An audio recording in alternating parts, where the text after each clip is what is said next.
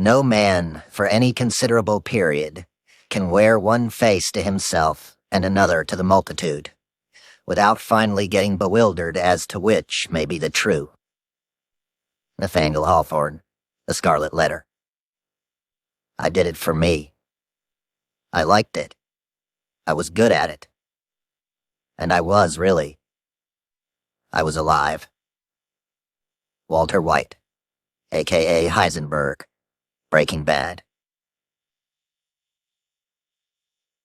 Author's note. My mother, who passed away in 2015 and who was a voracious reader, had a strange quirk when it came to books. She began every book by reading the last page first, then returning to the beginning. Every novel, for her, began at the end. I tell this brief story because, for this book, I have decided to place the beginning, traditionally the preface, in which the author explains how the book was made, at the end. In the notes on reporting, I explain how I reported and wrote the pages you are about to hear, detailing the millions of words and research, photos and videos, thousands of hours of reporting that went into the creation of this book, and in doing so, I give away how the story ends. I hope hearing about the reportage won't ruin this epic tale for you, but it seems unnecessary to explain how a structure was built before you've had a chance to wander through its halls. In the book, the conversations between the Silk Road leader and employees of the site are verbatim chats. Peculiarities in the text have been left as is to preserve the authenticity of the conversations. With that, I promise all will be revealed at the end. It always is. Part 1. Chapter 1. The Pink Pill. Pink. A tiny pink pill with an etching of a squirrel on either side. Jared Deryagian couldn't take his eyes off it. He stood in a windowless mailroom, the Department of Homeland Security badge hanging from his neck, illuminated by pulsing halogen lights above. Every 30 seconds, the sound of airplanes rumbled through the air outside. Jared looked like an adolescent with his oversized clothes, buzz cut, and guileless hazel eyes.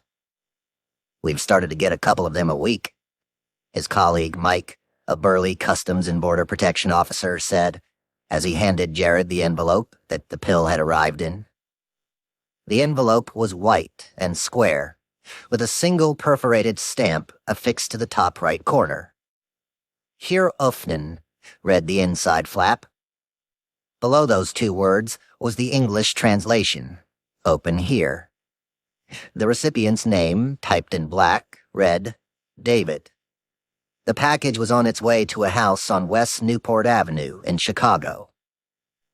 It was exactly what Jared had been waiting for since June. The plane carrying the envelope, KLM Flight 611, had landed at Chicago O'Hare International Airport a few hours earlier, after a 4,000-mile journey from the Netherlands. As weary passengers stood up and stretched their arms and legs, baggage handlers 20 feet below them unloaded cargo from the belly of the Boeing 747. Suitcases of all shapes and sizes were ushered in one direction. 40 or so blue buckets filled with international mail were sent in another. Those blue tubs, nicknamed scrubs by airport employees, were driven across the tarmac to a prodigious mail storage and sorting facility 15 minutes away. Their contents, letters to loved ones, business documents, and that white square envelope containing the peculiar pink pill, would pass through that building, past customs, and into the vast logistical arteries of the United States Postal Service. If everything went according to plan, as it did most of the time, that small envelope of drugs, and many like it, would just slip by unnoticed. But not today. Not on October 5th, 2011. By late afternoon, Mike Weinenthaler, a Customs and Border Protection officer, had begun his daily ritual of clocking in for work, pouring an atrocious cup of coffee, and popping open the blue scrubs to look for anything out of the ordinary, A package with a small bulge. Return addresses that looked fake. The sound of plastic wrap inside a paper envelope. Anything fishy at all. There was nothing scientific about it. There were no high-tech scanners or swabs testing for residue. After a decade in which email had largely outmoded physical mail, the Postal Service's budgets had been decimated. Fancy technology was a rare treat, allocated to the investigation of large packages. And Chicago's mail-sniffing dogs, Shadow and Rogue, came through only a couple of times a month. Instead, whoever was hunting through the scrubs simply reached a hand inside and followed their instincts. 30 minutes into his rummaging routine, the white square envelope caught Mike's eye. He held it up to the lights overhead. The address on the front had been typed, not written by hand. That was generally a telltale sign for customs agents that something was amiss. As Mike knew, addresses are usually typed only for business mail, not personal. The package also had a slight bump, which was suspicious, considering it came from the Netherlands. Mike grabbed an evidence folder and a 6051S seizure form that would allow him to legally open the envelope. Placing a knife in its belly, he gutted it like a fish, dumping out a plastic baggie with a tiny pink pill of ecstasy inside. Mike had been working in the customs unit for 2 years, and was fully aware that under normal circumstances, no one in the federal government would give a flying fuck about one lousy pill. There was, as every government employee in Chicago knew, an unspoken rule that drug agents didn't take on cases that involved fewer than 1,000 pills. The U.S. Attorney's Office would scoff at such an investigation. There were bigger busts to pursue. But Mike had been given clear instructions by someone who was waiting for a pill just like this. Homeland Security Agent Jared Deryagian. A few months prior, Mike had come across a similar piece of illicit mail on its way to Minneapolis. He had picked up the phone and called the U.S. Immigration and Customs Enforcement's Homeland Security Investigations Office at the airport, half expecting that he would be laughed at or hung up on, as usual. But the HSI agent who answered was surprisingly receptive. At the time, Jared had been on the job for only 2 months and frankly didn't know any better. "I can't fly to Minneapolis to talk to a guy about one single pill," Jared said. "So call me if you get something in my area, in Chicago. Then I can go over there and do a knock and talk." 4 months later, when Mike found a pill destined for Chicago, Jared rushed over to see it. "Why do you want this?" Mike asked Jared. "All the other agents say no. People have been saying no to meth and heroin for years. And yet you want this one little pill?" Jared knew very well that this could be nothing. Maybe an idiot kid in the Netherlands was sending a few friends some MDMA.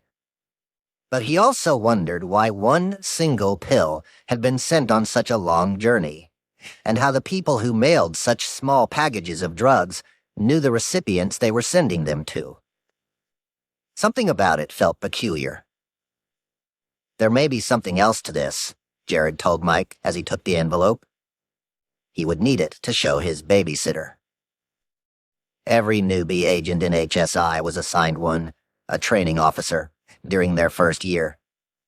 A more seasoned officer who knew the drill, made sure you didn't get into too much trouble, and often made you feel like a total piece of shit. Every morning, Jared had to call his chaperone and tell him what he was working on that day. The only thing that made it different from preschool was that you got to carry a gun. Unsurprisingly, Jared's training officer saw no urgency to a single pill, and it was a week before he even consented to accompany his younger colleague on the knock and talk. To knock on the door of the person who was supposed to receive the pill and, hopefully, talk with them. That day, as Jared's government-issued Crown Victoria zigzagged through the north side of Chicago, the small Rubik's Cube that hung from his keychain swung back and forth in the opposite direction. His car radio was dialed into sports. The Cubs and White Sox had been eliminated from contention. but the Bears were preparing for an in-division contest against the Lions. Amid the crackle of the radio, he turned onto West Newport Avenue, a long row of two-story limestone buildings split into a dyad of top and bottom floor apartments. Jared knew this working-class neighborhood well. He'd followed the baseball games at nearby Wrigley Field when he was a kid. But now this was Hipsterville, full of fancy coffee shops, chic restaurants, and, as Jared was now learning, people who had drugs mailed to their houses from the Netherlands. He was fully aware how ridiculous he might look in the eyes of his grizzled training officer. They were in one of the city's safest precincts to question someone about a single pill of ecstasy. But Jared didn't care what his supervisor thought. He had a hunch that this was bigger than one little pill. He just didn't know how big. Yet. He found the address and pulled over, his chaperone close behind. They wandered up the steps, and Jared tapped on the glass door of apartment number 1. This was the easy part, knocking. Getting someone to talk would be a whole different challenge. The recipient of the envelope could easily deny that the package was his. Then it was game over. After 20 seconds, the door lock clicked open, and a young, skinny man dressed in jeans and a t-shirt peered outside. Jared flashed his badge, introduced himself as an HSI agent, and asked if David, the man whose name was typed on the white envelope, was home. "He's at work right now," the young man replied, opening the door further. "But I'm his roommate." "Can we come inside?" Jared asked. "We'd just like to ask you a few questions." The roommate obliged, stepping to the side as they walked toward the kitchen. As Jared took a seat, he pulled out a pen and notepad and asked, "Does your roommate get a lot of packages in the mail?" "Yeah, from time to time." "Well," Jared said, as he glanced at his training officer, who sat silently in the corner with his arms crossed, "we found this package that was addressed to him, and it had some drugs inside." "Yeah, I know about that," the roommate replied nonchalantly. Jared was taken aback by how casually the young man admitted to receiving drugs in the mail. But he continued with the questions, asking where they got these drugs from. "From a website." "What's the website?" "The Silk Road," the roommate said. Jared stared back, confused. The Silk Road? He had never heard of it before. In fact, Jared had never heard of any website where you could buy drugs online, and he wondered if he was just being a clueless newbie, or if this was how you bought drugs in Hipsterville these days. "What's the Silk Road?" Jared asked, trying not to sound too oblivious, but sounding completely oblivious. And with the velocity of those descending airliners at O'Hare, the skinny roommate began a fast-paced explanation of the Silk Road website. "You can buy any drug imaginable on the site," he said, some of which he had tried with his roommate, including marijuana, meth, and the little pink ecstasy pills that had been arriving week after week on KLM Flight 611. As Jared scribbled in his notepad, the roommate continued to talk at a swift clip. "You paid for the drugs with this online digital currency called Bitcoin, and you shopped using an anonymous web browser called Tor. Anyone could go onto the Silk Road website, select from the hundreds of different kinds of drugs they offered, and pay for them. And a few days later, the United States Postal Service would drop them into your mailbox. Then you sniffed, inhaled, swallowed, drank, or injected whatever came your way." "It's like Amazon.com, the roommate said, "but for drugs." Jared was amazed and slightly skeptical that this virtual marketplace existed in the darkest recesses of the web. It will be shut down within a week, he thought. After a few more questions, he thanked the roommate for his time and left with his colleague, who hadn't said a word. "Have you ever heard of this Silk Road?" Jared asked his training officer, as they walked back to their respective cruisers. "Oh, yeah," he replied dispassionately. Everyone's heard of Silk Road. There must be hundreds of open cases on it. Jared, somewhat embarrassed at having admitted he knew nothing about it, wasn't deterred. "I'm going to look into it anyway and see what I can find out," he said. The older man shrugged and drove off. An hour later, Jared bounded into his windowless office, where he waited for what seemed an eternity for his archaic Dell government computer to load up. He began searching the Department of Homeland Security database for open investigations on the Silk Road. But to his surprise, there were no results. He tried other keywords and variations on the spelling of the site. Nothing. What about a different input box? Still nothing. He was confused. There were not hundreds of open cases on the Silk Road, as his training officer had claimed. There were none. Jared thought for a moment, and then decided to go to the next best technology that any seasoned government official uses to search for something important: Google. The first few results were historical websites referencing the ancient trade route between China and the Mediterranean. But halfway down the page, he saw a link to an article from early June of that year on Gawker, a news and gossip blog, proclaiming that the Silk Road was the underground website where you can buy any drug imaginable. The blog post showed screenshots of a web page with a green camel logo in the corner. It also displayed pictures of a cornucopia of drugs, 340 items in all, including Afghan hash, sour 13 weed, LSD, ecstasy, 8 balls of cocaine, and black tar heroin. Sellers were located all over the world. Buyers, too. "You've got to be fucking kidding me," Jared thought. "It's this easy to buy drugs online?" He then spent the entire rest of the day, and most of the evening, reading anything he could about the Silk Road. Over the weekend, as he drove between antique fairs, his weekly ritual, near Chicago with his wife and young son, he was almost catatonically consumed with the drug website. Jared realized that if anyone could buy drugs on the Silk Road, anyone would. From middle-aged yuppies who lived on the north side of Chicago, to young kids growing up in the heartland.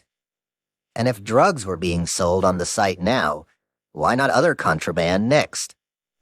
Maybe it would be guns, bombs, or poisons. Maybe, he imagined, terrorists could use it to create another 9/11. As he looked at his sleeping son in the rearview mirror, these thoughts petrified him. But where do you even start on the internet, in a world of complete anonymity? Finally, as the weekend came to a close, Jared started to formulate an idea for how he could approach the case. He knew it would be laborious and tedious, but there was a chance that it could also eventually lead him to the creator of the Silk Road website. But finding the drugs and the drug dealers, and even the founder of the Silk Road, would be easy compared with the challenge of persuading his supervisor to let him work this case based on a single tiny pink pill. Even if he could convince his boss, Jared would also have to cajole the U.S. Attorney's Office into supporting him in this pursuit. And there wasn't a U.S. attorney in all of America who would take on a case that involved one measly pill of anything. Exacerbating all of this was the fact that 30-year-old Jared was as green as they came, and no one ever took a newbie seriously. He would need a way to convince them all that this was bigger than a single pink pill.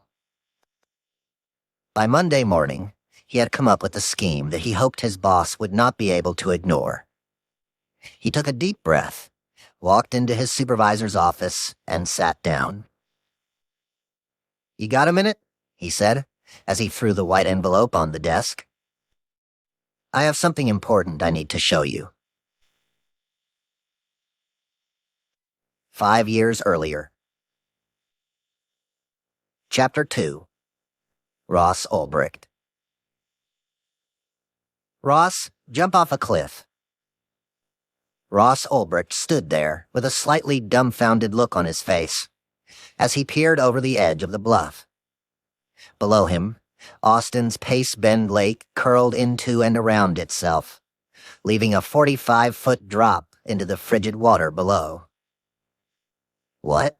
Ross said with a goofy smile, as he lifted his hands and pointed to his wide chest. "Why me?" "Just do it," his sister Callie replied, pointing at the rocks. 24-year-old Ross was a foot taller than her, so he bent his neck downward as he considered her command. Without warning, he shrugged, yelled, "Okay," and ran off the ledge and into the air, shrieking before plunging into the lake with a thundering splash. The video camera clicked off. It was just the beginning of a long day of filming a reality TV show audition tape that the brother and sister duo had been scripting for weeks, with help from their mother, Lynn. The plan was to start with the cliff scene and go from there. Ross's older sister would take the lead, introducing the Ulbricht siblings by noting that they were willing to do anything to win the amazing race, even jump off a cliff. After blithely doing just that, the plan was to traipse around Austin, putting on an over-the-top act for the camera to try to convince the producers of the show that Ross and Callie Ulbricht would be the perfect contestants. As Ross looked up from the water to his sister and the rocks he had just leaped off, it was clear that this wasn't the way he had imagined spending this summer off from college. There was a movie in Ross's head of an altogether different summer.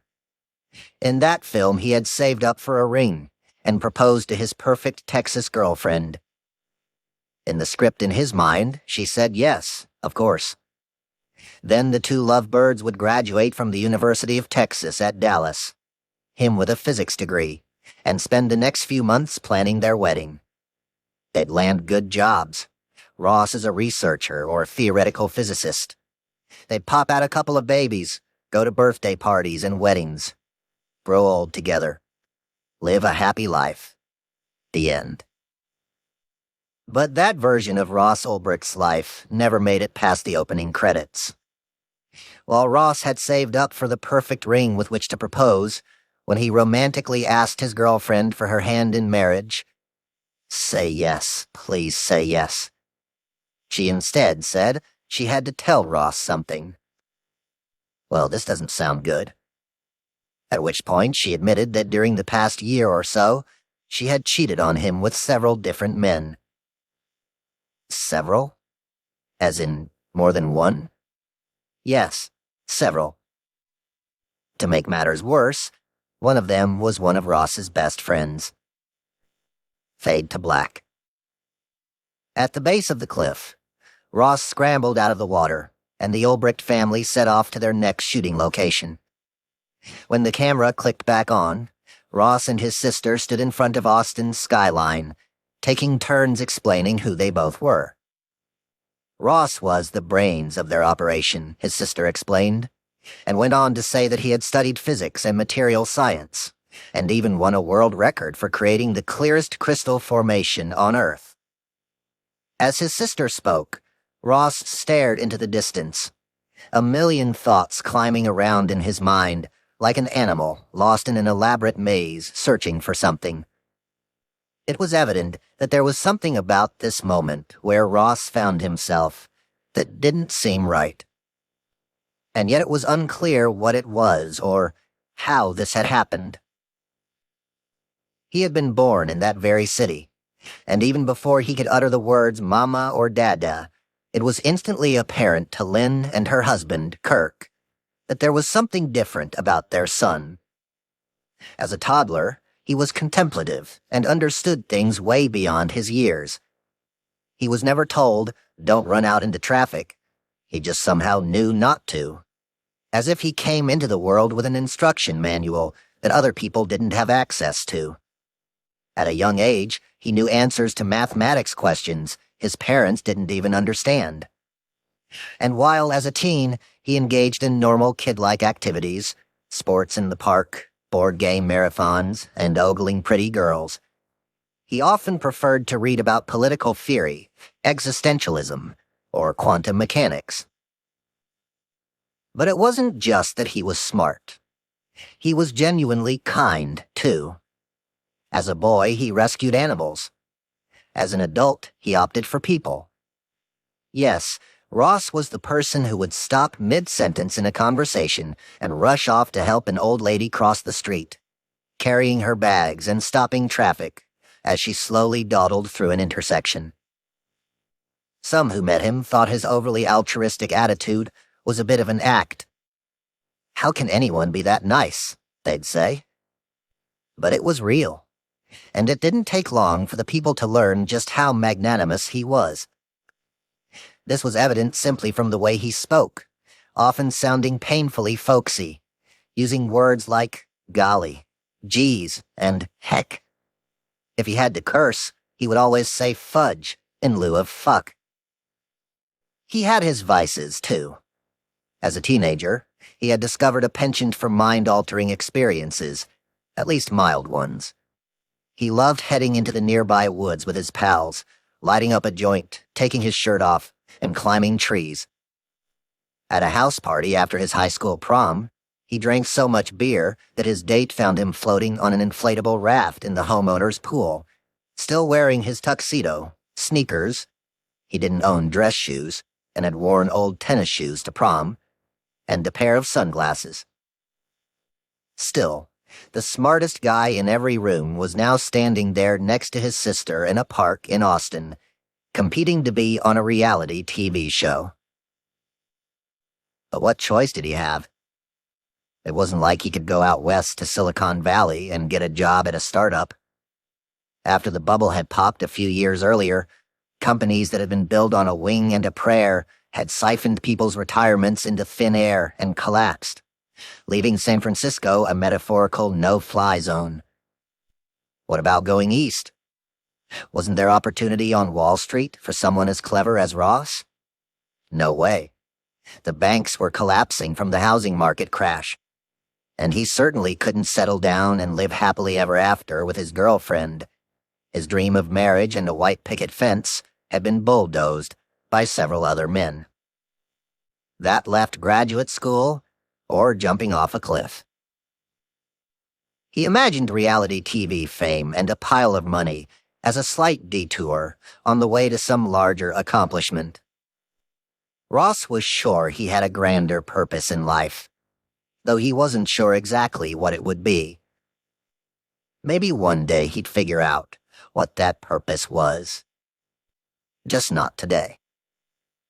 As the daylight faded and the Amazing Race shoot came to an end, Ross and his sister stood in front of the camera along the streets of Austin. He had slipped on some dark sweatpants and a thick black sweater to keep the evening cold at bay. "Ross," his sister asked, "what are you going to do with your $500,000 when we win?" He pretended to think for a moment and then said, "Oh, I think I'll just throw it on the ground and roll around in it for a little while." "Well," Callie replied, as she lifted her hand to give her brother a high five, "we have to win the Amazing Race first." The camera clicked off again. While Ross stuffed the equipment from the chute into the family car, he daydreamed about the opportunity that lay ahead, and about the $500,000 that he would surely win. He didn't know that chance would never arrive. Ross would not be chosen to compete on the reality TV show, the first of many failures to come. And yet, as he hopped into the car next to his sister, he also didn't know that in just 5 years, he would be making that amount of money in a single day. Chapter 3. Julia Vi. Julia Vi's first week of college was probably the most difficult 7 days of her life, at least up until that point. She had arrived at Penn State a timid 18-year-old with no friends and even less direction. Yet before she had the opportunity to fit in, her life was shaken to its core. She was unpacking her suitcases in her dorm room, stuffing her clothes into drawers, and stacking her favorite novels onto shelves, when she got the phone call. Her mother had died of cancer. After the funeral, still in shock, Julia returned to Penn State in search of normalcy. Maybe, she reasoned, that would come in the form of a boyfriend. She pined for someone who would take care of her, pamper her with affection, and maybe spoil her with a few lavish dinners. Instead, she met Ross Ulbricht. It was all one big accident. Julia had been aimlessly wandering around campus, thinking about her mother, when she found herself in one of the large buildings on Shortridge Road. As she strolled through the old halls, she could hear the sound of bongos, loud, thudding African instruments. She followed the beats and pushed open a door to find a group of men sitting in a semicircle, thumping out tunes on djembe drums. Around them, half a dozen girls bounced to and fro.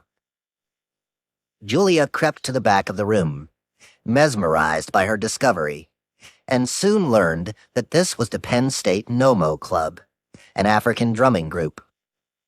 As she watched them play, out of the corner of her eye she noticed a disheveled young man confidently approaching her. He reached out a hand and introduced himself as Ross. Julia looked him up and down and, noticing he wasn't wearing shoes, and that his shirt and shorts were torn and stained, thought he might be homeless. He looked like he hadn't shaved in months. As the music thudded around them, there was no hiding from Julia that this young, homeless-looking man was attracted to her. And how could he not be? This lithe, pretty thing was stunning, with light brown skin, freckles sprinkled across her cheeks, and big eyes with fluttering lashes. She was exotic-looking, too, half African-American, half something else. She politely introduced herself as Julia, and then quickly brushed him off, uninterested in a conversation with someone who looked like he hadn't showered in weeks.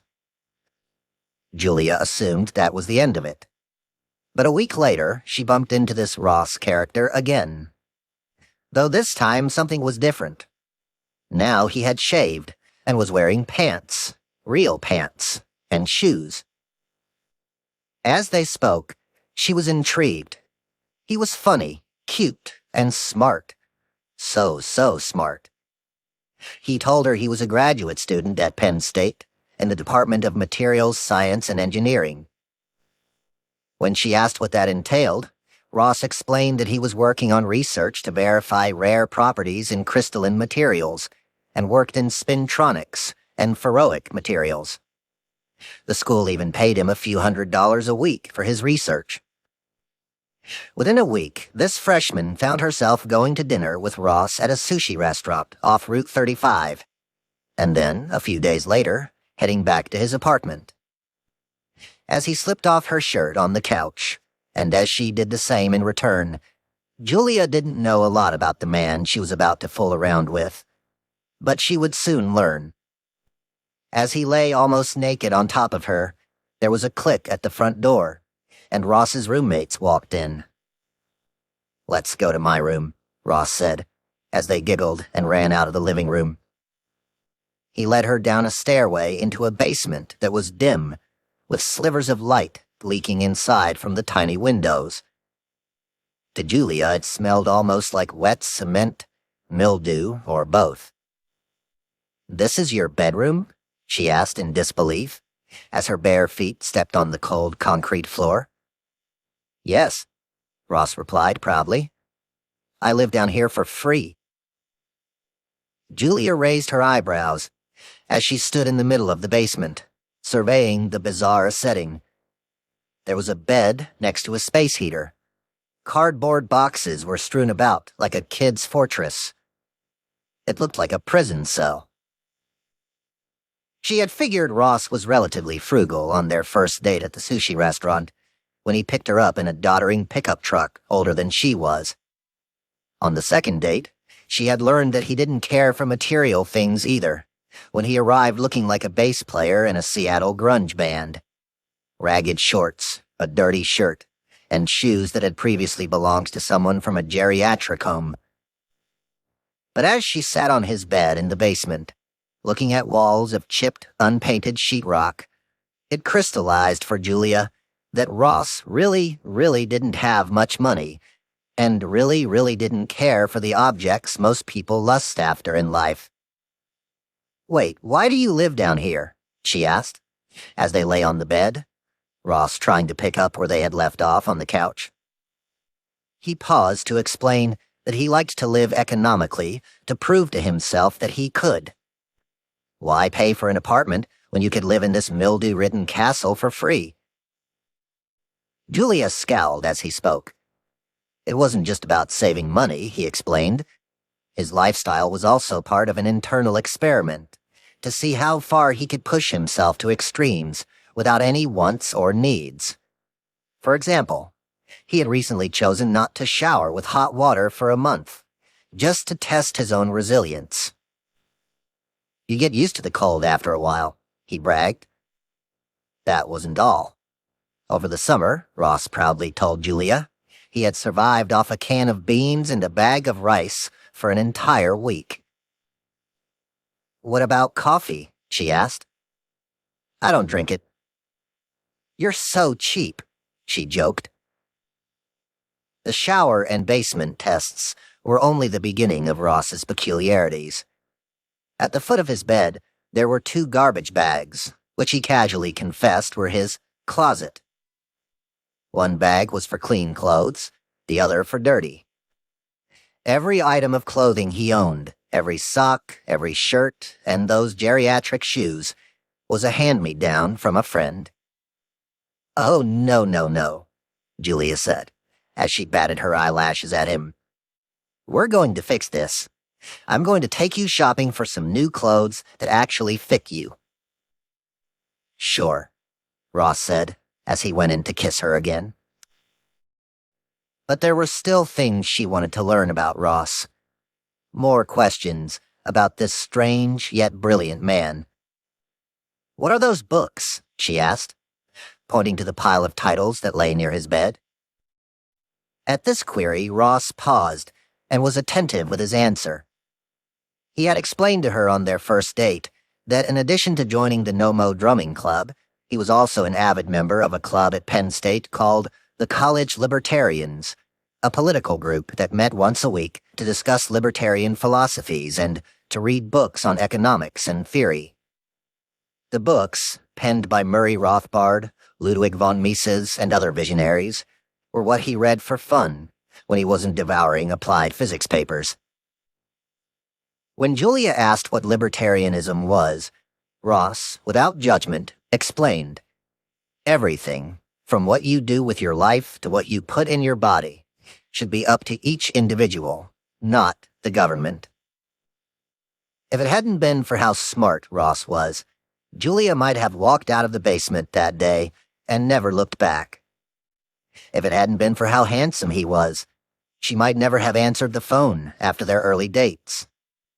And if it hadn't been for Ross's assertiveness, which young Julia had never experienced in a man before and needed more than anything at this sad point in her life, she might not have agreed to become his girlfriend in the coming weeks.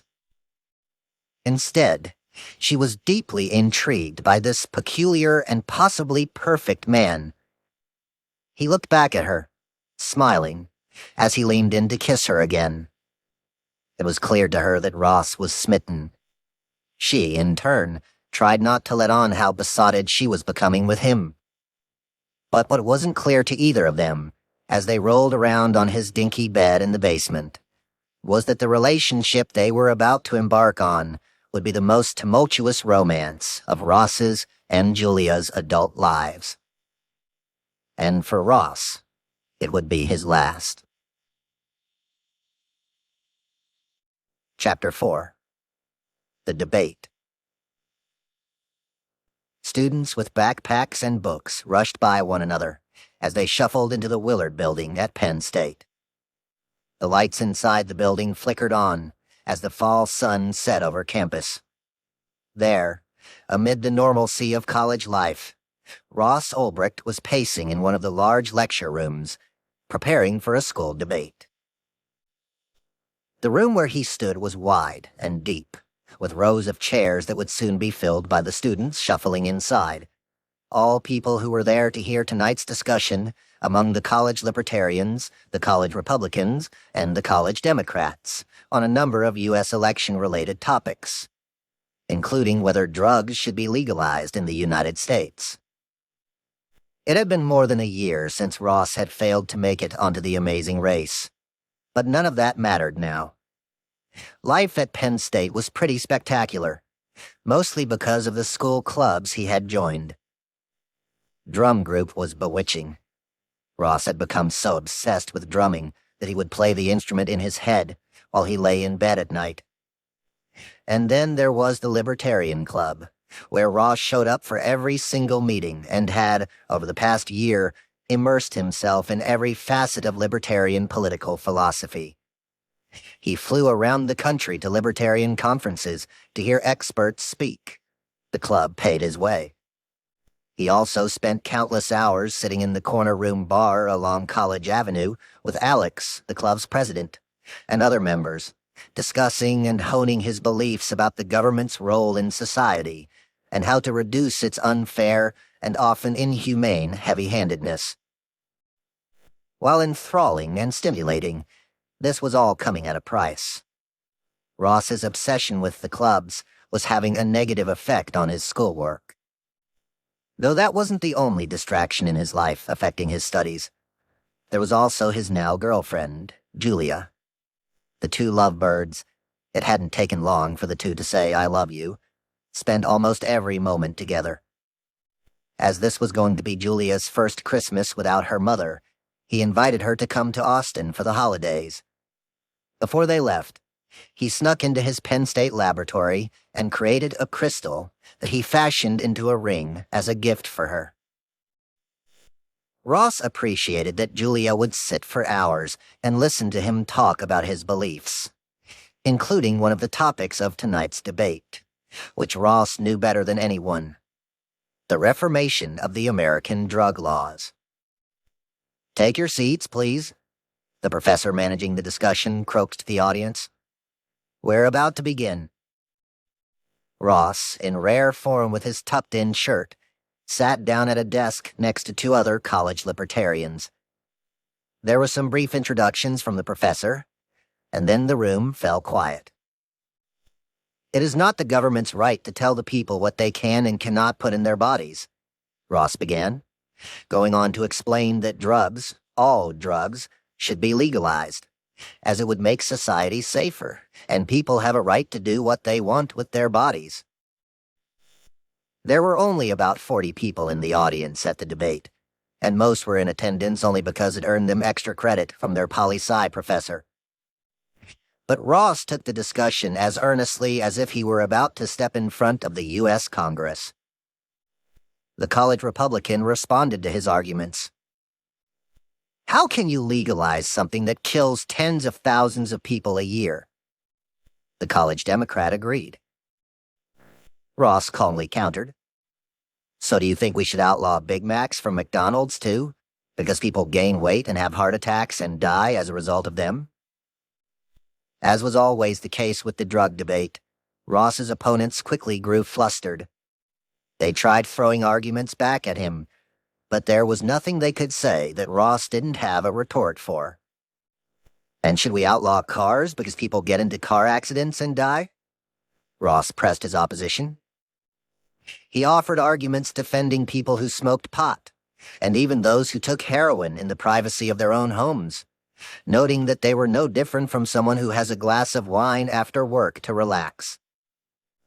As for the violence around drug sales, he argued that this savagery existed only because the government imposed such harsh and evil laws to try to deter the sale of drugs, and dealers had to employ nefarious means to protect themselves in the wars that erupted on the streets.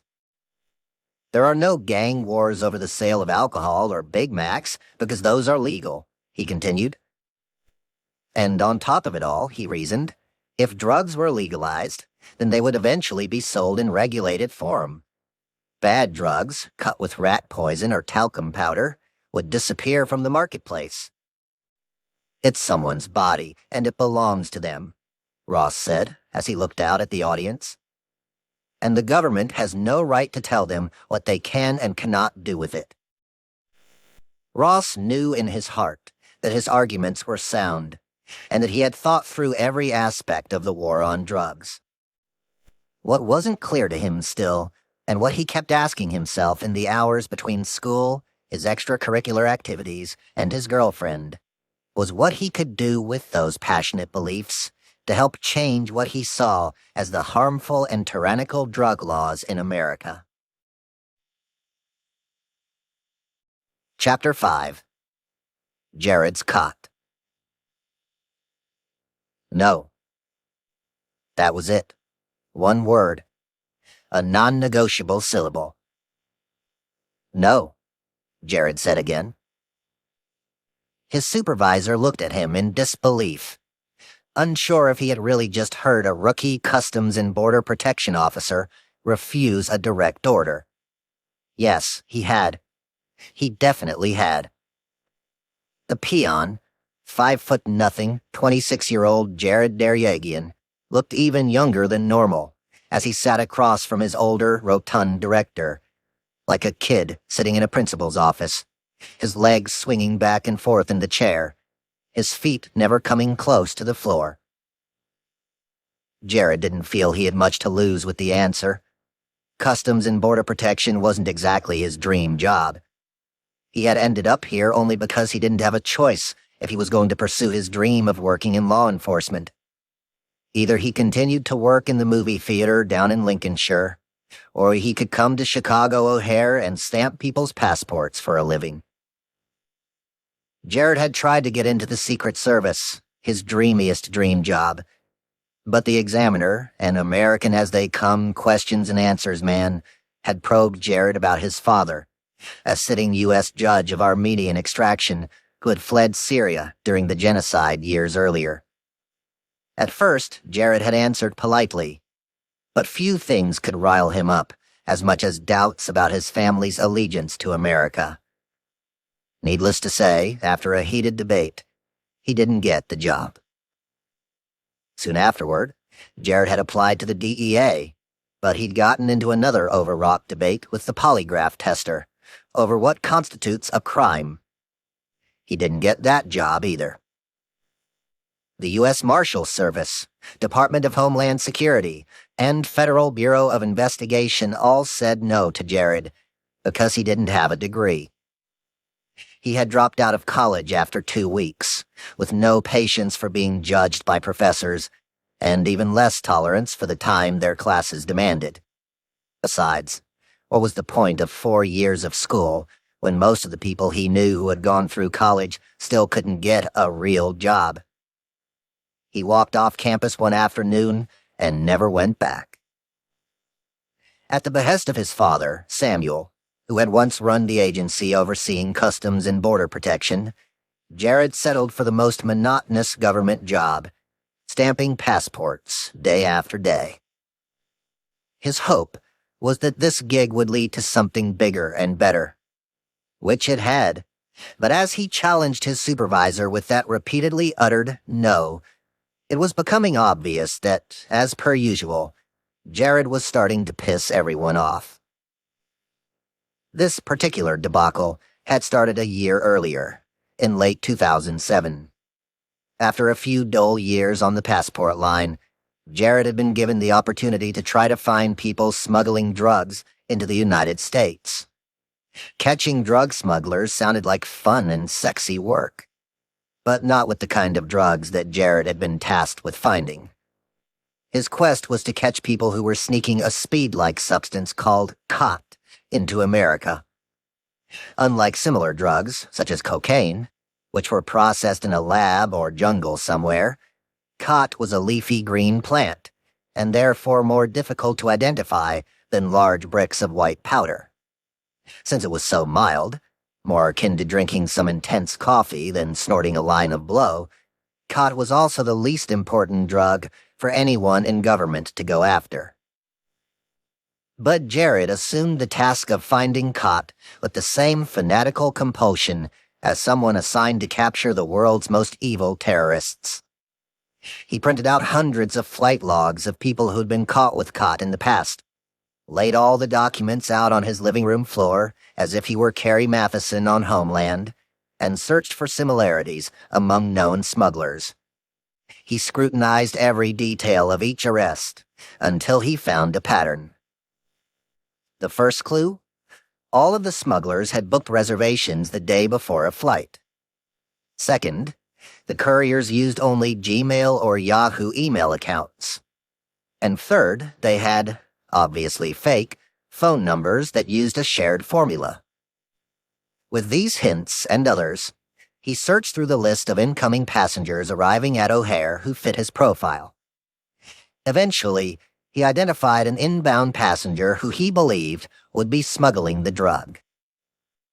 The following day, customs officials pulled that man off an incoming flight, opened his suitcase, and discovered it was lined with khat. Holy shit, it worked.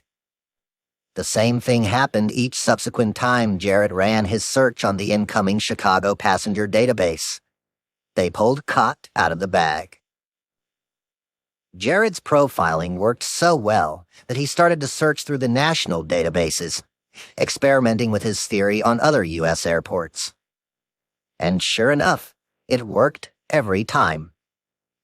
Customs officials at JFK would be told about a target, at which point they would open the suitcases of the passenger Jared had identified, and subsequently find bags of the drug hidden in socks, shirts, and other crevices of the luggage.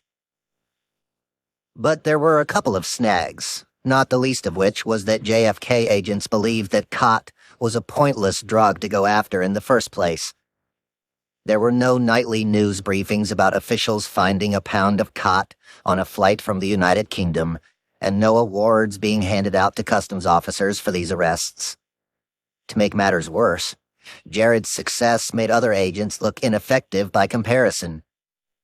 Not getting credit on a bust meant you couldn't climb the bureaucratic ladder to increase your pay and vacation time. And after enough unofficial complaints had come in, Jared was called into his supervisor's office. "You have to play by the rules if you want to be successful here," Jared's supervisor said. "You're pissing off people all over the place, and—" "No," Jared interrupted. Again? Another no? What the fuck was wrong with this guy? "Look, I'm just doing my job," Jared tried to reason. "I'm following the trends, and—" "Yes, but you're doing your job out of your jurisdiction," the boss barked. "You're assigned to Chicago, and that's all you're supposed to do. Find shit in Chicago." Jared didn't do well when he was told what to do, and his temper was starting to flare. He had been given an assignment that he had pulled off in spades, but because of typical government bullshit, he was being told he was doing a less effective job. Shouldn't he be getting praise and applause? "You see this?" Jared said, pointing to the gold and black Customs and Border Protection, CBP, badge clipped to his shirt. "The last time I looked, it said the United States of America on it, and I'm pretty sure that JFK Airport is in the United States of America." The supervisor looked back at Jared in shock. But the peon kept going. "I won't talk to you about this in person anymore," Jared said, as he stood up and walked toward the door. "If you want to discuss this again, please put it in writing." And in one brief moment, the supervisor had just learned a lesson that everyone who met Jared eventually learned. He didn't play well with others. A trait of Jared's that would soon prove to be his biggest asset, and his most antagonistic hindrance. Chapter 6. The Bonfire. Ross swerved his truck through the hills and away from Austin. The sun was setting over the wide Texas sky, and Julia sat to his right, staring out the window at the seemingly unending rows of trees. "Cedars," Ross said. "Huh?" she replied, turning toward him. "The trees, they're cedars." She looked back at the masses of green foliage that lined the edge of the curvy road. Texans hate them," Ross added. "They can't get rid of them. They've tried all of these different approaches, but nothing works." A few moments later, he finished the thought.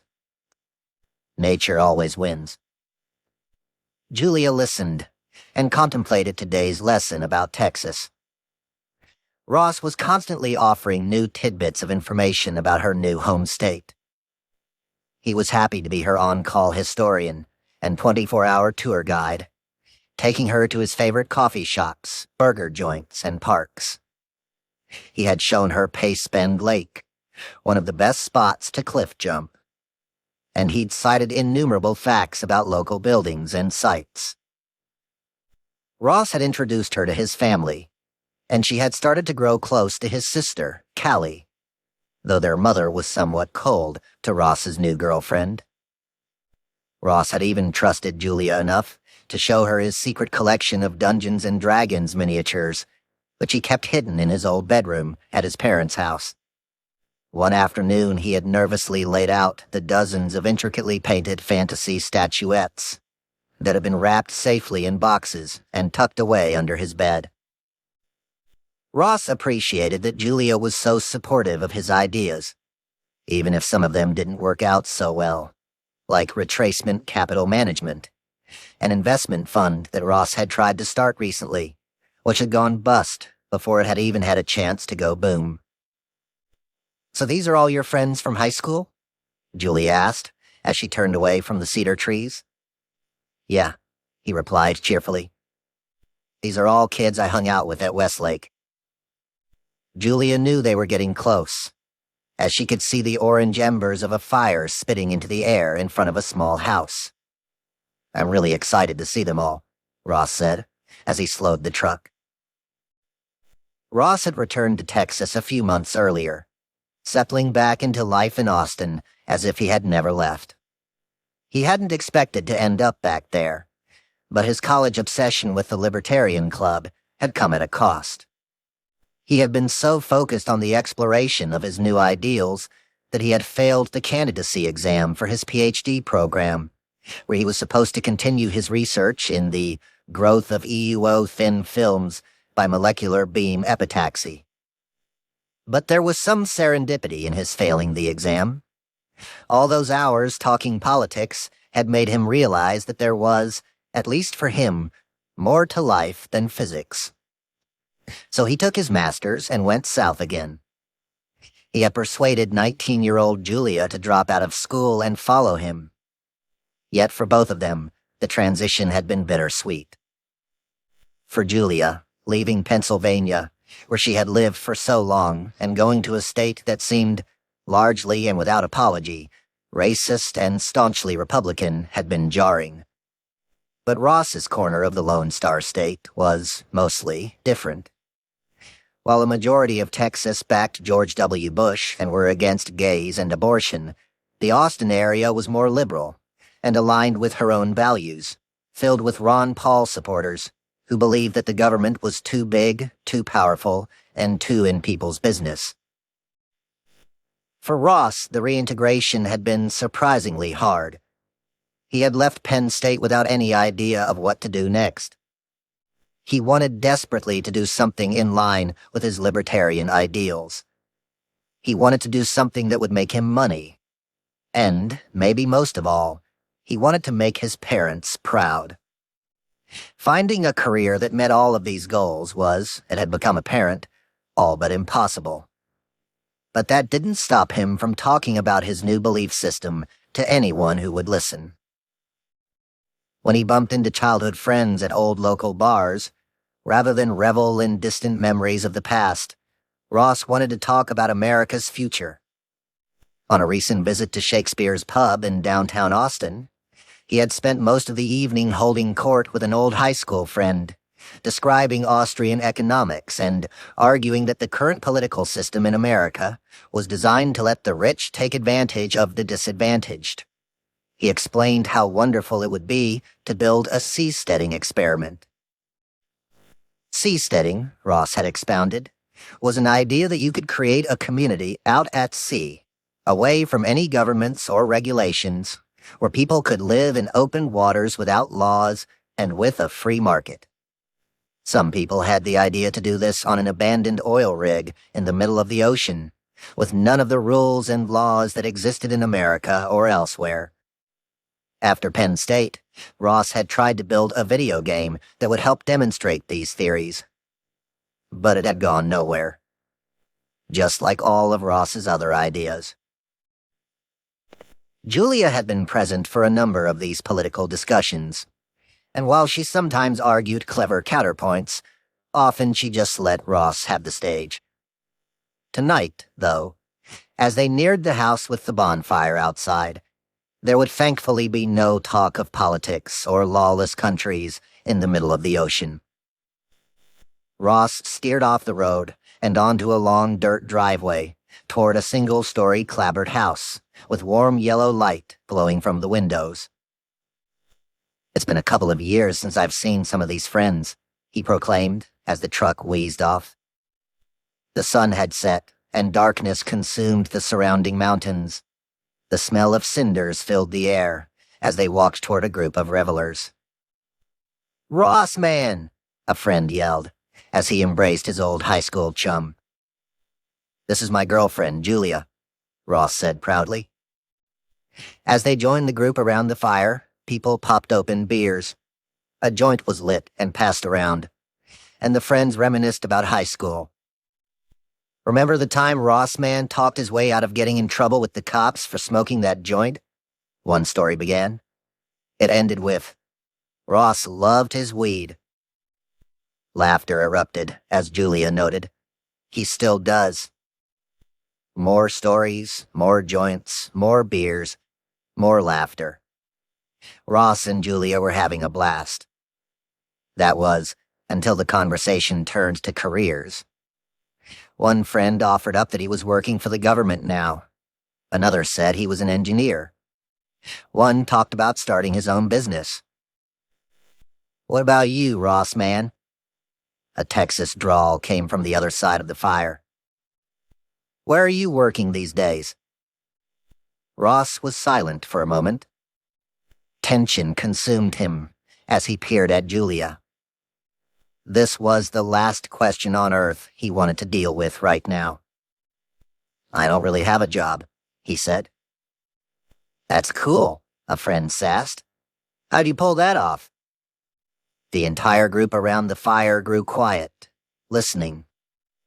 Ross explained that he had taken on a part-time job managing a nonprofit called Good Wagon Books, where he was helping out his old buddy, Donnie. Good Wagon went door to door through Austin collecting old books, then sold them online. Whatever couldn't be hawked on the internet was donated to local prisons. It didn't pay much, so he subsidized his few expenses trading stocks, and had some more money saved from selling a small rental house he bought while he was at Penn State. His frugal lifestyle, in which he spent most of college essentially living for free, had enabled him to save up enough money from his job as a teacher's assistant at Penn State to purchase, then sell, a tiny home in town. Around the bonfire, he told his friends that he'd been living on those winnings for the past few months. What he didn't tell them, though, was that he had given up day trading because it wasn't profitable, and the few times he had made some money, he had hated the inordinate regulations and taxes that Uncle Sam applied to investors. He also didn't tell them that he had failed his PhD exam, or that he had despised renting his house out to college students because of all the inconsequential problems that he was forced to deal with as a landlord. And he certainly didn't tell them that the gaming simulation he'd been building for months, which would simulate a seasteading project, had failed, as no one wanted to purchase it. He didn't mention all those odd jobs he had done off Craigslist to make a few dollars, including editing science papers. He didn't say that everything he had done had felt like a complete failure to him. One brilliant idea after another that no one else thought was brilliant. The subject, thankfully, changed as people told stories from a decade earlier. While Ross laughed, He appeared embarrassed by what had just happened. Sure, his friends had mundane 9-to-5 jobs, but they had jobs. And what did Ross have on his resume? 2 degrees and a series of dead ends. He wanted so badly to have an impact, to do something or build something that was bigger than a 9-to-5. It was late by the time Ross and Julia hugged everyone goodbye and slipped back into the truck for the drive back to Austin. As Ross slammed his car door closed and pulled his seatbelt across his chest, Julia could sense something wasn't right. The car reversed down the driveway and onto the winding road. "Nothing I've done has worked out," he lamented. "I really haven't accomplished anything great." The cedar trees zipped by in the darkness. "Oh, honey," she replied. "It's okay. You're trying different things. You'll find—" Ross spoke over Julia. "I wanted to be an entrepreneur, but I've tried to start all of these different things and nothing has worked. It will. You just have to—" He continued speaking, as if he were alone in the truck. "I want to see some results," he said. "I want to build something that is really successful. You just have to keep trying."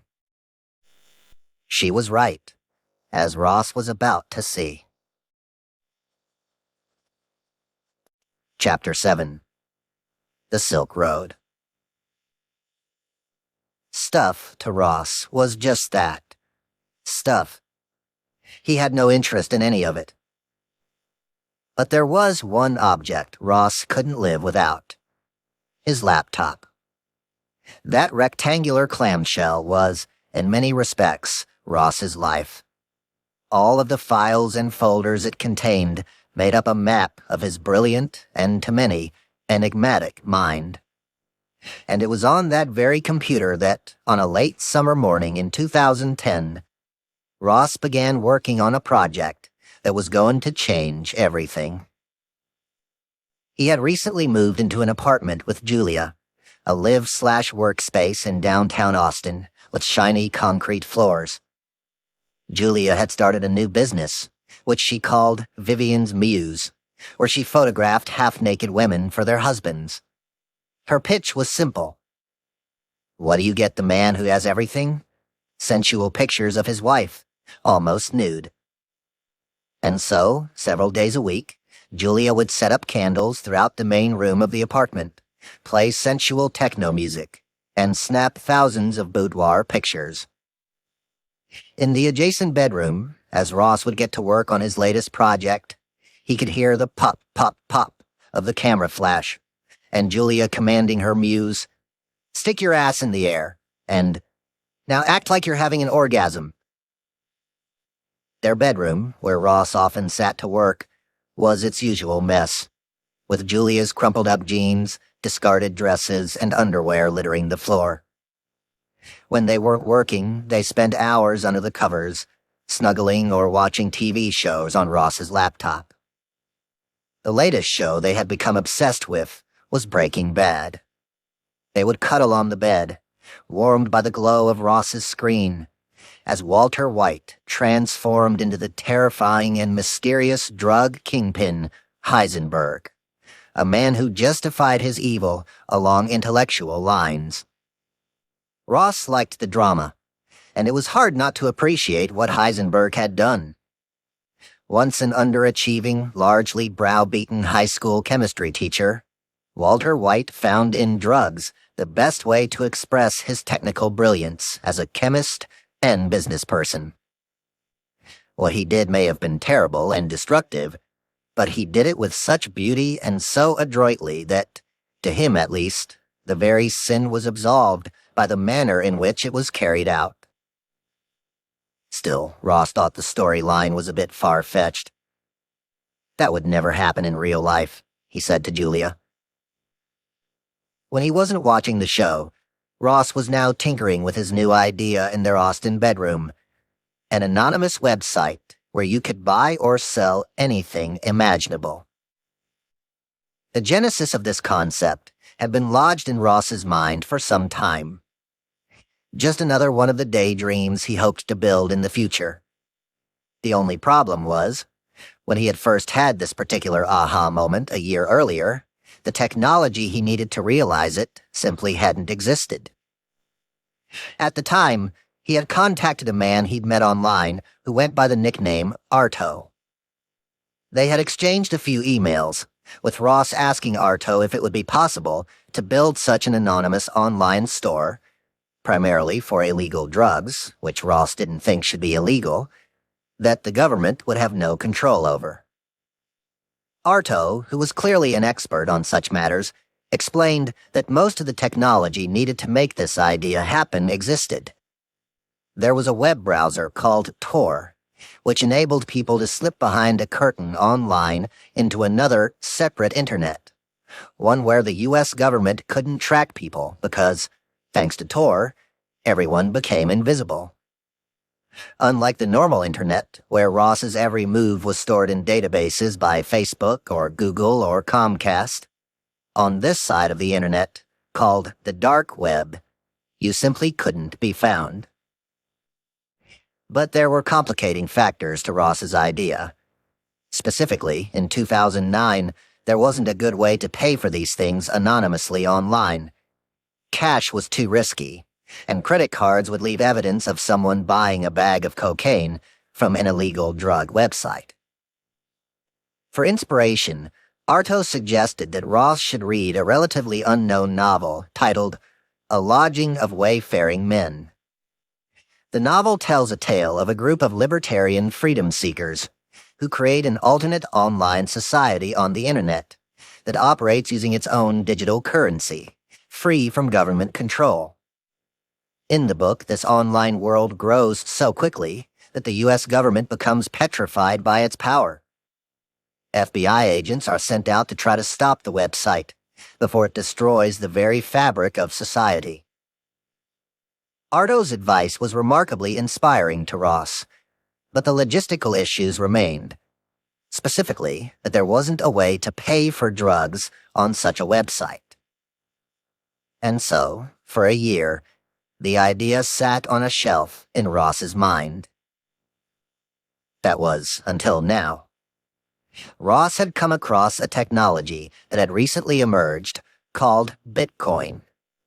It was being billed as a new form of digital cash that was, from the research he had done, completely untraceable. Anyone in the world could use it to buy and sell anything without leaving digital fingerprints behind. The people, or person, who had created this new technology were anonymous, but the idea was simple. While you needed dollars to buy things in America, pounds in England, yen in Japan, or rupees in India, this new Bitcoin currency was meant to be used all around the world, and specifically on the internet. And just like cash, it was untraceable. To get some Bitcoins, you could exchange them online, in the same way you could go to the airport and exchange dollars for euros. It was the missing piece Ross had been waiting for, to build his experimental world with no rules. So, in the summer of 2010, while Julia was photographing naked women, Ross Ulbricht, the failed physicist who wanted so badly to make a difference in the world, sat down at his beloved laptop to realize the idea that had been lodged in his mind for so long. A website that would be a free and open marketplace where people from all over the planet could buy anything and everything. Things that they couldn't currently get their hands on because of the restrictions of the U.S. government. Most important, drugs. As his fingers touched the keyboard and code appeared on his computer screen, he daydreamed that the site could potentially grow quickly. So quickly that the government would become petrified by its power. It could be living proof, Ross fantasized, that legalizing drugs was the best way to stop violence and oppression in the world. If it worked, it would change the very fabric of society forever. Sure, he wanted to make money. That was the libertarian way. But he wanted to free people, too. There were millions of souls crammed into jails across the country because of drugs, mostly inconsequential drugs like weed and magic mushrooms. A vile and putrid prison system kept those people locked away, lives destroyed, because the government wanted to tell people what they could and could not do with their own bodies. This new website he was working on could change that. Coming up with a name for his store was a challenge, but he finally settled on the Silk Road, a title borrowed from the ancient Chinese trade route of the Han Dynasty. The biggest challenge now was finding the time to actually work on the project, given that he was still involved with Good Wagon Books, and had even taken over most of the operation. Still, he had hired a couple of employees to do most of the bookwork, so Ross could hole up in his messy bedroom and toil away on the site. Work that was difficult, even for someone as capable as Ross. He spent innumerable hours writing front-end code, back-end code, and code that helped sew those digital dialects together. Ross was teaching himself all of these programming languages on the fly. He was technically doing the equivalent of building eBay and Amazon on his own, without any help and without any knowledge. When he got stuck, he was truly baffled as to how to fix a programming problem. It wasn't as if he could post a job listing online looking for someone to help him build a website that sold drugs and other illegal contraband. For now, though, he was determined to build the site on his own, even if it was slow going. His idea, which now seemed like the obvious path to push his liberation ideals, might actually turn into something. But there was one thing Ross hadn't figured out yet. Where was he going to get drugs for his new drug-dealing website? Chapter 8. Ross the Farmer. He had to tell someone, or more important, he had to actually show someone. But he couldn't. He just couldn't. It was too dangerous. This conundrum gnawed at Ross. So after weeks of deliberation, he knew exactly who it would be. "I'm going to take you somewhere," Ross said to Julia on a late November afternoon. "But I'm going to have to blindfold you." "Blindfold me?" she exulted as she jumped up from her chair, delighted by the possibility that something kinky was about to happen. "Great." He clarified very quickly that this wasn't sexual. "The blindfold is for your own protection," he said, worry spreading across his face. "It's so you can never lead anyone back to where I'm going to take you." Still, Julia felt a thrill as Ross slipped some black fabric over her head, then pulled tightly to shut out any light from around her eyes. He wasn't his usual phlegmatic self. He seemed nervous and deep in thought. They walked in silence out of the apartment, Ross gripping Julia's arm to help her into his pickup truck. Ross could see everything, but Julia could only hear. There was the sound of keys that jingled like a dog's collar, the click of the truck's door opening, a thump as it slammed shut. An engine rumbled. Finally, the vehicle edged forward into the darkness for Julia, daylight for Ross. "Where are we going?" Julia asked again, as she looked around at the shadows. "I told you," he whispered. "It's a surprise. You'll see." Ross didn't say another word as he drove through Austin at dusk. Julia sensed he was concerned, so she let them sit in silence. They had been getting along so well lately. On weekends, they would head over to his parents' house for dinner, which, unsurprisingly, was different from any family dinner she had encountered. While many Texan kinfolk would spend meal times talking about football and F-150 trucks, the Ulbrichts talked about economics, libertarian politics, and the pitiful state of society. Ross's father, Kirk, a soft-spoken native of South Texas, always managed to one-up Ross's arguments by calmly pointing out that his son's beliefs were a tad too idealistic, and here was why. Lynn, Ross's hard-nosed Bronx-born mother, would step in and defend Ross's view, supplementing his argument with her more rigid outlook. Kirk's goal was to teach his son to think through every side of an argument. Lynn's was to push Ross's intelligence, with the hope that he would live up to his incredible potential. She had given up on her own dream of becoming a journalist, and her hope of a grand future now lay in the hands of her golden son. This fact was not lost on Ross. Maybe this was why Ross had been working so hard of late. Over the past few weeks, Julia had seen him disappear for hours on end, not really saying what he was up to. She had imagined he was working at the Goodwagon Books warehouse, or, more likely, toiling away on the website he was now obsessed with. He spent what seemed like days at a time on his laptop, staring intently at the screen. Maybe, she had reasoned, he was hanging out with friends in the park or volunteering at a nearby nonprofit, something Ross often did with his spare time. But, as Julia was about to find out, when the vehicle finally stopped, Ross had been up to something very different recently. She wondered where they were, as the truck's engine hummed off. Maybe it was near Highland Mall or Runberg Lane, or they had driven away from the downtown and were near Bastrop State Park, outside the city. She heard Ross get out of the truck, the keys clinked, a door slammed, and he grabbed her by the arms, helping her onto the pavement. "Okay, hold on to me," he said as he led her forward. "We're going to walk up some stairs now." 1 minute and 100 steps later, Julia heard the sound of a door being unlocked. Ross led her forward a few feet, and then slipped the blindfold off. As the light bled into her vision, Julia looked around the room, trying to survey what he had brought her to see. She looked left and right, befuddled by the emptiness of her surroundings.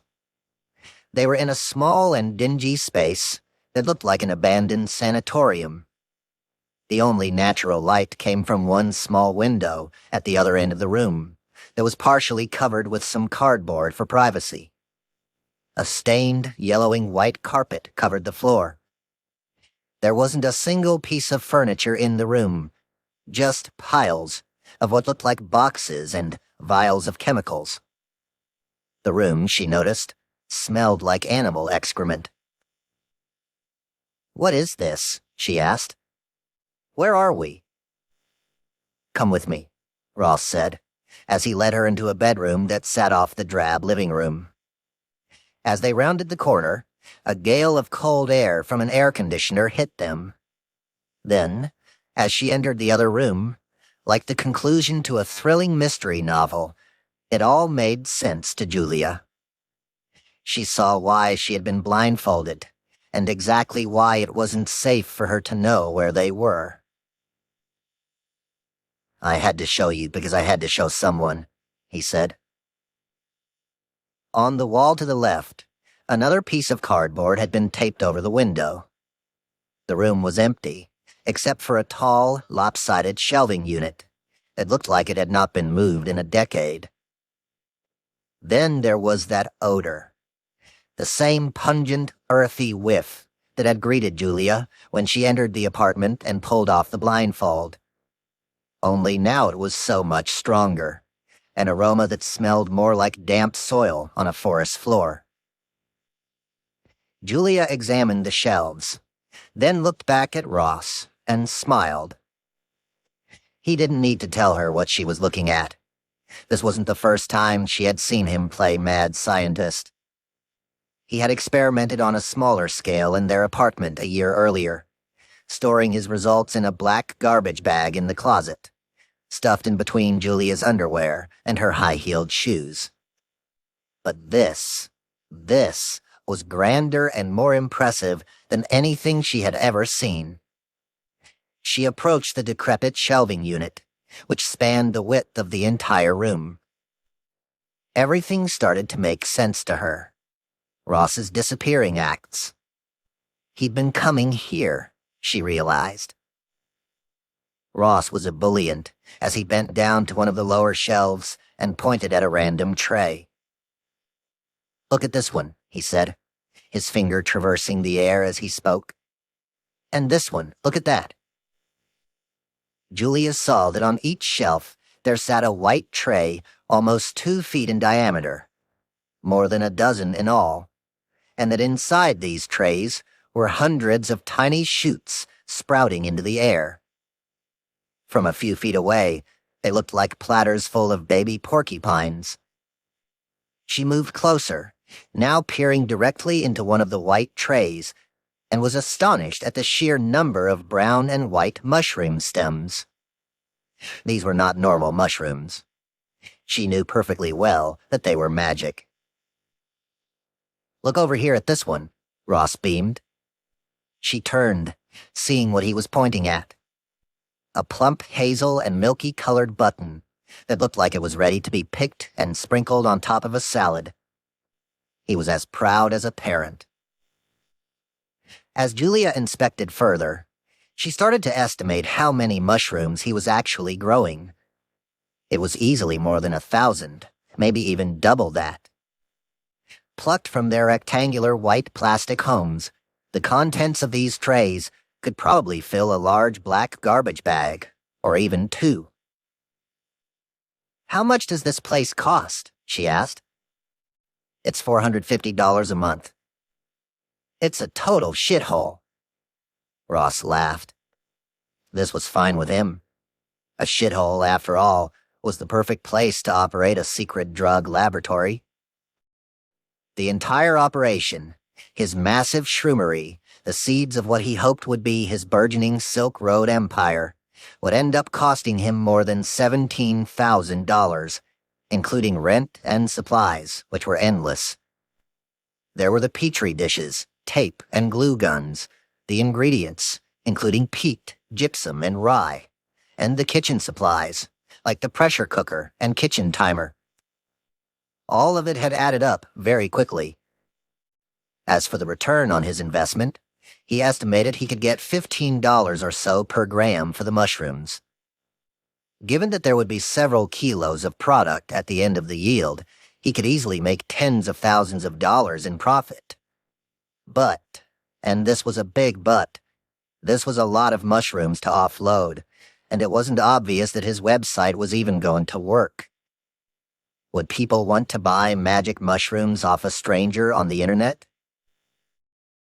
"Aren't you worried about getting caught?" Julia asked. "Of course," he replied, as if it were the most obvious question in the world. "But I need product for my site." He reminded her that no one else knew about this hideaway.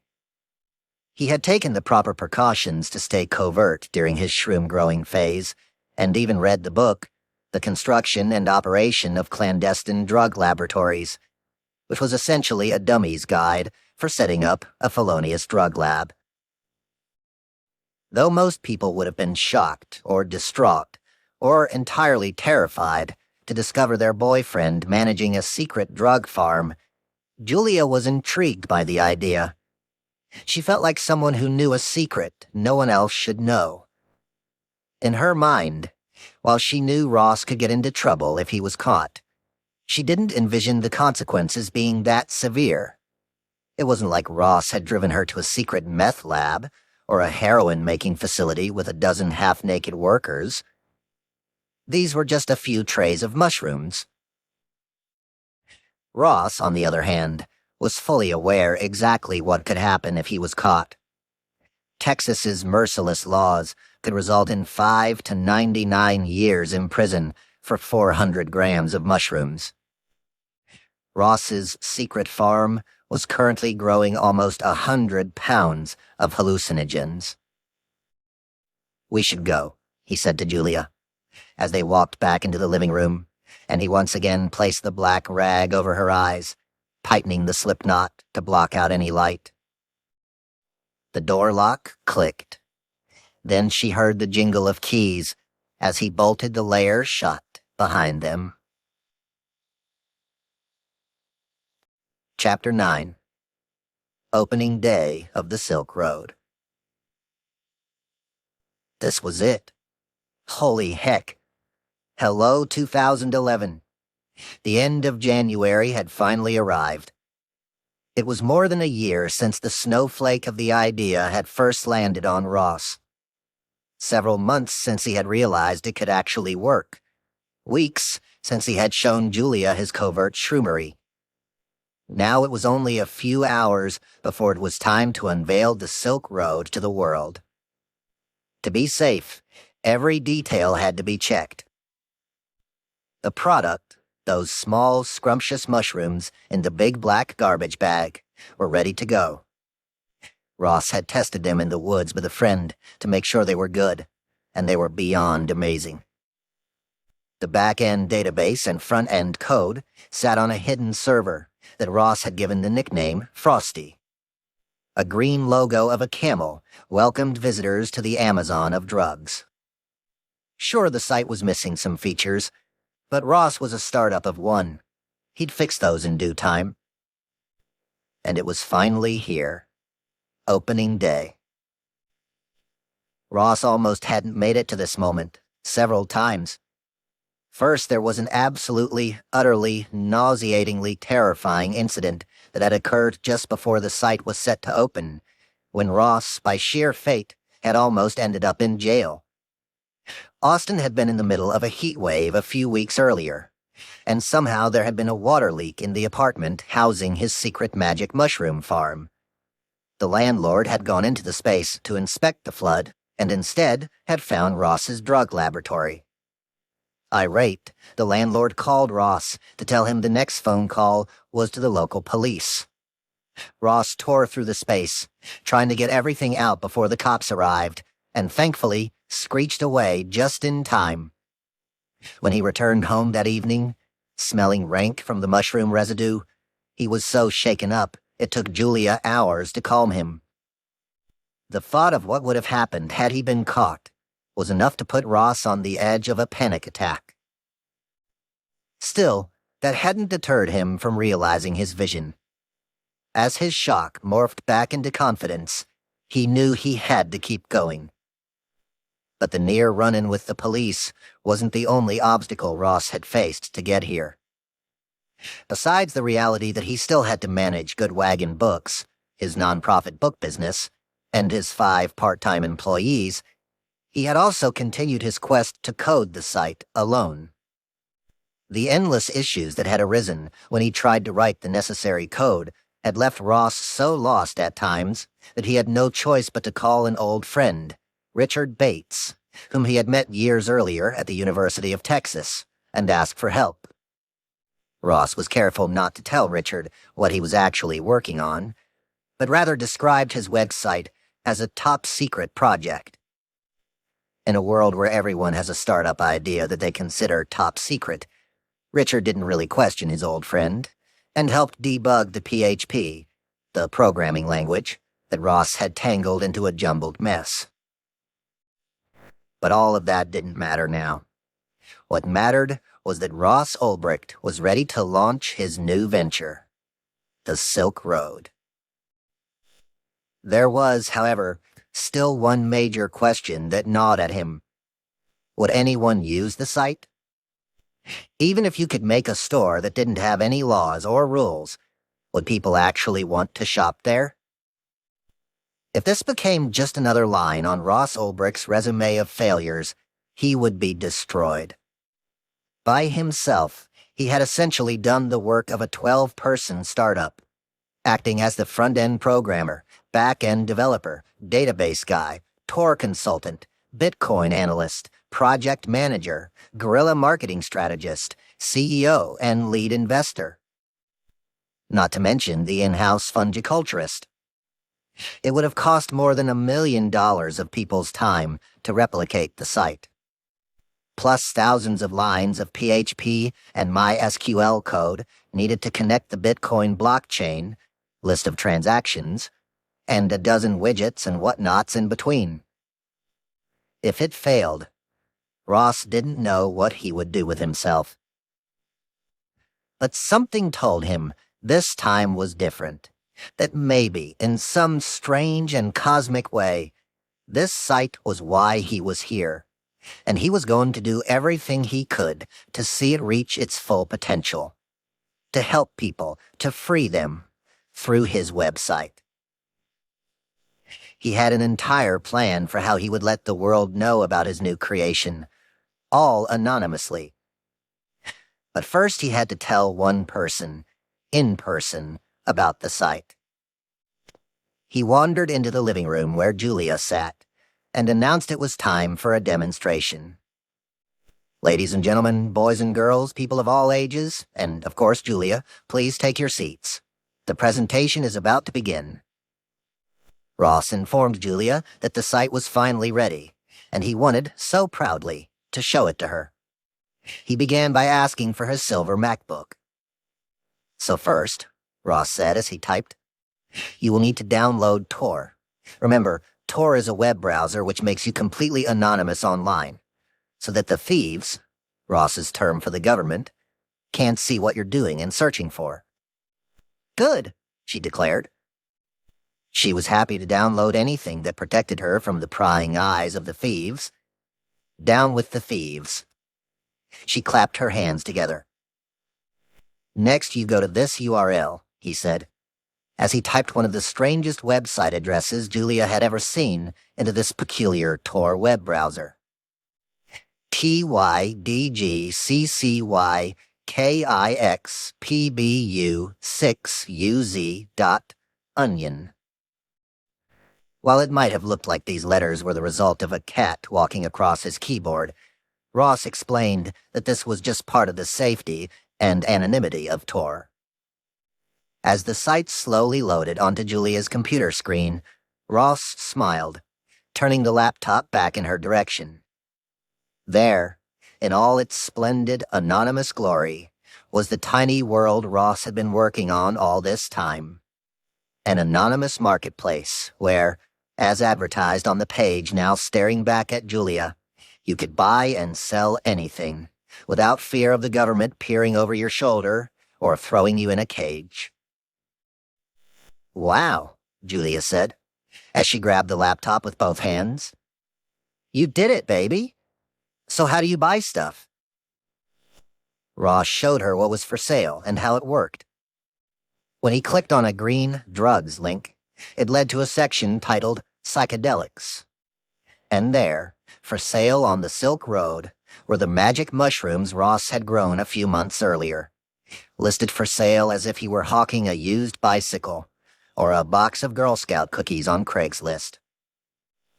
He then explained how to buy bitcoins, the currency needed to buy drugs on the site. It was like buying coins at a video arcade. You exchanged your cash for tokens, and then you got to play. Just as at an arcade, at the end of the day, no one knew who had used those tokens because they all looked the same. Bitcoin wasn't just meant for illegal purchases either. You could use the digital cash to buy things on dozens of legitimate websites around the world. Give me your credit card, Ross said, as he navigated to an online Bitcoin exchange, where Julia could interchange her real dollars for digital gold. They typed in her credit card information and watched as the page loaded. How will anyone else know how to do this? Julia said. Ah, good question from the audience. But here at the Silk Road, we've thought of everything. Ross explained that he had set up a blog post that was essentially an instruction manual explaining how to go through the process he was now demonstrating to Julia. But how will people find that site? She asked. This was greeted with a proud smile from Ross. At exactly 4:20 p.m. on Thursday, January 27th, Ross had gone to a website called The Shroomery, which was an online haven for all things related to magic mushrooms, and registered an account under the name Altoid. He then posted a comment on the site's forum under the Altoid pseudonym, writing that he had just happened to come across this website called Silk Road, as if he'd been out for a stroll on the dark web and accidentally stumbled upon it.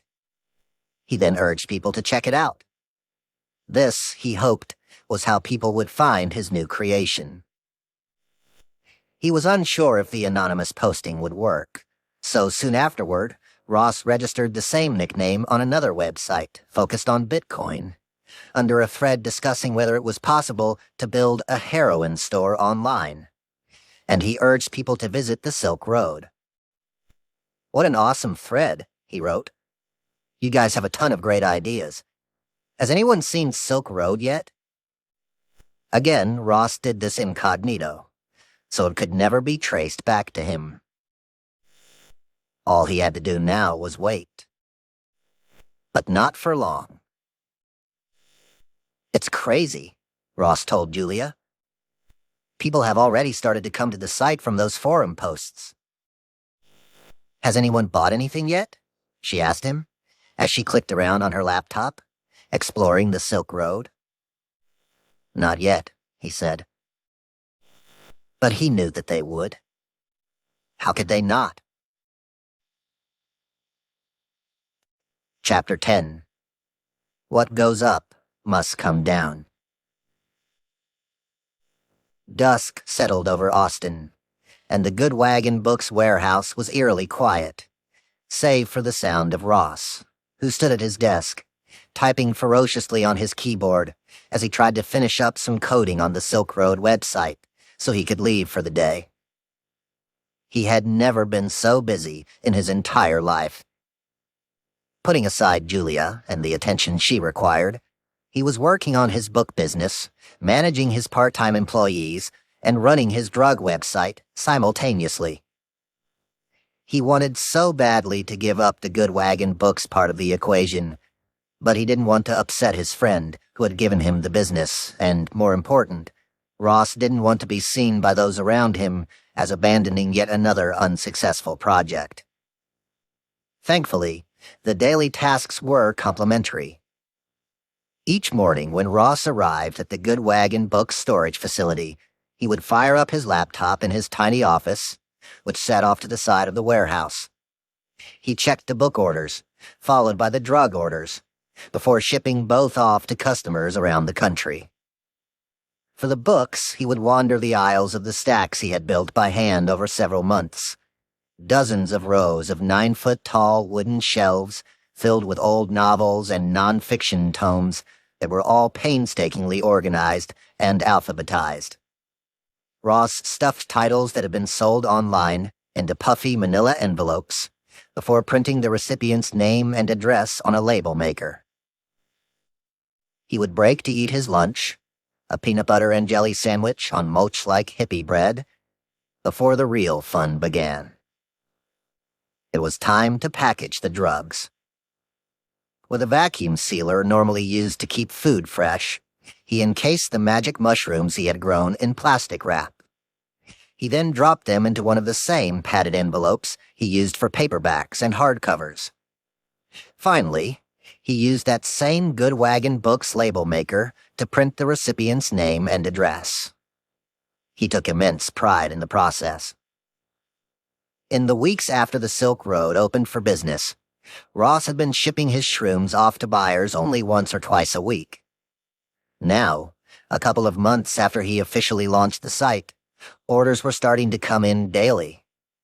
There had also been another new development on the site, an unbelievably exciting one. Ross was no longer the only person selling drugs on the Silk Road. A couple of other dealers had surfaced, hawking weed, cocaine, and small quantities of ecstasy. When he told Julia about this development, she showed signs of worry. It was one thing to sell a few joints and little baggies of magic mushrooms on the internet, she warned, but harder drugs could come with larger consequences. Ross argued that the system he had built was completely anonymous and safe, and could never be tied back to him. Assuring Julia that everyone was safe wasn't his only challenge. He had to convince new buyers, too.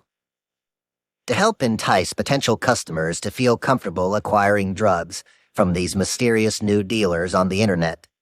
Ross built a rating system on the Silk Road, where sellers were given karma points, which acted like positive or negative reviews, just as on eBay or Amazon. While he was exhausted by all this work, he was also elated that people were finally using something he had built. And by March 2011, he had already made a few $1,000s in revenue. Now his biggest challenge was trying to figure out how to manage his time between his drug website, his book business, and Julia. As luck would have it, one of those three things was about to vanish into a plume of dust. As he worked away on his laptop amid the empty silence of his office, he was momentarily interrupted by a ferocious boom that erupted from inside the warehouse. It was so loud and terrifying that he stopped breathing for a moment, as more bangs detonated inside the space. His mind spun in a nanosecond with all the possibilities of what was happening. Maybe it was a raid by the police, a battering ram slamming through the door to stop the creator of the tiny Silk Road. Maybe it was a gas line explosion. Ross stood there, panicked for a moment, fearing that all those hours of coding and mushroom farming had been in vain, and that he was destined to be the underachieving failure that he dreaded. Then, as soon as the thunderous claps arrived, they were gone, and in their place, there was nothing but stark silence. Ross's heartbeat started to slow slightly as he built up the courage to carefully walk around the corner into the warehouse to see what the noise had been. There he saw that, one by one, like giant dominoes, the bookshelves of Good Wagon books, which weighed thousands of pounds, had toppled.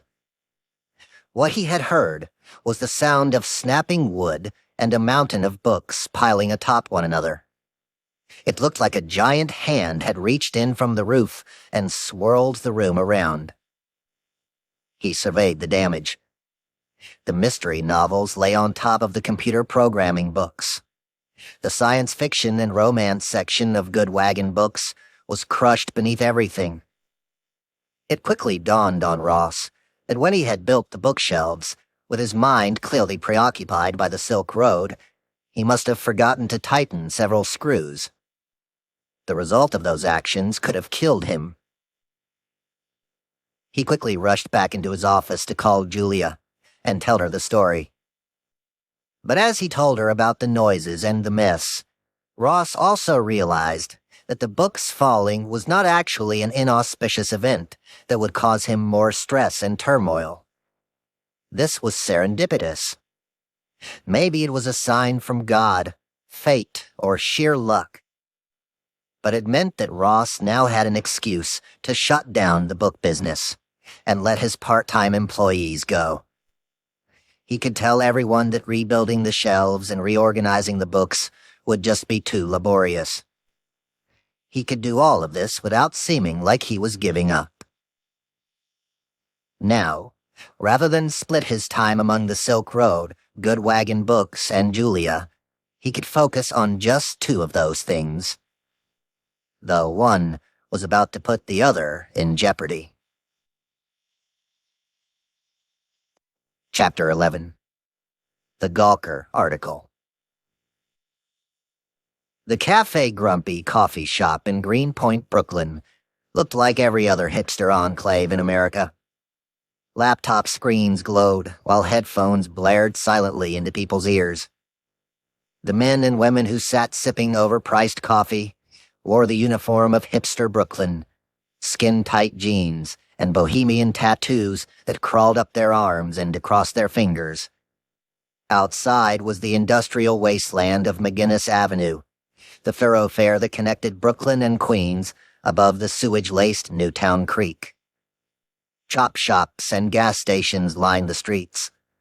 A few trendy condos were going up, a sign that this subset of creative types, who huddled around their laptops each day, were an endangered species too.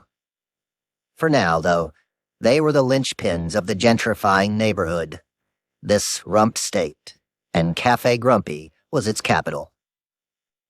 Most of the people in that coffee shop were writers, trying to learn how to blog, or bloggers trying to learn how to write. A new class of creatives, living their own unique American dream, freelancing and hoping to be read by someone, somewhere. Amid these writers sat Adrian Chen, a young Asian man, seemingly lost in his own world at his laptop, as he scrolled through a long discussion on a web forum. The chatter he was reading, with skepticism and disbelief, was about a website on the dark web that was being labeled the Amazon for drugs.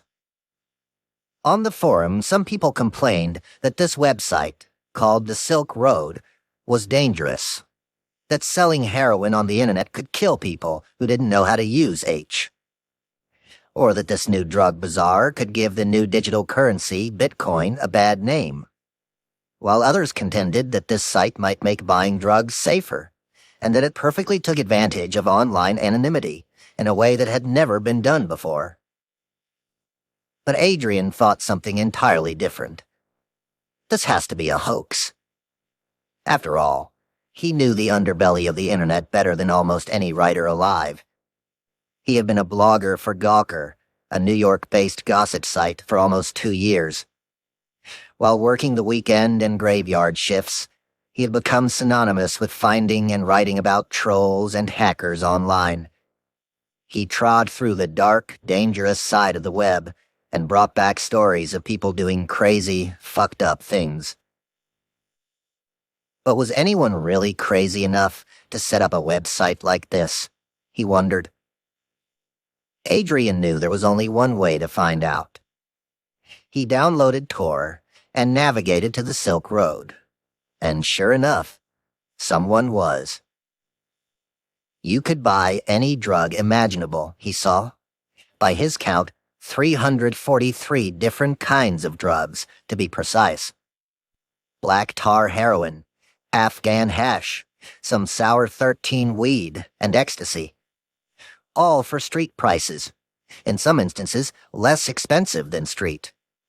You simply traded some cash for bitcoins, traded some bitcoins for drugs, and waited for the U.S. Postal Service to deliver your drugs. Adrian was skeptical, though, that if the Silk Road was real, anyone would actually buy drugs on the site. He registered an account on the forums under the username Adrian802. 802 was his area code from Connecticut, where he had grown up. He then posted a query asking if anyone would mind being anonymously interviewed for a story he was going to write about this defiant website. He received some responses, then a man's phone number, and while pacing on the sidewalk outside Grumpy, he interviewed Mark, a software developer, about what it was like to buy drugs on the internet. It kind of felt like I was in the future, Mark said over the phone, explaining that he'd ordered 10 tabs of LSD from someone in Canada, and 4 days later the mailman dropped the acid off at his house. Another person responded to Adrian's query too, the person who apparently ran the Silk Road. As the Silk Road had grown, Ross's anxiety had expanded at an equal clip. When he had first posted anonymous messages on forums less than 5 months earlier, he had been oblivious to just how quickly it would drive people to the site. At first, it was a trickle of customers, a few dozen here or there, but since he had shut down Good Wagon Books, his drug website had rapidly grown. Hundreds of people were now selling drugs on the site, and thousands were buying. Ross was making money from his enterprise, too. The mushrooms, most of which he had offloaded, had turned into a hefty profit of tens of thousands of dollars. All of this came with a mixture of exhilaration and fear, and Ross had been in a constant state of worry, fretful that maybe Julio was right, that he could be tied to his creation. He constantly had to reassure himself that no one would ever be able to connect him with the Silk Road. That was, except for 2 people. Weeks earlier, Ross had been left with no choice but to tell his old college buddy Richard that he was the founder of the Amazon of drugs, as Richard had refused to help anymore without an explanation. "Tell me about this or leave me out of it," Richard wrote to Ross over chat. "I'm officially forbidding you from mentioning your secret project to me again unless you're going to reveal it." Without Richard's expertise, Ross was completely and utterly fudged. If the site went down, Ross would be abandoned alone in a dark and complex maze. So he was left with no choice but to come clean. At first, Richard was shocked. After Ross explained his thinking behind the site, Richard agreed to continue to help. It didn't hurt that Ross gave his old pal a few baggies of his specialty magic mushrooms as a big thank you. And that Richard started shopping on the site, buying ecstasy, weed, Vicodin, and some prescription antibiotics. Richard was a germaphobe, so he relished the ability to get medicine without a doctor's note. And finally, Richard was confident, given that he had helped write the code, that nothing could be tied back to them. But reassuring Julia that he wasn't in danger was a completely different challenge for Ross. Over the past 2 months, the two had started fighting constantly about the Silk Road. There were now hundreds of people signing up for accounts every week, and Julia worried that Ross, whom she one day hoped to marry, could be caught and spend the rest of his life in prison. "It's secure," Ross assured Julia, explaining how uncrackable Tor was and how bitcoins were completely anonymous. "It's safe. Trust me, no one can ever figure it out. It's me behind the site." But the cautionary voice of Julia gnawed at him, and, to be sure that he was covering his tracks properly, and knowing full well how limited his programming skills were, Ross decided to explore hiring other experts, besides Richard, to rewrite some new security protocols on the site. He posted a job listing on the Silk Road, and some anti-government programmers were happy to help in the battle to stop the man, part-time and for a fee. Ross's website hadn't received any press yet, which was surprising, given the chatter on some forums, though he wasn't entirely sure he was ready for any. Yet the time had come. Someone with the username Adrian802 had been sniffing around the site, telling Silk Road customers he was working on a story for Gawker about the Silk Road. Ross knew he couldn't stop the story, so he figured it was best to message Adrian802. He was polite and grateful for the interest, voicing his belief that the Silk Road was making it safer for people to buy drugs. "Our community is amazing," Ross wrote, under the guise of the anonymous administrator of the Silk Road. Then, completely oblivious to the consequences, Ross decided to go full bore with Adrian802 and took the opportunity to get his libertarian message out, explaining that the site was going to show the government that it was flat out wrong to deny people their rights. "Stop funding the state with your tax dollars and direct your productive energies into the black market," he wrote to Adrian. He didn't foresee that this kind of message would have vast and grim consequences. At 4:20 p.m. on June 1st, 2011, Adrian sat at Café Grumpy, sipped his black coffee, and watched as his blog post about the Silk Road went live. The title read, "The Underground Website Where You Can Buy Any Drug Imaginable." The article began, "Making small talk with your pot dealer sucks. Buying cocaine can get you shot. What if you could buy and sell drugs online like books or light bulbs? Now you can. Welcome to Silk Road." Chapter 12. A Bullseye on My Back. "What's wrong, baby?" Julia asked, as she lay in bed next to Ross, admiring his jawline. Ross didn't respond to her. He was too busy reading a news article about the Silk Road. He knew there might be a hostile response from the government after the article from Adrian Chen at Gawker, published a couple of days earlier. But this was a far worse response than his imagination had ever come up with. With trepidation, he clicked to play a video in the article he was reading. There, in a small rectangular window, stood Senator Chuck Schumer at a press conference podium, a vexed look on his face. To the senator's right and left, two large, oversized printouts of the Silk Road website rested on display stands. Below him, on the wooden rostrum, the blue, white, and gold insignia of the U.S. Senate was clear for the press corps and Ross to see. It's a certifiable one-stop shop for illegal drugs that represents the most brazen attempt to peddle drugs online that we have ever seen, Schumer said to a gaggle of press.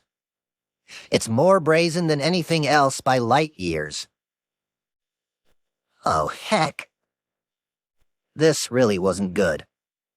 Sure, Ross wanted recognition and attention, but this was more than he had ever anticipated, especially so early in the life of his drug bazaar. The video cut to a scene of Schumer sitting in front of a computer, Ross's drug site on the screen. The senator's finger traversed the Silk Road as he listed off all of the goodies that were for sale. Heroin, opium, cannabis, ecstasies, psychedelics, stimulants, Schumer said, briefly showing how out of touch he was with the topic at hand as he made ecstasy plural. The sound of camera flashes burst, pop, pop, pop, as Schumer said in disbelief, "You name it, they have it." Ross felt sick as he read the article that accompanied the news clip, which noted that both Schumer of New York and Joe Manchin, then the junior senator from West Virginia, had asked the Department of Justice and the Drug Enforcement Administration to shut down the Amazon of drugs. Immediately. Fudge. Friggin' fudge. Ross had picked a fight with the biggest bully on earth, and the bully was about to punch back. "Look," Ross said, leaning against the back of the bed as he replayed the clip for Julia. "They've painted a bullseye on my back." "Ross," Julia said, petrified as she watched. "This isn't good." The attention of the U.S. Senate was the last thing he needed at this moment. In a month or 6, maybe he could handle it, but not now. Over the past few days, since the Gawker article had been published, an unremitting avalanche of press had followed in its wake. Ross's website had transformed from almost invisible to mainstream as it entered the national news cycle with shocking velocity. Established media brands were all over the story. The Atlantic picked it up, NPR talked about it on air, and TV news outlets, including ABC and NBC, produced segments devoted to it. They call it the Amazon of drugs. Not to mention the hundreds of blog posts, discussions on drug forums and social media, and articles on libertarian websites. Despite the mainstream press, most people who read about the site still didn't believe you could actually buy drugs on the internet and have them mailed to your home. This had to be one of those Nigerian email scams, or a place for law enforcement to lure unsuspecting idiots who were going to be swept up in a massive online drug bust. But still, idiots or not, thousands of people downloaded Tor and signed up for the Silk Road to see. It couldn't hurt to look, right? Ross watched with a mixture of dread and delight as his databases filled up and the site slowed down. He barely slept a wink the night after the article was published, lying awake and staring at his laptop or sitting in his ergonomic chair in the bedroom, watching sign-ups from all over the world. The day after the Gawker article, Ross got up, groggy and on edge, and was greeted by a total catastrophe. No, the site hadn't been shut down by law enforcement or knocked offline by hackers. Nothing like that. It was much worse. While some people had simply come to the Silk Road to window shop, others were actually buying and selling drugs. And every time someone purchased something, some of Ross's bitcoins vanished in the transaction. What the hell is going on? There must be a bug in the code. His personal profits, which were now in the double-digit thousands of dollars, were literally dwindling by hundreds of dollars every few hours. Ross had to figure out how to fix a problem he hadn't even known existed. It was sickening. After digging through his code for hours trying to find the error, Ross realized he had originally built the Silk Road using a standard piece of code called Bitcoin, which connected his payment system. Now he was discovering that he had created that interface improperly. He just had no idea where the mistake was in his code. All he knew was that he had essentially built a cash register where money fell out of the bottom into the ether whenever he opened it. And right now, as slews of new customers came to the site, that register was opening and closing at a staggering rate. When he did the math, at the speed with which people were buying drugs on the site, the Silk Road was fast approaching insolvency. He would soon be the first person in history to start an underground drug website on the internet, and the first person in history to see it go bankrupt, because he had written so much shitty code. Ross had no choice but to start with the problems he could manage. He made the painful decision to shut off new user signups to the Silk Road, which would help the servers handle the onslaught of visitors, albeit slightly. Next up was figuring out why his money was disappearing with every transaction. This would require rewriting programming language he clearly didn't know how to write in the first place. For the next few days, Ross barely slept and ate even less. Julia tried to keep him afloat with his favorite peanut butter and jelly sandwiches, but after delivering one to his side, she would come back hours later to see the sandwich sitting untouched next to his laptop. Through it all, anxiety pecked away at his insides. After almost a week of these major issues, after the site had gone down and the senators had declared war on the Silk Road and its founder, the reality of what he was doing and what the consequences were started to settle in. "They're looking for me," Ross said to Julia, in an almost catatonic and exhausted state one evening. "No shit, they are looking for you," she responded. She had seen Ross like this before, when he had been caught growing mushrooms months earlier. A strange look of excitement and fear had shown in his face back then, too. Almost as if there were two different people inhabiting Ross's body. One was a timid and sweet boy who truly wanted to help people and make the world a safer place. The other, a recalcitrant rebel who was ready to take on and fight the entire U.S. government. Sweet Ross and Rebel Ross. "Ross, maybe it's time to stop doing this," Julia said to him, after she too had realized the potential consequences. "Maybe this is growing too big and too quickly." But Sweet Ross didn't respond. Instead, Rebel Ross was toiling away, trying to figure out the problems with the code that were making his profits on the Silk Road evaporate.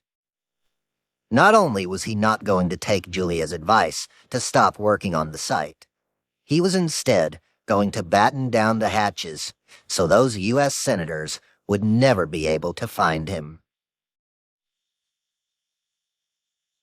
Chapter 13. Julia Tells Erica. Calm washed over Julia as she lay on the floor listening to the orchestra of sounds outside the window. New York's police sirens wailed, the trees rustled, the Bronx elevated subway trains screeched and squealed. As she waited for the weed to kick in, Julia felt relieved that she would be away from Ross for a week. "Here you go," her friend Erica said, as she leaned over and passed the joint back to Julia. Julia pulled the embers back toward her lips, swallowing the skunk-like air into her lungs. She wondered if she should tell Erica the reason for the sudden visit to New York City. Julia hadn't told anyone, not a solitary soul, about the Silk Road, the mushrooms, the senators, and the hackers Ross now employed to help him with his website. None of this had ever passed her lips. But lately, she had become scared, not only for Ross but also for herself. She didn't know if she was an accomplice in all this. She hadn't written a line of code or profited a penny, but it still terrified her. For some perplexing reason, Ross had continued to share each new secret with her and expected her to keep them, and to be perfectly okay from a moral standpoint. In the beginning, 8 months earlier, when Ross had started the Silk Road, she'd been fine with these random unknowns, as the site was so small and unimportant. But things had changed since then. Selling weed she was fine with. She had never heard of a single recorded instance of someone overdosing from a bong hit. And mushrooms, well, they grew in the ground, and they made you happy. But in recent months, new products had become available on the site. Crack, cocaine, heroin, variations of highly addictive drugs she had never even heard of. They were made in secret labs in Asia. Her doubts grew. "What if someone overdoses?" she said when crack and heroin surfaced on the Silk Road. "We have a rating system," he replied resolutely. "So if someone sells bad drugs, they get a bad rating, and no one will buy from them again. And if they're dead? How are they supposed to give someone a bad rating if they're dead?" These conversations would go on for hours, just spinning, and finding no end. No matter what Julia said, Ross always had an answer, often baked in intellectual analysis or libertarian theory. When the tete-a-tete went round in circles too many times, he would simply end the conversation by saying, "Well, we will just have to disagree on this." Those disagreements, combined with the attention the site was now getting from the media and government, had turned the Lovebirds' once-in-a-while wrangles into a once-a-day war. "You have to quit," Julia would yell. "You're going to end up in jail for the rest of your life, and how am I supposed to get married and have a family with someone who is in jail?" To which Ross would calmly reply, "I can't get caught because I'm protected by Tor and Bitcoin." He would then begin a rehearsed diatribe about his legacy. The site, he proclaimed, would be his greatest contribution to society. He was helping people, keeping them safe from the streets, where drug deals could get one thrown in jail, or worse, hurt or killed. Didn't Julia see that? Didn't she want to be a part of it? As if they were repeatedly reading from the same script, a verbal brawl would ensue, and then one of them would storm out of the apartment or into another room. A few hours later, love would magnetically draw them back together. They would make up and fall asleep in each other's arms, Julia dreaming of a white picket fence and a couple of giggling children running around in the yard. Ross's reveries of the Silk Road growing so large that one day he would overturn the drug laws and be lauded for the positive impact he had had on society. The next morning, the pugnacious lovers would start all over again. The site had also started to affect other areas of their relationship. Julia wanted to go out dancing or be taken to a nice restaurant with all the money he was now making from his commissions. And yet Ross was perfectly happy eating peanut butter and jelly sandwiches while tapping out code on his laptop. Days would go by where he wouldn't shower, would barely talk to her, and would just sit in his chair in their bedroom, often naked, on his computer. Julia had begun worrying so much about the state of their relationship and Ross's well-being in general that she had started to have panic attacks on a regular basis. She peered at men in the grocery store and wondered if they were undercover cops who knew that she lived with the man who had started the Silk Road. She cried in the shower. She loved Ross so much, but he appeared to love his website more. Life went on like this for weeks, each day echoing the last, until one evening Ross came home with fervent excitement in his eyes. Enraptured, he told Julia he had to show her something. He opened his laptop, fiddled around for a few seconds, and then spun the computer around for her to see. Over time, he had made every effort possible to convince Julia that the hard drugs should be listed on the Silk Road, using his salient argument that the government should have no right to tell you what you could and could not put in your own body, and that crime and violence would fall if there were no drug wars. While she didn't necessarily agree with his viewpoints, she understood his reasoning, and it made sense in theory. But there would be no convincing Julia of the merits of what he was about to show her. "Look," Ross said proudly, as he pointed at his laptop screen. "There are guns that just got listed on the site." Julia stared in disbelief, a feeling of nausea enveloping her. "Ross," she said pleadingly, "this isn't normal." "Why isn't it normal? It's our constitutional right to have guns. We should be able to have—" She interrupted him. "Tell me, why would someone need to buy guns anonymously?" "That's not my responsibility to ask. It's not up to me to decide why someone does something," he remarked, annoyed that Julia didn't share his excitement. "It's the people's choice." "Yes, but—" she began, but he cut her off. "So the government can have guns, but the people can't?" Ross said. He would echo this on the Silk Road, privately telling his new employees, "I've always been pro-gun. It is a power equalizer against tyrannical governments." Julia intuitively knew her conscience was right. But even when she offered clever, cogent retorts, Ross would shut the conversation down by simply saying, "Well, we will just have to disagree on this." For Julia, the guns were an enough is enough moment. Light drugs? Absolutely. Hard drugs? Fine. Maybe Ross was right. Maybe we all did have the right to put whatever we wanted in our own bodies.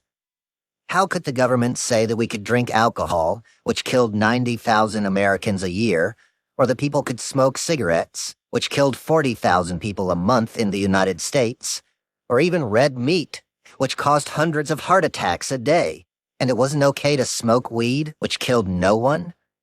But buying illegal guns anonymously? This Julia couldn't agree with. A few weeks later, she boarded a plane to New York City. She figured that fall in the Northeast would help clear her head. Erica greeted her with a big hug. Then they sprawled out on the living room floor and talked.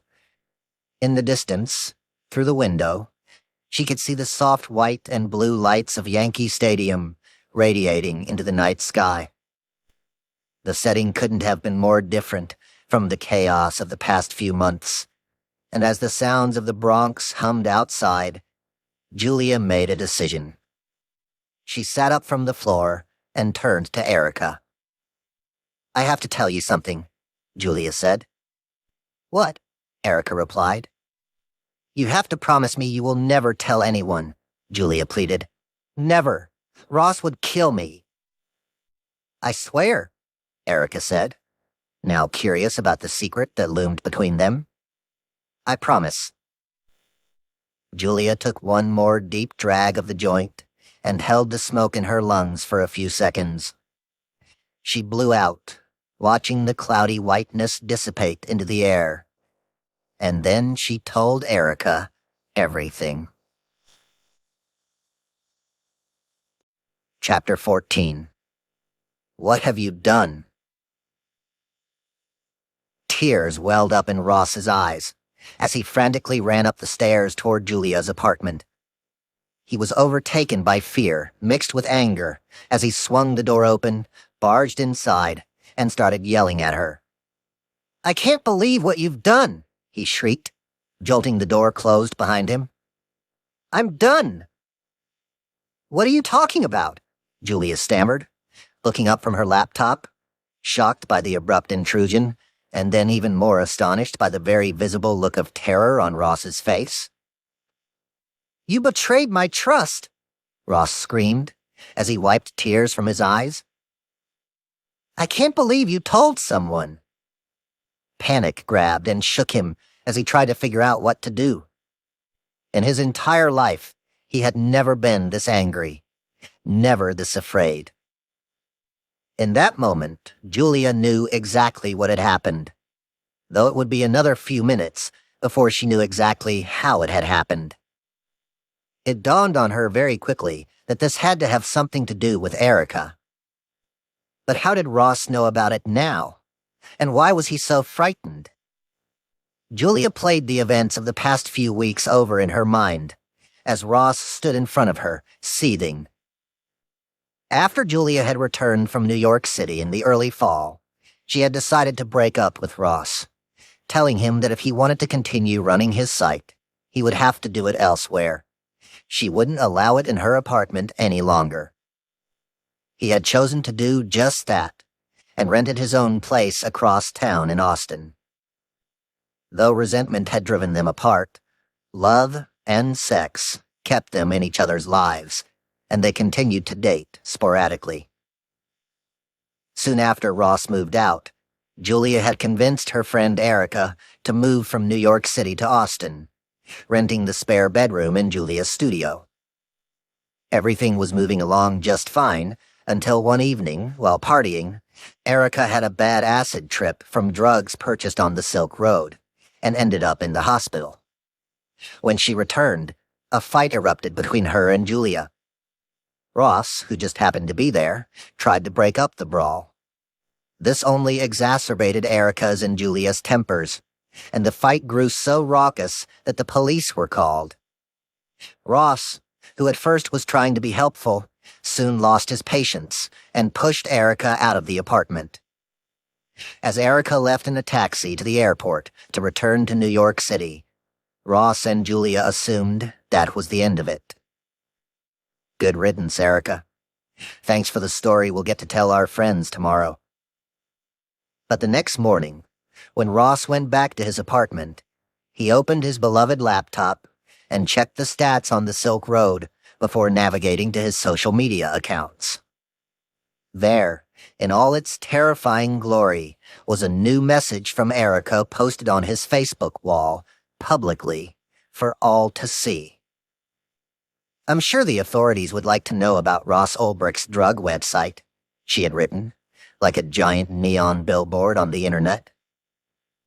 The earth could have swallowed Ross whole. He began crying. He quickly deleted the message. Hands quivering, heart thumping, he picked up the phone and called Erica. "Please, I am so sorry," Ross stammered on the phone, tears streaming down his face. "Please promise me you will never tell anyone about the site." Hearing Ross cry, sounding like he was going to kill himself, Erica assured him that she wouldn't say anything to anyone, and hung up. But Ross's mind swirled in a hurricane of thoughts. Who else knew? Fudge. There was only one person who could answer these questions.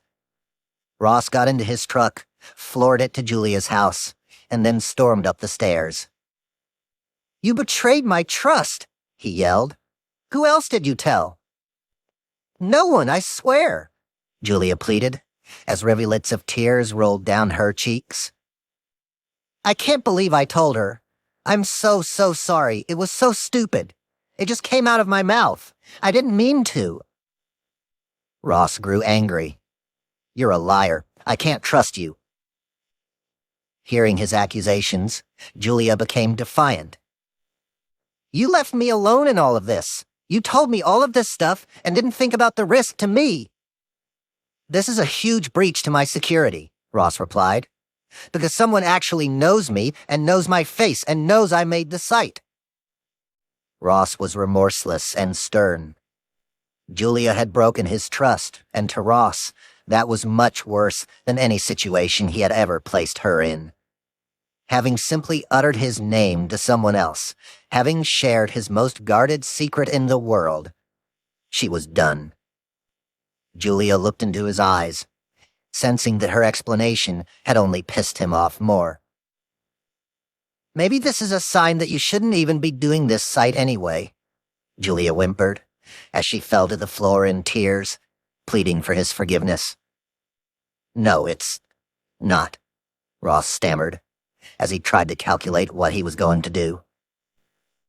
It means I'm going to have to hide.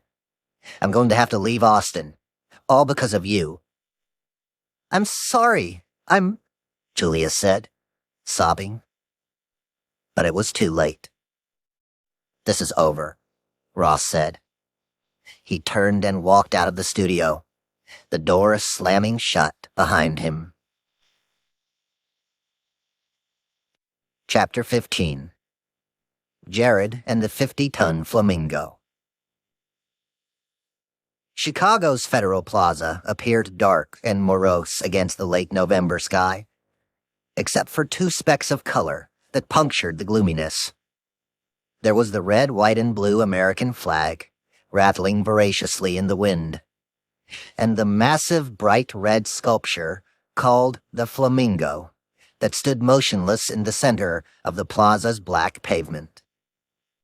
That 50-ton Flamingo, with its abstract steel arches, was the first thing many people saw as they exited the L train onto the plaza, with most wandering past or below it as they headed into one of the adjacent federal buildings, including the post office, the courthouse, or the most intimidating of all, the 30-story black tower at 219 South Dearborn Street, known as the Dirksen Federal Building.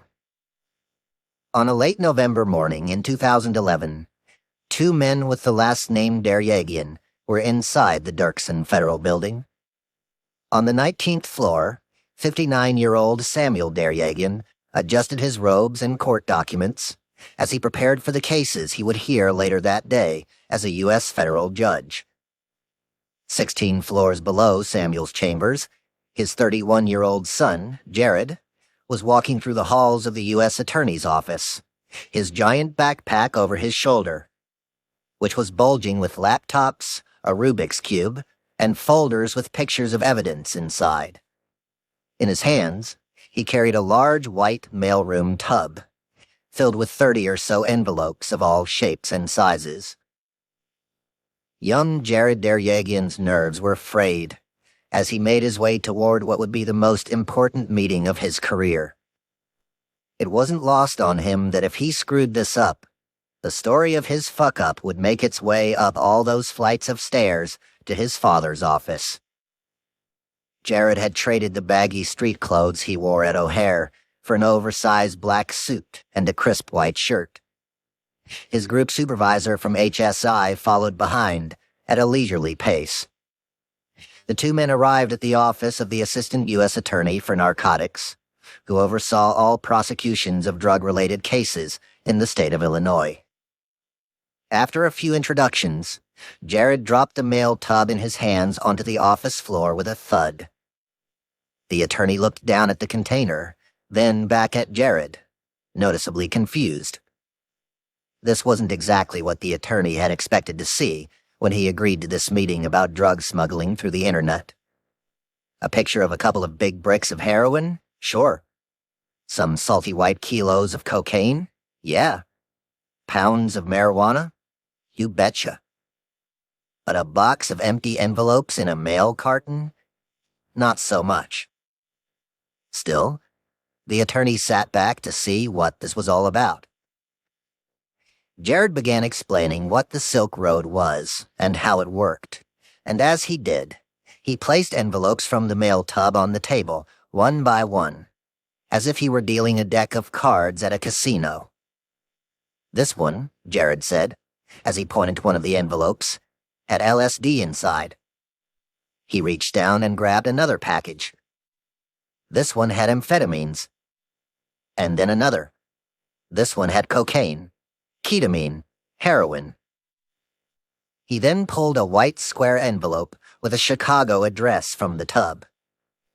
And this, he said, as he rummaged in his backpack for the Silk Road case file, laying a picture on the desk of what appeared to be a tiny pink pill, had this hit of MDMA inside. Since June, when Jared had discovered that first pill of ecstasy in the envelope from the Netherlands, he'd been trying to figure out how to persuade his supervisor, and now the U.S. Attorney's Office, to let him build a case against the Silk Road website. Everything over the past few months had been leading up to this very moment. After his supervisor at HSI had given him the go-ahead to start investigating the site as a side project, Jared had obsessively started collecting every smidgen of evidence coming through Chicago O'Hare. Each night, he would drive his ancient government-issued car, which other agents had nicknamed the pervert car because it looked like it belonged to a child molester, to the mail center at the airport, where he would collect envelopes of drugs that had been plucked from the scrubs earlier that day. "I need you to seize and store every single envelope," Jared had said to Mike, the customs officer who found the first pink pill. "What do you want it for?" Mike had asked, perplexed by the request. "No one ever wants these small packages of drugs." "I'm working on something," Jared told Mike. "Just keep collecting them, bagging them as evidence, and I'll keep getting them from you." After the Gawker article had published, the number of seizures had risen exponentially. In turn, Jared collected more envelopes, and his office at HSI had started to resemble a mail facility itself. There were now more than 100 envelopes sitting neatly in 3 mail buckets on the floor behind his desk, a selection of which he was now presenting to the assistant U.S. attorney. "It can't be that easy," the attorney said, dubious of the words coming out of Jared's mouth and the images on his laptop. Even if it was that easy, these were such small amounts of drugs, the attorney wasn't sure that this was the biggest drug-related issue his office should be dealing with.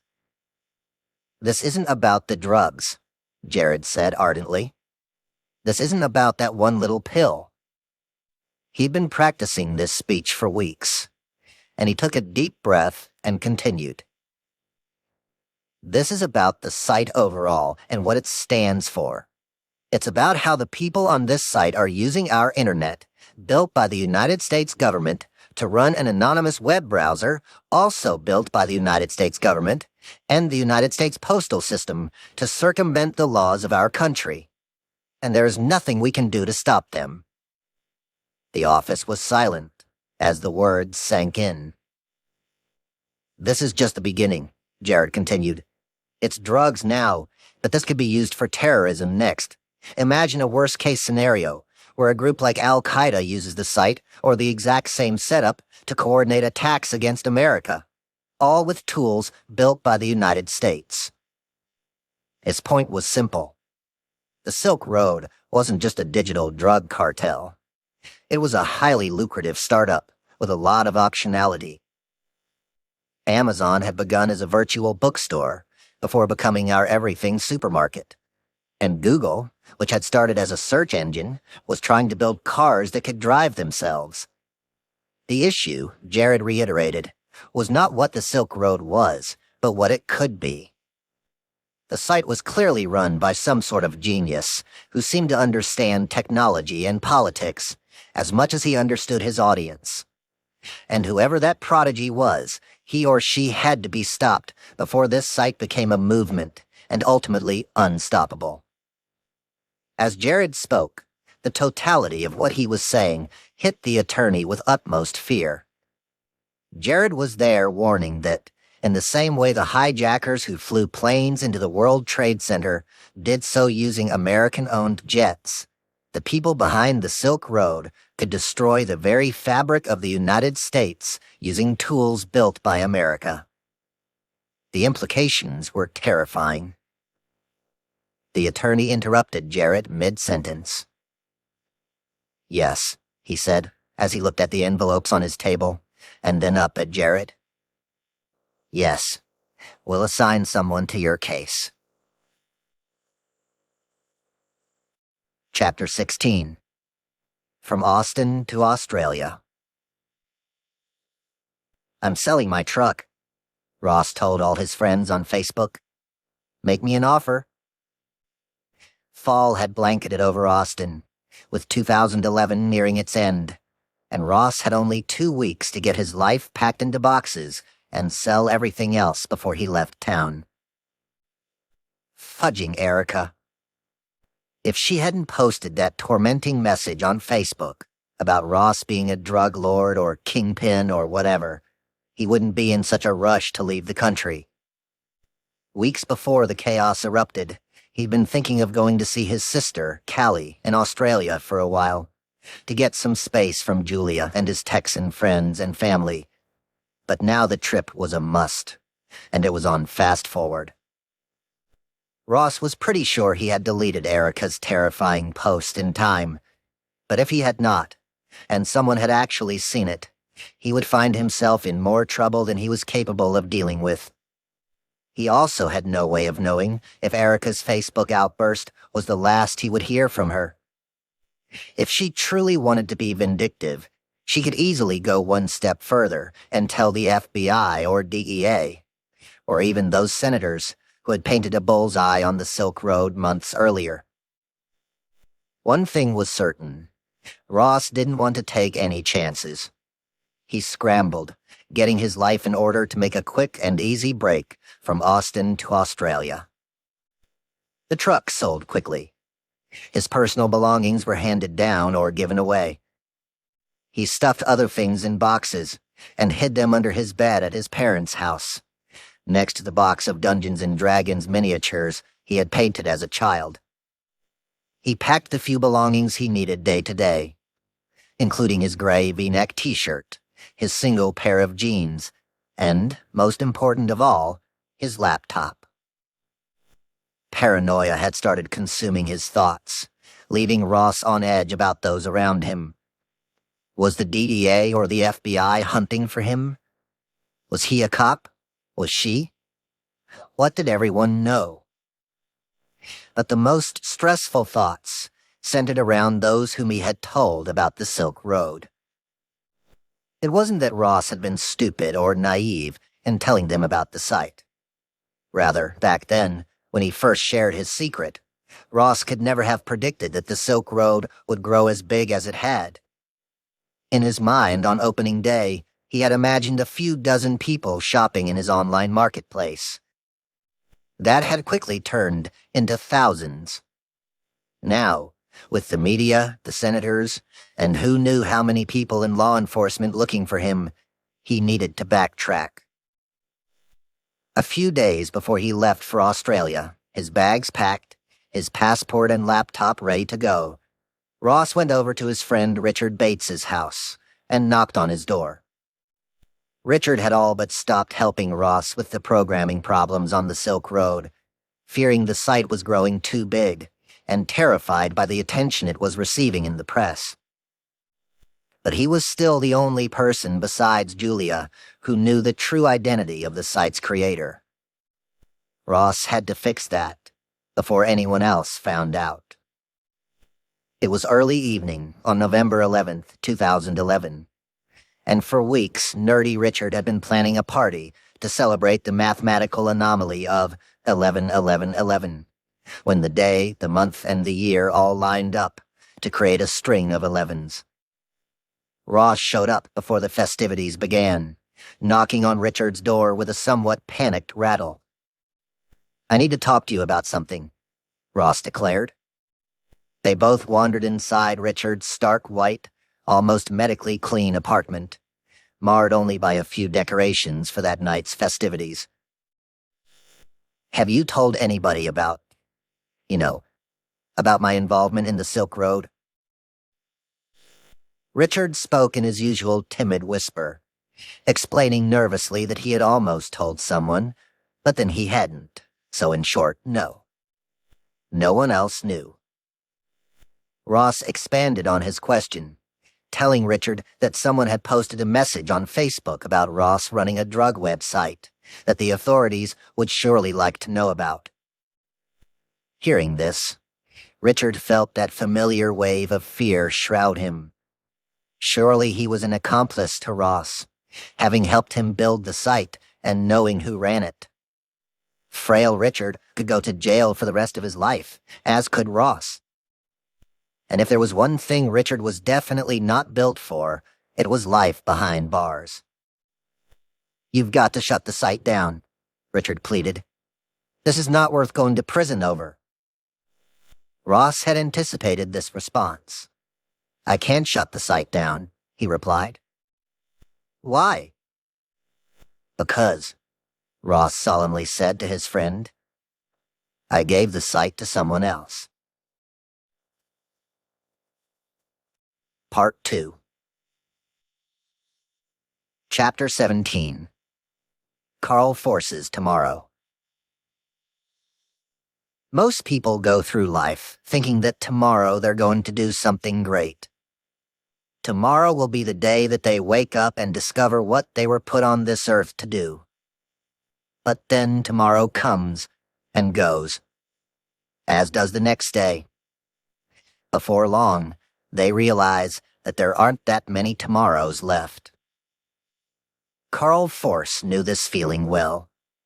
He never thought he'd end up this way, sitting in a mauve-colored cubicle in a nondescript skyscraper in downtown Baltimore, staring at his computer until the moment he could collect his things and leave. Another day, another tomorrow.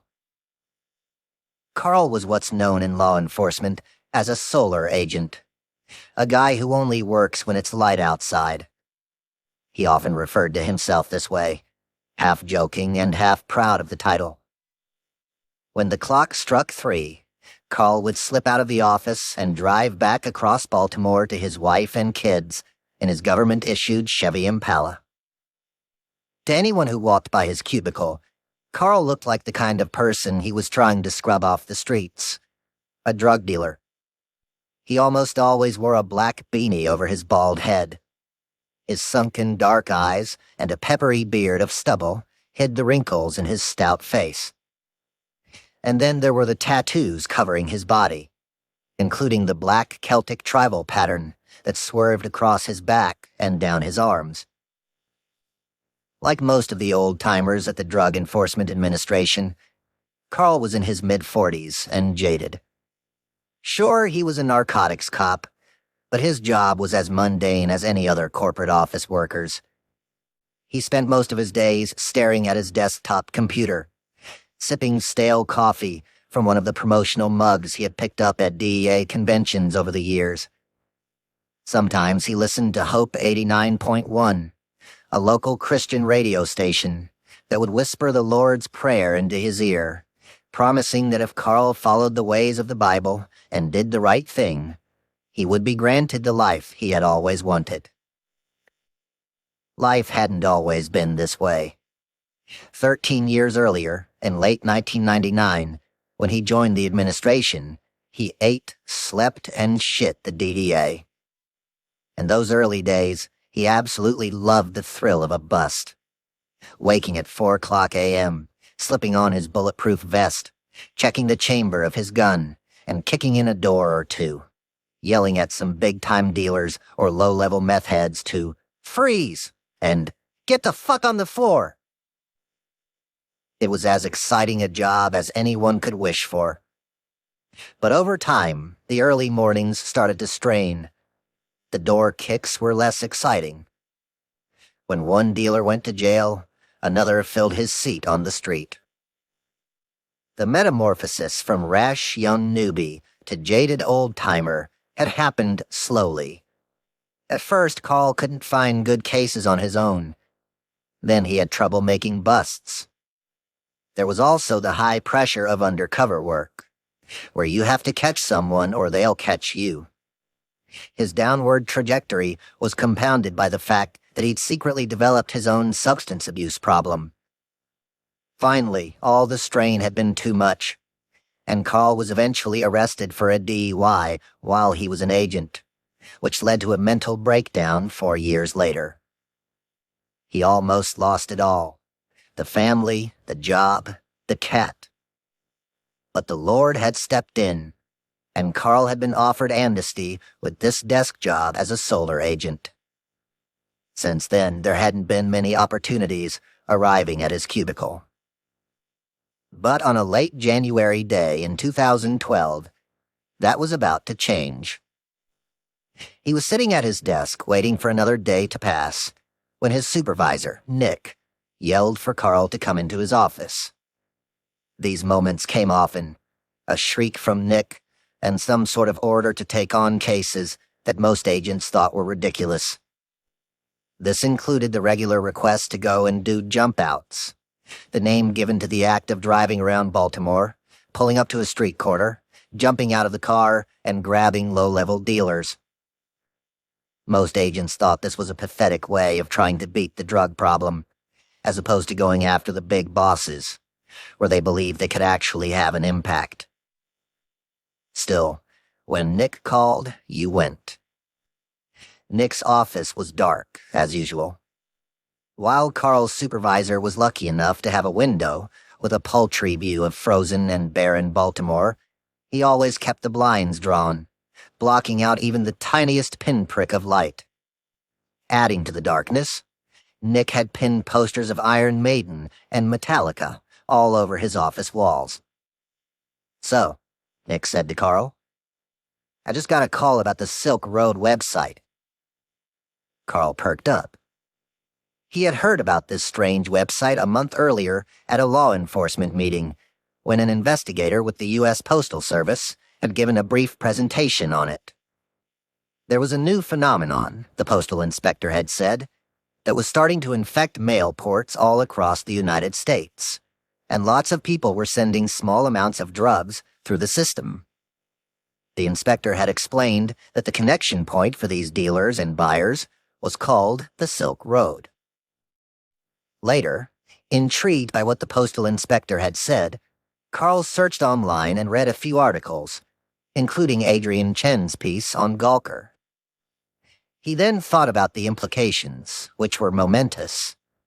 You couldn't do jump-outs online, he reasoned. But given that Carl had no knowledge of computer forensics, it wasn't a case he would have even thought of being assigned to.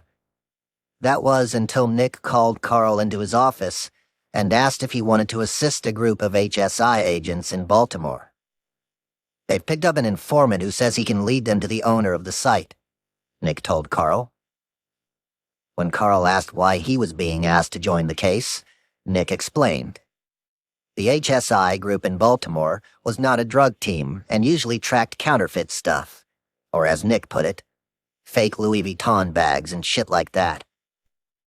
So if the Baltimore group wanted to go after drugs, they needed a DEA agent on the team. "You want in?" Nick asked. Carl thought about it for a moment. He was at the point in his career where he could have easily said, "No, not interested," walked out of Nick's dark office, and continued living life as a solar agent, coaching his son's football games, going to church with his wife and kids on weekends, and hopefully realizing one day that his tomorrow was his family.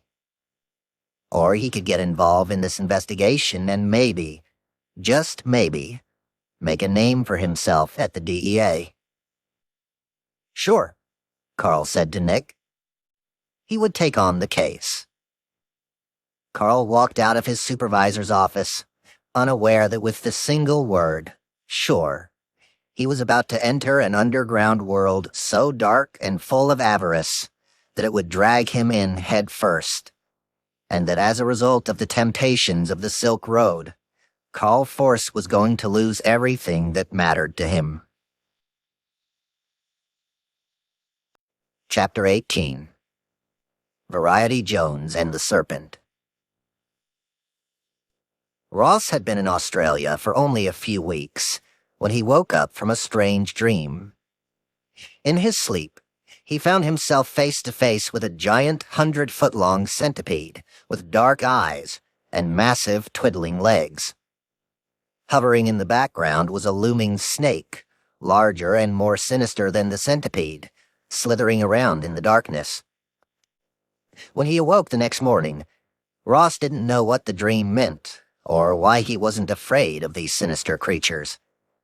To him, they didn't seem evil at all. Or maybe they were, and he simply wasn't able to see their true nature. But as he set about his day, he couldn't get those slithering creatures out of his mind, eventually sharing a story on Facebook about the dream, curious what it might mean. Maybe it was just the daunting reality of the past few months breaking through his subconscious. Back in Texas, the twin pressures of maintaining the Silk Road and keeping his involvement a secret had worn him thin. At particularly fraught moments, he even wondered if he should forfeit his business, just give it up. But ever since he had moved to Sydney to be closer to his sister, life had gotten so much better. His mounting anxiety in Texas was giving way to a laconic calmness down under.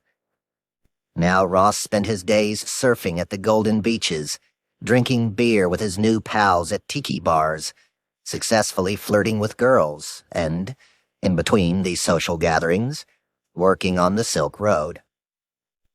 But even the pleasures of Bondi Beach, where he was staying, couldn't entirely eradicate the fears that came with running a startup that trafficked in the multinational drug trade. In particular, Ross still could not entirely shake the fact that, other than Erica, whose words he could always deny as hearsay, two real people, Julia and his old friend Richard, definitively knew that he had created the Silk Road. Sure, he had cobbled together a story for Richard, explaining that he had given the site away to someone else. But the Julia problem remained. And no matter what fabrication he could possibly come up with, both would always know he had fathered the site. Ross, though a genius at many things, was clueless when it came to untangling this particular mess. Luckily, someone was about to become a staple in his life who knew exactly how to fix these issues, and many other formidable challenges that impeded the Silk Road's progress. Ross interacted with dozens of different people on the Silk Road each day, including vendors, customers, and a couple of new libertarian part-time employees who helped with the site's various programming problems. They all went by pseudonyms to hide who they really were, names like Same But Different, Nomad Bloodbath, and Some Young Guy. Ross's own nickname was simply Silk Road, or Admin.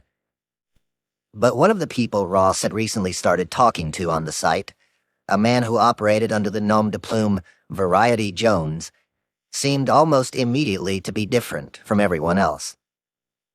He sold weed seeds, but he wasn't just any weed seed dealer. Variety Jones was a sommelier, someone capable of telling you a seed's variety, its viticulture, along with the strain, just by looking at a picture of it. And unlike the hordes of impatient and pushy drug dealers on the Silk Road, Variety Jones, or VJ as he was known in the forums, was guileful and intelligent. He, assuming he really was a he, knew everything about everyone, on the site and off, even the creator of the site. Just 2 days after the menacing serpent and centipede dream, Ross and VJ started chatting on TorChat, a messaging platform that promised privacy for those using it. "I want to talk to you about security stuff," Variety Jones wrote in one of their earliest correspondences. "Lots of security stuff." Ross was eager to hear, now fully aware that he was no longer just being targeted by the U.S. government, but was very likely being hunted by authorities in dozens of countries. Given that real money was now flowing into the site, too, with Ross pulling in tens of thousands of dollars a week in revenue for the sale of drugs and guns, there would surely be more authorities hunting him soon. The only way to hide from the cops was to build better security into the site. Ross was a gifted coder, sure, with a quixotic vision of the future, but he knew better than anyone that he was out of his depth when it came to fixing the site's vulnerabilities. Yet the more he chatted with Variety Jones, the more Ross realized he was interacting with a very able complement, someone whose strength seemed to be the very area in which Ross was weakest. Perhaps most important, Jones quickly indicated that he could be the perfect lieutenant, a proverbial bad cop to a kinder boss. "There isn't anyone who knows me even a little bit that would ever dream of crossing me," VJ warned Ross. "If they did dream of it, they would wake up and call to apologize." Variety Jones said that he was 45 years old and from Canada, but now lived in England, and it was apparent by his answers to Ross's programming questions that he knew what he was doing. He told Ross that a few months earlier, shortly after the Gawker article had been published, VJ and an associate had found a secret back door into the Silk Road servers. Late one night, like a couple of burglars breaking into someone's home just to look around, VJ had rummaged through the site's files to make sure it wasn't being run by law enforcement. Hearing this obviously scared the shit out of Ross. Who else might have been sniffing around in there? When VJ believed that the mastermind behind the Silk Road was legitimately trying to end the war on drugs and wasn't an undercover DEA agent trying to arrest poor, unsuspecting citizens, Variety Jones wanted to help the cause. After all, if the site grew, VJ can make more money by selling more drugs. And here he was, advice at the ready. But first, VJ wanted to ensure that the creator of the site knew what was at stake here. "Not to be a downer or anything," he wrote to Ross, "but understand that what we are doing falls under U.S. drug kingpin laws, which provides a maximum penalty of death upon conviction. The mandatory minimum is life." Ross knew this better than anyone, but he felt like what he was doing was truly going to change the world and free people. Given that, life in prison, or taking his last breath in an electric chair, was not enough to deter him. "Balls to the wall and all in, my friend," Ross replied, vociferating how unafraid he was of those consequences. After this was clear, their collaboration moved to the next phase. VJ started to give Ross pep talks. "Just always remember Life magazine," VJ proffered. "So successful, they had to shut it down." According to VJ, the cost to print the luscious post-war photo magazine exceeded the newsstand price. So the more people who purchased Life, the less money it made. Until one day it had grown so much that it went bankrupt with success. This, he warned, could happen to the Silk Road if its founder wasn't careful about the server costs and hiring the right employees as it grew. Ross was rapt as he read the words on his screen. Until this moment, he had felt so alone running the site, with no one to talk to about the questions rattling around in his head. Now here was a man who seemed to have answers to questions Ross had never uttered aloud to anyone. "Tell me more," he replied to VJ. Before long, he started seeking out all kinds of advice from VJ. Ross would write questions for his new friend while he sat in his apartment in Sydney, or in a nearby coffee shop, slurping up everything Variety Jones had to offer. They went from speaking every few days to every few hours to, eventually, every few minutes. Each tete-a-tete was an instructive lesson for Ross. Whether he was learning how to set up a Bitcoin config file on the server, managing warring factions of dealers on the site, or understanding how he was perceived by the proletariat who used the Silk Road. At its core, though, the relationship was personal. VJ's greatest value was as an executive coach of sorts. Someone who could mentor the young founder through problems germane to any startup, like Bill Campbell, who had helped the creators of Twitter and Google, or Mark Andreessen, who offered advice to Mark Zuckerberg at Facebook. "What are my strengths?" Ross asked VJ one afternoon, hoping that his new confidant could hold up a mirror for Ross to see himself, a view that Ross, in his secret solitude, was incapable of discerning on his own. "You play your cards close," Vijay replied. "You really do get that it's gone from fun and games to a very serious life-or-death lifestyle you've created." He then listed a handful of attributes of the leader of the Silk Road, including that he was obviously well-educated, and that many on the site saw him as the Steve Jobs of the online drug world. "Awesome," Ross replied. Then he followed with a more vulnerable question. "What are my weaknesses?" Variety Jones didn't skip a beat. "Your inability to discern between a garter snake and a copperhead," he wrote, "and the gaping holes in your knowledge of security." "Wait," Ross interrupted. "What's the snake metaphor?" "Recognizing something as dangerous when you think it's harmless." It was a pointed comment, one that left Ross searching for more answers. In that pregnant moment, as Ross heard the waves on Bondi Beach and felt the soft air of Australia, a pressing question was left unspoken. Could Variety Jones, this unlimited dispenser of wisdom, this ostensible genius in the realm of cybersecurity, be offering Ross a hint that maybe this new friend wasn't here just to help, but had a larger plan in the works? If Vijay was trying to offer a warning, Ross was too caught up in the conversation to see it. And he didn't stop to question which of these two snakes Variety Jones might be. The harmless garter or 100-foot venomous demon. "Tell me more," Ross wrote instead. "Tell me more." Chapter 19. Jared Goes Shopping. It was still dark outside when Jared opened his eyes and looked through the open window in the living room.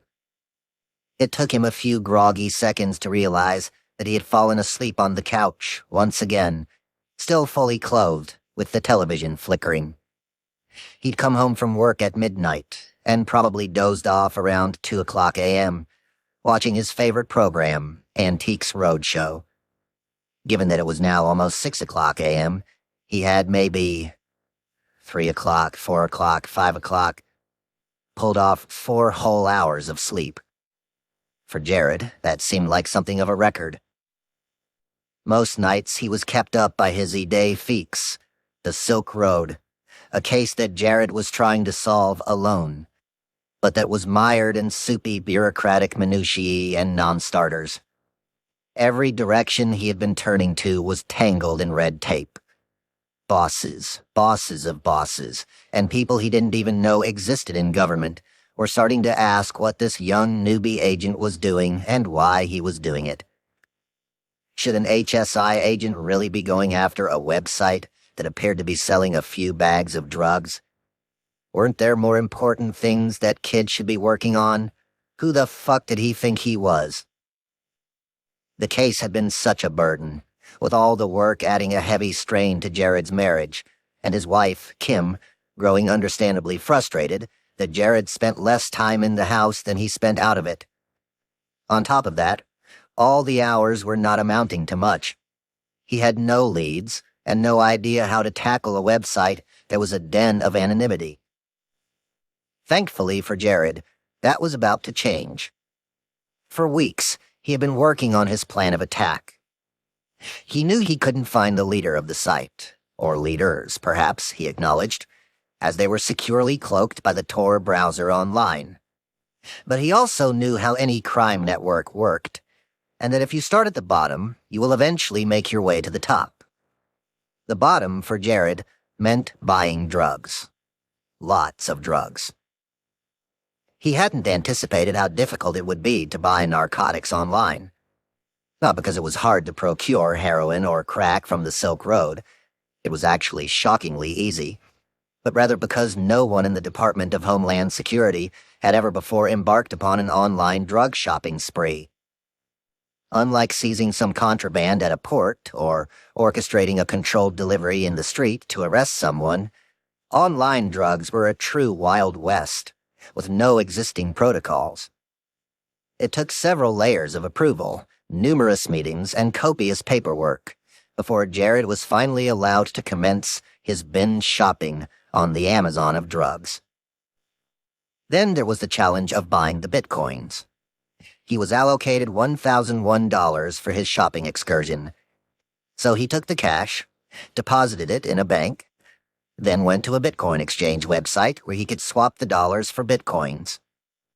It wasn't as easy as picking up drugs with cash on the street or finding a used bicycle on Craigslist, but it was still surprisingly painless considering what he was buying.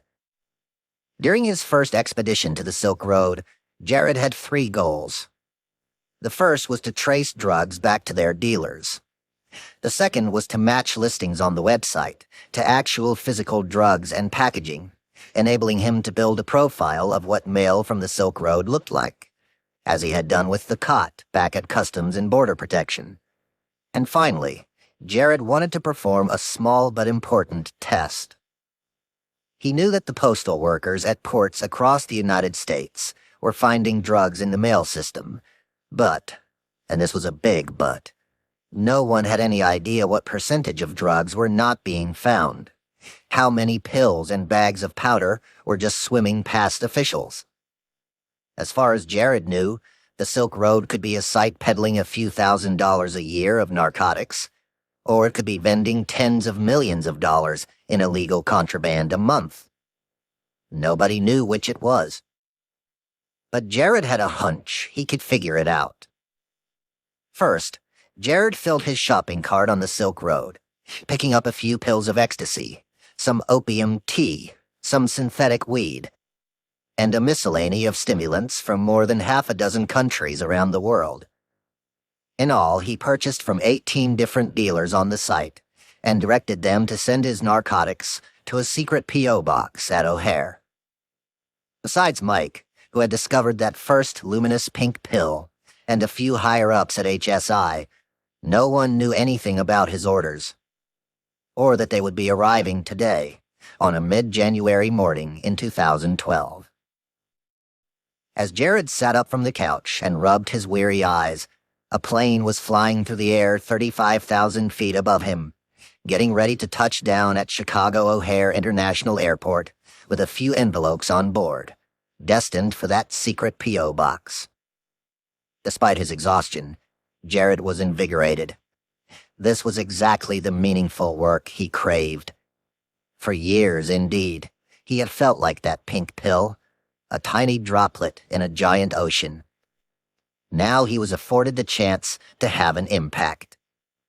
Maybe even make a name for himself. He rolled off the couch and sluggishly wandered upstairs to help his wife get their son, Tyrus, ready for daycare. There were kisses goodbye, a couple of giggles from Tyrus. Then it was out to the pervert car to work. His day began like any other, at HSI as he worked on other cases. Then by nightfall it was back to the airport to look for drugs. As evening came, so did the cold. Jared felt it as he walked up to the colossal mail center at the edge of the airport, trudging across the frozen ground toward the back door of the mail unit and stepping inside the land of halogen lights.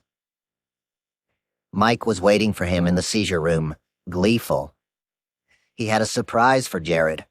A couple of 4x8 white envelopes from the same dealer with Jared's P.O. box address on the front. "I found your drugs," Mike said proudly. But that would be the only package Mike would find that day, or any other. Of the 18 orders that Jared had placed on the Silk Road, one was lost en route, and the other 16 arrived in his P.O. box unnoticed by anyone in the federal government. It didn't bode well for the new war on drugs. That evening, Jared, Mike, and another mailroom worker grabbed all of the drugs, slipped on protective blue rubber gloves, and splayed everything out on the conference room table at the mail center, taking pictures, tagging what they had found, and marking every mundane detail as evidence. By midnight, Jared would begin his hour-long drive home, and as he made it back to the couch and Antiques Roadshow, his mind was filled with a single thought. Who were the leaders of the Silk Road? And what could Jared do to capture them? Chapter 20. The Dread Pirate Roberts. Fireworks exploded in front of Ross from every direction, and with them came the ferocious sounds from above. Boom, boom, boom. Reds and greens and pinks reflected across the lake. He watched in awe as he brushed up against his new friend Laura and her sister to stay warm. He had landed in Vietnam a couple of days earlier, after spending the night on a bench in Singapore's airport, an accommodation more befitting the old amazing race Ross than the millionaire he was now on his way to becoming. The Silk Road, which he had started only a year earlier, had just crossed a line of $500,000 a month in drug sales, which would subsequently turn into hundreds of thousands of dollars in commissions that flowed right into Ross's pocket. Still, to Ross, money wasn't something that was meant to be spent on ostentatious things. So when he landed in Hanoi, the American Kingpin settled into his hostel and was elated to find he made it just in time to celebrate the Lunar New Year and see the divine fireworks show. The Lunar New Year was the perfect revelatory moment for Ross. It was a signal of a new beginning. A time, as Ross had read, when it was okay to forget about the troubles of the past year and to hope for a better year to come. More important, this cultural celebration was a reinvention of sorts, which was exactly what Ross had been through over the past week. A few days earlier, he had been working on the Silk Road when his new confidant and friend, Variety Jones, had messaged him with a bizarre question. "Have you even seen The Princess Bride?" VJ asked. It was a completely random query, even for Variety Jones. And even more bizarre given that a few minutes earlier, Ross had been talking to VJ about coding problems and drug sales. The movie he had asked about, The Princess Bride, was a cult dark comedy from the mid-'80s about a farmhand who becomes a pirate and has to save Princess Buttercup from a fire swamp. A very random question from VJ indeed, but often the conversations between the two men would veer in any number of directions. Over the past few weeks, they had chatted for several hours a day about a medley of different topics. Since they had become friends, there was barely an hour that went by without Ross and Variety Jones checking in with each other. They had become so close that most evenings ended with some digital pillow talk. "All right, off to sleep. See you in a few," Ross would write. "You make sure you get some sleep," VJ would reply. Most mornings began with another aloha to see how the other was doing. "Hey, good morning," one would say. "Howdy rowdy," the other would reply. During the rest of their waking hours, they would banter about politics, the war on drugs, porn, and books, and laugh at each other's jokes. VJ was always able to make Ross chortle. "My mailman is a drug dealer," VJ wrote when a package arrived. "He just doesn't know it." The bond between Variety Jones and Ross had blossomed so much that in recent weeks, the longest period of time that had passed without them chatting was a 2.5-day period over New Year's Eve. As Ross rang in January 1st, watching a fireworks show in Australia and fixing someone's elbow after a drunken incident, Variety Jones was in London, fast asleep after dropping a couple of tabs of ecstasy, drinking 2 bottles of champagne, and passing out 30 minutes before the ball dropped. Their bond had grown so strong that Ross had even greeted VJ when he returned to work after the holiday by saying, "I missed you, smiley face." VJ was likable and funny and witty, but more important, he was someone whom Ross could really trust, in a world where you couldn't trust anyone. For the first time since he'd started the Silk Road, Ross Ulbricht had a best friend. Variety Jones, of course, was also making money from the friendship. Ross paid him for his services, sometimes as much as $60,000 at a time, which covered travel expenses and subordinate programmers who worked for VJ. It was the perfect time for such a connection to blossom, as the stresses of running the site were only growing more intense. When it had begun, the site offered a few magic mushrooms and some weed. Now it was home to almost every narcotic imaginable, some of which were being sold in very large quantities. People were also hawking lots of different guns. You could buy Uzis, Beretta handguns, AR-15 assault rifles, endless rounds of ammunition, and silencers. All of this brought more press, with the media taunting the government, noting that it still hadn't shut down the site. 8 months after Senator Chuck Schumer blasted Bitcoin, Silk Road is still booming, read one headline. The pressure this put on Ross was monumental. But his new best friend had a plan that was somehow rooted in a discussion about the movie The Princess Bride. Ross replied to VJ's query about the film with a sort of yes. Like many kids of his generation, his parents owned a copy of the movie on VHS. So, Variety Jones wrote, you know the history of the Dread Pirate Roberts? Ross couldn't quite recall, but he began typing what he remembered about the movie and the name of the main character. When he was lost, Variety Jones finished the summary for him. Something about a guy called Wesley, who took on the name of the Dread Pirate Roberts from someone else. And over the years, a new person would take on that name, and the old one would retire. So no one knew who the original Dread Pirate Roberts really was.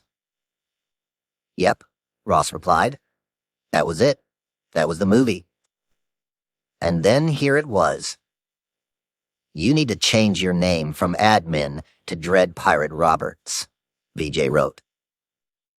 The words Dread Pirate Roberts hung on the screen, as if they were suspended in some sort of alternate reality. Dread Pirate Roberts. What a brilliant idea. Ross loved it. Ooh, that's good. That's really good.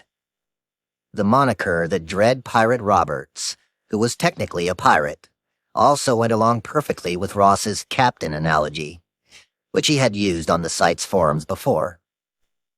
VJ noted that, most important, changing his name to Dread Pirate Roberts would allow Ross to erase his old trail from the past, to maintain that he really had given up the Silk Road.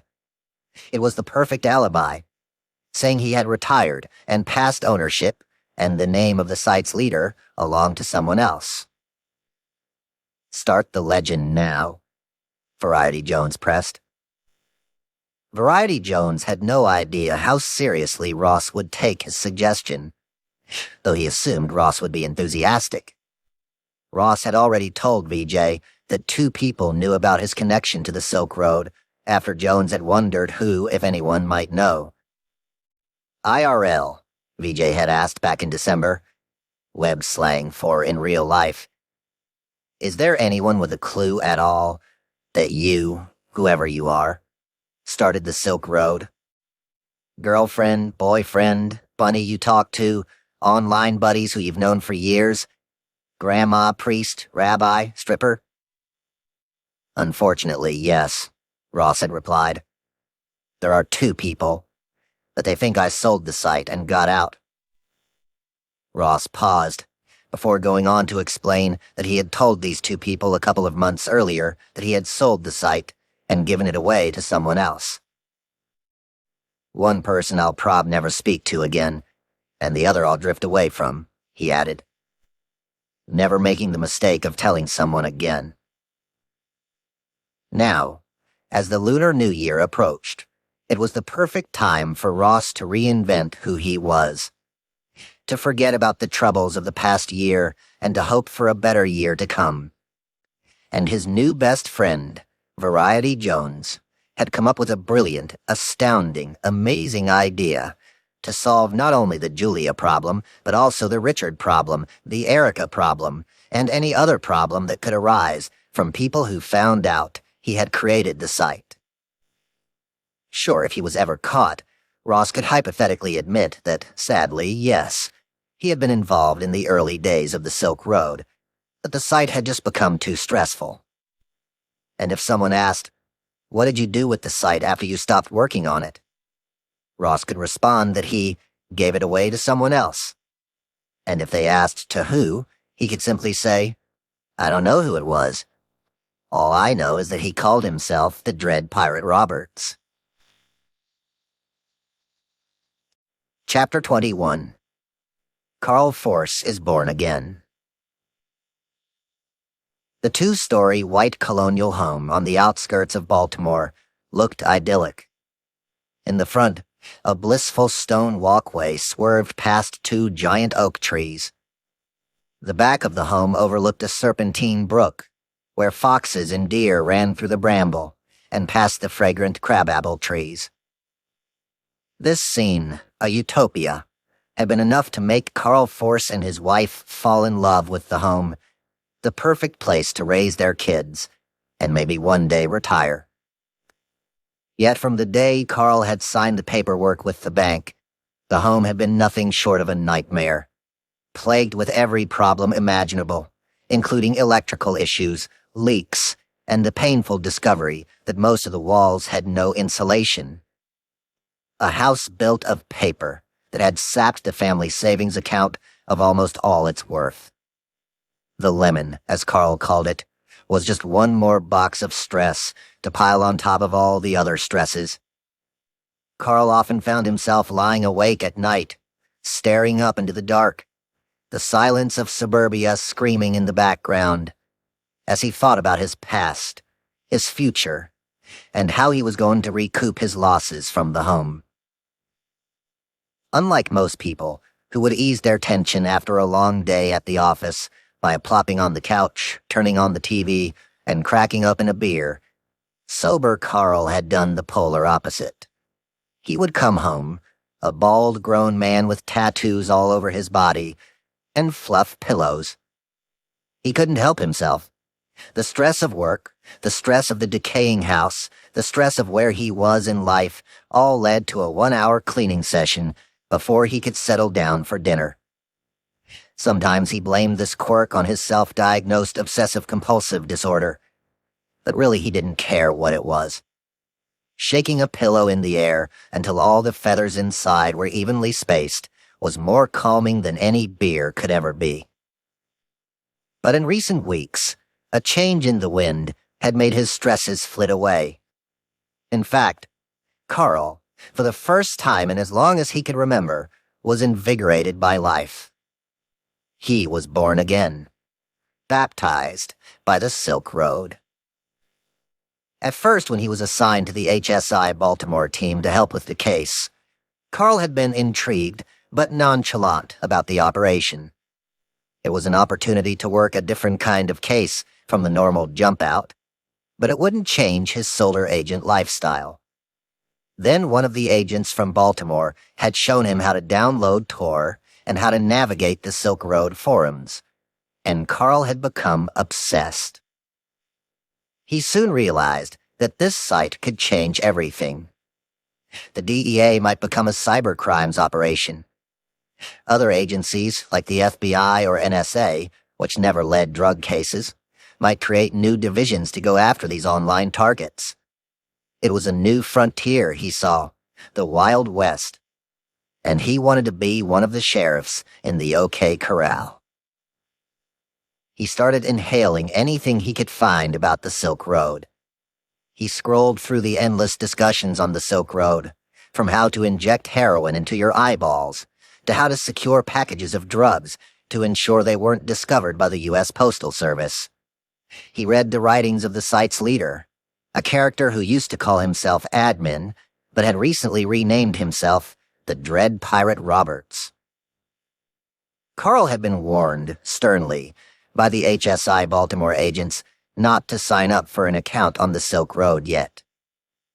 "Don't do anything stupid on the site," he was told by his supervisors. "We don't want anyone knowing that law enforcement is on there." But Carl had someone to hunt, and the feelings he had experienced in his early days as an agent were returning. His body buzzed with the thrill. It was like someone had pulled back a Carl Force curtain, and a younger, sprightlier Carl Force was there waiting to prove himself to his boss, to his co-workers, to his wife, to himself. Soon his solar agent days started to grow longer too. Now when the sun went down, Carl would pull into his driveway, run upstairs to the spare room in the back of the house, and flip open his DEA laptop to scour the Silk Road and read the new postings by its leader. For now, the pillows in the colonial house would have to wait. There was work to do. He needed to burrow deeper into the Silk Road and figure out a strategy to take down the site. Chapter 22. Oh, Captain, my Captain. The Silk Road tribe didn't just like their new leader's name. They fucking loved it. It was a rallying cry for everyone involved. A masked face for the leader of a revolution. If Cuba had Che Guevara and Ireland had Michael Collins, then the war on drugs would have the dread pirate Roberts. The site's forums, where people could discuss anything about the Silk Road, were bubbling with chatter about its leader's nom de plume. The dealers and buyers were galvanized with a feeling that they weren't simply buying or selling drugs, but were on the fringes of an insurrection that was going to change the entire legal system forever. Ross's employees also immediately took to the new moniker, as it gave an identity to someone who, until now, had had no selfhood. One minute their boss was an anonymous, elusive figure behind a keyboard. The next he was a feared pirate who was going to lead them into battle with the U.S. government. And by fucking God, he was going to win that battle. Everyone started respectfully referring to Ross as either the Dread Pirate Roberts or DPR for short. And those closest to him, mostly his employees, chose an even more important title: Captain. Dozens of times a day, they addressed their commander this way. "Mornin', Captain." "Ready when you are, Captain." "My thoughts exactly, Captain." "Sweet dreams, Captain." "Night, Captain." Ross loved it, all of it. For the first time in months, he felt invigorated by the sight and the direction he could steer the ship. And it was his ship, no one else's. Oh, Captain, my Captain. Before meeting Variety Jones, Ross had questioned what he was doing. Was all of this worth it? At first, he had lived with the constant fear that running the site could land him in jail for the rest of his life, or even force him to walk the Green Mile to an electric chair. He had come to terms with this by reminding himself that he was fighting for something he believed in, and because he was helping people, the risk was worth the reward. But after overcoming that obstacle, he couldn't quite come to terms with the reality that he had to constantly lie to those around him. His few employees had helped pull him out of this depression, reiterating to their leader how proud they were to be a part of something so grand and revolutionary. Sure, they were being paid, with most making a few $100s a week for their programming services, but it wasn't just about the money. They were grateful to be involved. One employee told Ross he had walked away from his other jobs and responsibilities in life to pursue all of this. The prospect of legalizing drugs and ensuring that future generations would not spend their lives in prisons for selling or even doing drugs was more important than anything else, the employee said. Another proclaimed proudly, "We really can change the world. We are really lucky. This opportunity is on the scale of a few times in a millennia." The tide had turned so much, and with so many prospects for the Silk Road, Ross had decided to start writing a diary. In one of his first journal entries, realizing the profundity of his vision, he wrote, "I imagine that someday I may have a story written about my life, and it would be good to have a detailed account of it." There were plenty of reminders to illustrate his rising importance. From a financial standpoint, the site was so successful and was processing so many orders that he had now become a millionaire. Though being frugal Ross, he didn't buy anything showy with the money beyond a few nice meals. All of his possessions still fit snugly in a small bag. But while the Silk Road side of his life was perfect, he still was troubled that he had to lie to people. When his family and friends asked what he was doing for work, Ross told a different story to each of them. I'm a day trader. I am working on a video game. I buy and sell digital currencies. Each time he told one of those stories, Ross was filled with guilt.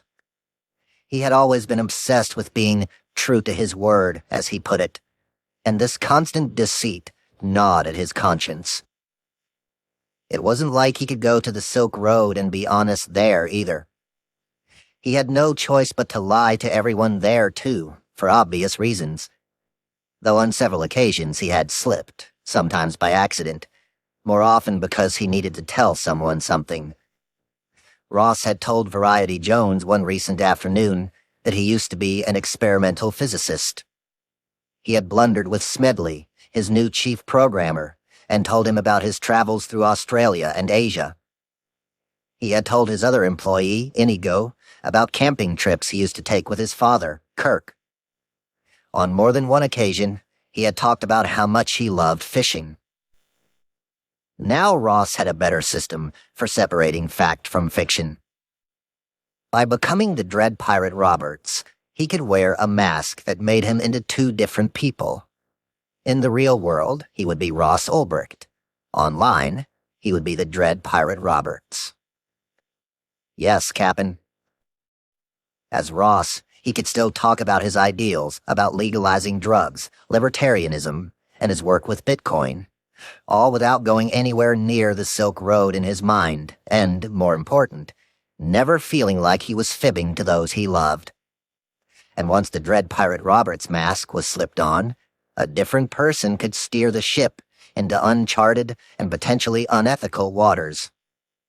DPR could cross lines that Ross would never have come up against, all of which he had to negotiate to take the site to the next level.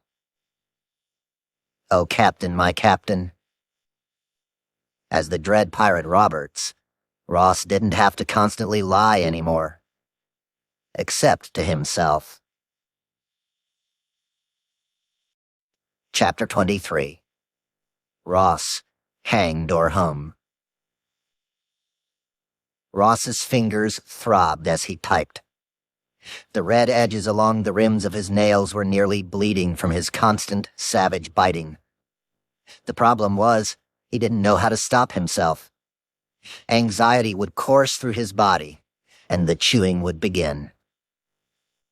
It was a pattern that was developing, and Ross had no idea how to end it. One minute the site would be expeditiously moving along, as smooth as water to a stone, and then out of nowhere, boom, some sort of cataclysmic event would occur. Server crashes, hackers trying to break into the Bitcoin bank, bad code that needed replacing, good code that needed updating, conflicts between drug buyers and drug dealers, lost packages, scam artists, and stolen Bitcoins. While these issues were understandable given the nature of his work, they would come out of nowhere, and Ross was forced to fix them immediately, no matter where he was. Sometimes these problems were easily resolvable, like plugging holes in the ship when hackers attacked. Other problems had been plaguing the site since it began, like finding where those holes were before the hackers found them. And yet occasionally, a problem arose that would cost Ross tens of thousands of dollars in a matter of minutes. For example, in the single day recently, he had found out, someone had managed to steal $75,000 in Bitcoins because of some second-rate programming Ross had written. Those were the days that he would begin incessantly biting his nails. Luckily for Ross, losing $75,000 wasn't going to bankrupt him. He was now making so much money from the site that he was having trouble laundering it into physical cash. Back in December, the Silk Road had been processing $500,000 in drug sales each month. Now, in late March, the site was doing $500,000 in sales a week. When Variety Jones looked at the growth charts, his response to the dread Pirate Roberts was apropos. "Fuck me," he wrote. I mean, in my mind, I knew it, but seeing the graph, well, fuck me. The graph he was referring to was of a yellow line that illustrated growth and profits on the site and pointed straight upward to the right and all the way off the page. Variety Jones took a few minutes to do some math. His calculations predicted that, at the current growth rate, sales would be up to $1 million a week by April, just a month from now, and double that by midsummer. He told Ross that in the worst-case scenario, 2012 would end up being a $100 million year for the site. And if things stayed on the current trajectory, by the end of 2013, the Silk Road would be processing nearly $1 billion a year in drug sales. Ross's cut from the commission fees was now averaging $10,000 a day and growing higher, quite literally, by the hour. In reality, Ross's wealth was doubling and tripling every few weeks as the exchange rate for bitcoins rose. If Ross had $100,000 in one of his Bitcoin accounts on Monday, it could be worth as much as $200,000 by Friday without his doing a thing. If VJ's predictions were correct, in a bear case, Ross could personally be making $100 million a year by 2014. In a bull case, if the current value of Bitcoins continued to grow as it had been doing, he could be making 10 times that in no time at all. But the pile of digital money introduced a whole new set of problems. Besides the issue of turning it into cash, and doing so without the tax man finding out, more money meant more customers, and that brought a slew of issues. There were the rampant conflicts on the site between dealers and buyers, slowing servers overloaded with new visitors, and a lot more attention from law enforcement. "All that money won't be worth much if we're behind bars," Ross wrote to VJ as they discussed the site's vertiginous growth and the anxiety that came with it. Anxiety that Ross knew he had to take a hold of, or it would take a hold of him, inevitably leading to a mistake. A mistake was the surest way to be caught. And being caught was the absolute last thing Ross, VJ, or the tens of thousands of people now buying and selling on the site wanted. "We need contingencies," VJ argued, "and a plan." So, with Variety Jones's guidance, Ross came up with just that, a plan. First and foremost, Ross would leave Australia and go home. Traveling had given him some much-needed perspective, but months on the road had also given him a whole new set of worries. At first he had found solace and comfort staying with his sister in Australia. He fell in love with the idyllic climate and the fun that came with that, including being battered around by the Bondi Beach waves. With no day job to tie him down, Ross had soon set out for a month jaunting around Asia. Looking just like every other backpacker trekking through the islands around the Pacific Ocean, he stayed in youth hostels and ate noodles from roadside vendors. The only difference between him and the throwaway friends he met along the way was that they were mostly broke college students, exploring the world before they moved back to America or Europe to get a job and settle down. Whereas Ross was surreptitiously running the biggest drug-dealing website in the world, and was personally worth millions of dollars. Blending in had been easy, with his scarce belongings and scraggly hair. That was until something went wrong on the site. Ross had been left with no choice but to try running the Silk Road from internet cafes and glacially slow Wi-Fi hotspots across Asia, which meant every single time he had to check the site, there were dozens of prying eyes to peer over his shoulder. This meant that in the middle of conversations, He would tell his employees he had to relocate. "I'm going to move location," he wrote. "BRB. Moving location. I don't like this spot anymore. Gotta move, I'll be right back. Changing location." Sometimes he would just slam his laptop shut if someone caught a glimpse of his computer screen. Then he would scurry away, hopefully unnoticed. But often he didn't have any choice but to be stuck near the internet, hovering like a fly waiting for a dog to take a shit.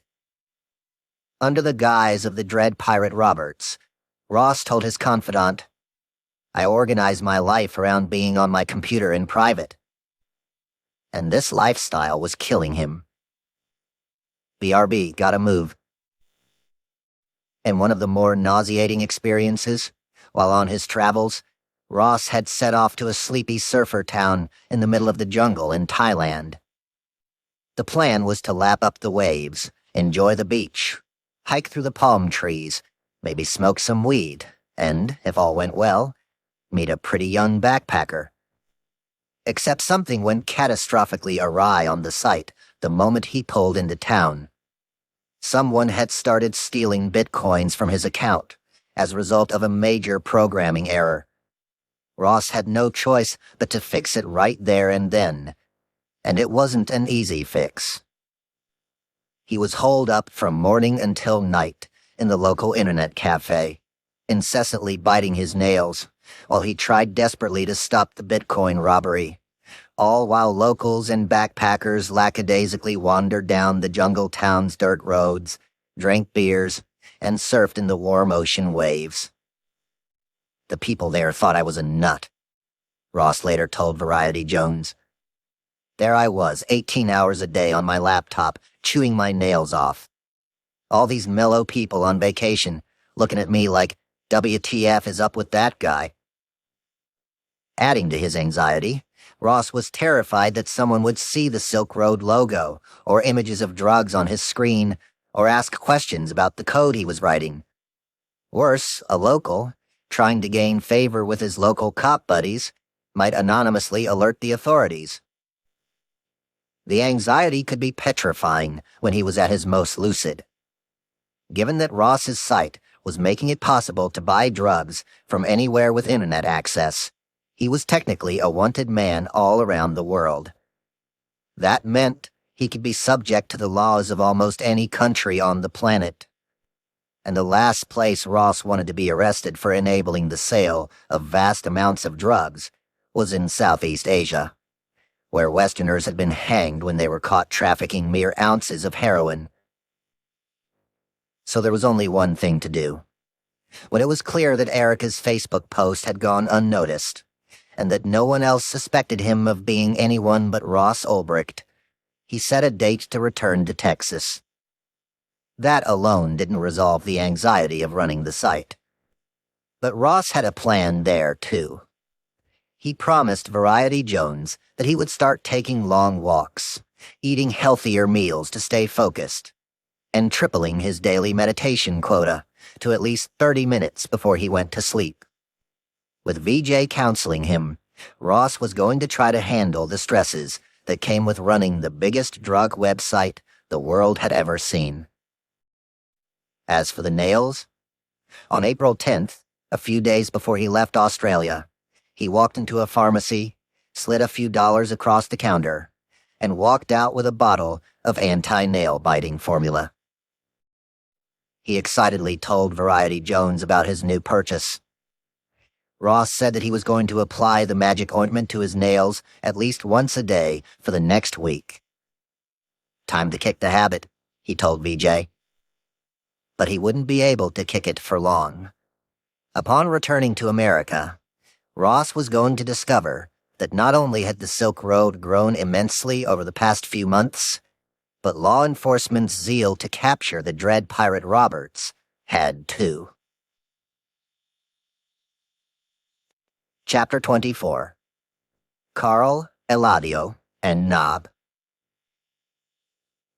For a DEA agent, going undercover was one of the most exciting and equally nerve-wracking aspects of the job. If you did it right, You could catch some unscrupulous people. If you did it wrong, those people could catch you. Carl Force had learned this lesson the hard way, as a newbie DEA agent almost 14 years earlier, when one of his first assignments was on a case in the small town of Alamosa, Colorado. Carl had ended up there after arresting and then turning an informant, who promised to help facilitate some drug buys with the local dealers. The town was just north of the New Mexico border, so it was a perfect smuggling port to get coke and meth into the country. The informant set up a few meetings to get the initial operation off the ground, but things went haywire almost immediately.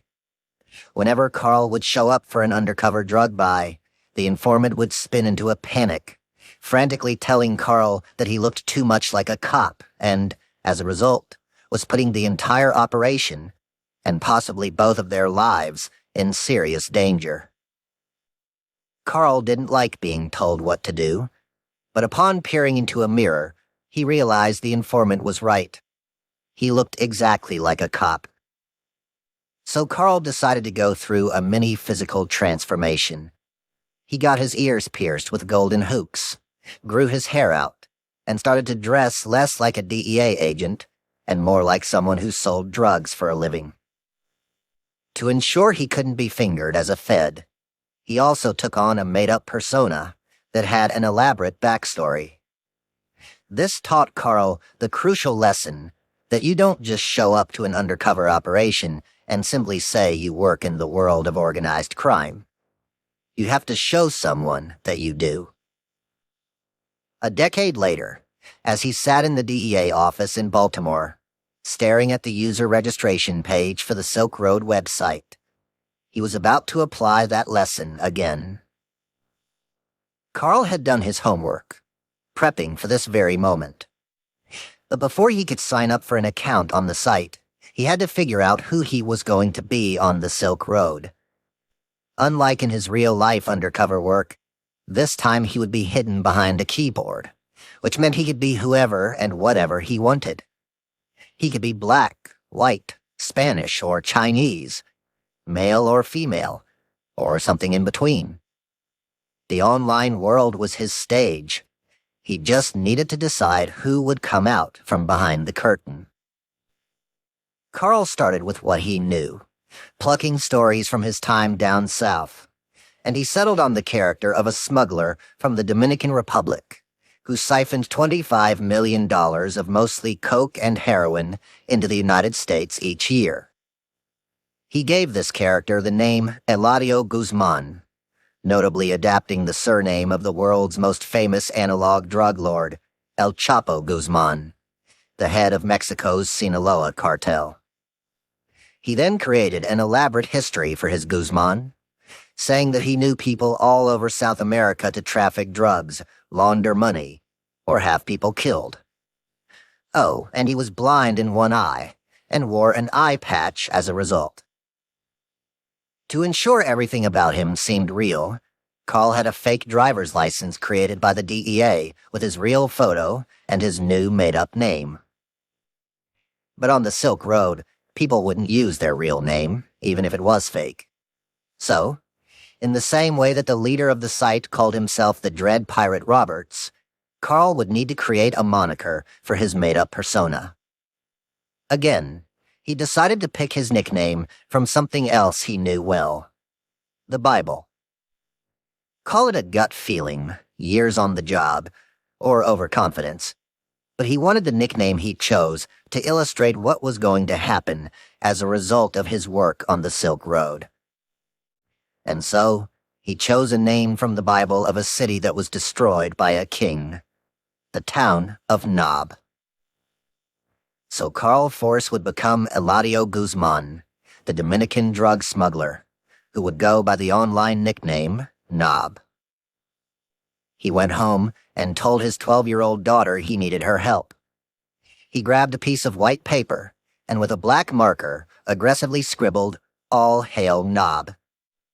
He then placed an eye patch over his fake blind eye, pulled a dark hoodie over his bald head, and held up the piece of paper as his daughter snapped a picture of him. Then he signed up for an account as Knob. For the past month, Carl had been meeting with the Baltimore agents to discuss a strategy for their probe.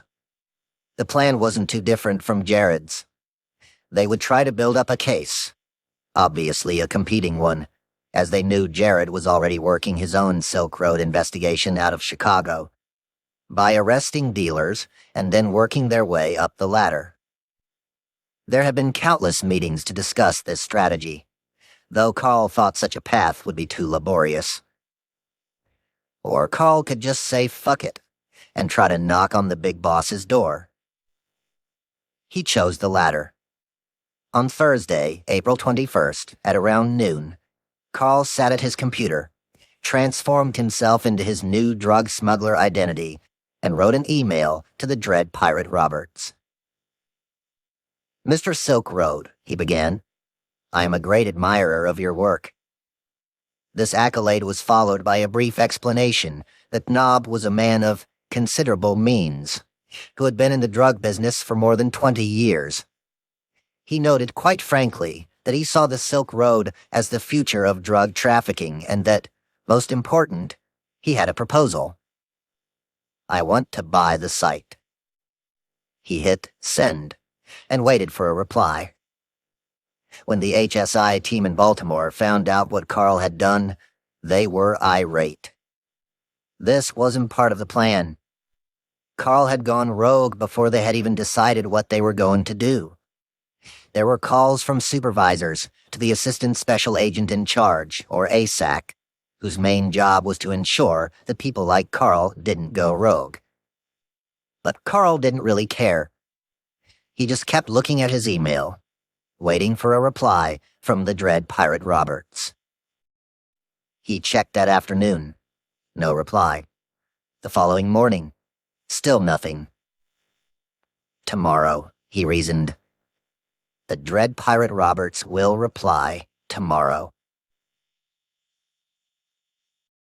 Chapter 25. Jared's Chicago versus Carl's Baltimore. Jared's tiny HSI office was starting to look less like an office and more like an extension of the mail center at Chicago O'Hare. Circling the room along the walls were dozens of tubs piled as high as a small child, all filled to the brim with envelopes, around 500 in all. These packages all had one thing in common. They had at one point contained drugs purchased on the Silk Road. Above those piles of mail, the office walls were decorated with printouts and photos of the different drugs, pills, baggies, rocks, that had once been inside those envelopes. It was clear that Jared, who didn't take no for an answer, had fallen deep into the Silk Road case with his stubborn obsessiveness. He had been working on a system to try to figure out which envelopes and drugs came from which vendors on the site. When a package was discovered by the customs officials, no matter what time of the day or night, Jared would get in the pervert car and drive to the airport, pick up the narcotics, snap pictures, and fill out seizure documents before returning everything to his office. Then it was off to the website to look through every single picture of the drugs for sale and try to figure out where the package had come from. Given that the Silk Road now had thousands of dealers, it was not an easy task. But Jared was always up for a laborious and all-consuming challenge. He reasoned that when, or at this rate, if, they finally caught the leader of the Silk Road, Jared would have hundreds of pounds of evidence tying the site to actual drugs. He had learned a lot by purchasing his own drugs on the site, figuring out who was selling what, and learning how drugs coming from differing countries might look different from one another. Some used puffy envelopes. Other drugs were hidden in everyday objects like CD cases. Some dealers put them in hollowed-out dead batteries. Others stuck tabs of LSD to the backs of photos. Yet with all of this information coming together, he had also learned something else rather disturbing. The site was growing too quickly for anyone to catch up to it. In the months since Jared had started to investigate the case, the Silk Road had become a phenomenon. It was being written about in the press all over the world on a daily basis. And given that the site was still running after 18 months, other potential customers felt more confident buying drugs and guns, so the customer base was growing rapidly. The slew of press came with consequences, not just for the leader of the Silk Road, but also for Jared. All those stories in all those newspapers and blogs meant that other government agents were learning about the Silk Road, and Jared assumed they would want in on the case. And he was right. In the spring of 2012, on a late afternoon, Jared was sitting in his office, sifting through the latest envelopes customs had intercepted, and, like a doctor checking an X-ray, holding up photos of drugs next to images on the website. He had checked in with his wife, Kim, and was trying to wrap things up to make it to the airport before racing home, when his computer sounded a loud ding, announcing a new email. This wasn't just any email. The system that agents use to keep records of their cases is designed to notify each agent when someone else in the government has read their specific case files. The email that Jared had just received told him that two people at Homeland Security in Baltimore, a sister office within the same agency, were at that very moment reading one of his case files. As he sat there looking at the message on his screen and wondering what was going on, there was another ding, and another. Soon it was like an old lady had hit the jackpot in Las Vegas. Ding, ding, ding, ding, ding. As Jared sat there perplexed as to what was going on, things grew even stranger. His supervisor in Chicago received an email from another supervisor in Baltimore, saying that a group of agents wanted to come out to the Windy City to talk about the Silk Road case. To add to this bizarre, out-of-the-blue request, the Baltimore agents were bringing their U.S. attorney with them. This could mean only one thing. Baltimore wanted in on Jared's case. But Jared didn't want anyone impinging on his hunt for the dread Pirate Roberts. This was his case, not theirs, and other people would surely drag him down in his pursuit. He also knew that coming out and saying that would only lead to infighting, which would only lead to a deconfliction meeting, where someone very high up in government decides who gets to run a case. That wasn't a good scenario for Jared. In a standoff with older agents, he would likely lose. So Jared and his boss at HSI agreed to a meeting with the Baltimore team at the Dirksen Federal Building, where Jared had first sold the Chicago U.S. attorney on the Silk Road case. On the day of the meeting, Jared showed up at the home of the 50-ton Flamingo, expecting 1 or 2 people from the Baltimore contingent. But instead, a small army streamed inside the office, including agents, assistants, and their own personal Baltimore assistant U.S. attorney, who introduced himself as Justin. After some formalities and awkward handshakes, the Baltimore attorney spoke. "Thanks for meeting with us. We've been reading your reports, Jared," momentarily looking in his direction. "And you're doing some really great work. Just great reporting in there." Jared thought to himself, "I know you've been reading my fucking reports. I've been getting alerts in my inbox every 15 minutes for the past few fucking weeks." He kept his rant to himself for now, and instead smiled and nodded. The Baltimore attorney then explained that the HSI agents in the room, Mike and Greg, who also worked with Carl Force, had picked up a lead in a bust, a dealer who had been turned, and had given them a list of names belonging to people who sold drugs on the Silk Road. The attorney went on to say that they were going to trace all the people on the list, and one of those names is going to be the leader of the Silk Road. The Baltimore team sat there gloating with pride at their plan. Jared couldn't stop himself from interrupting them. "You guys have no idea what you're up against," he said, upset.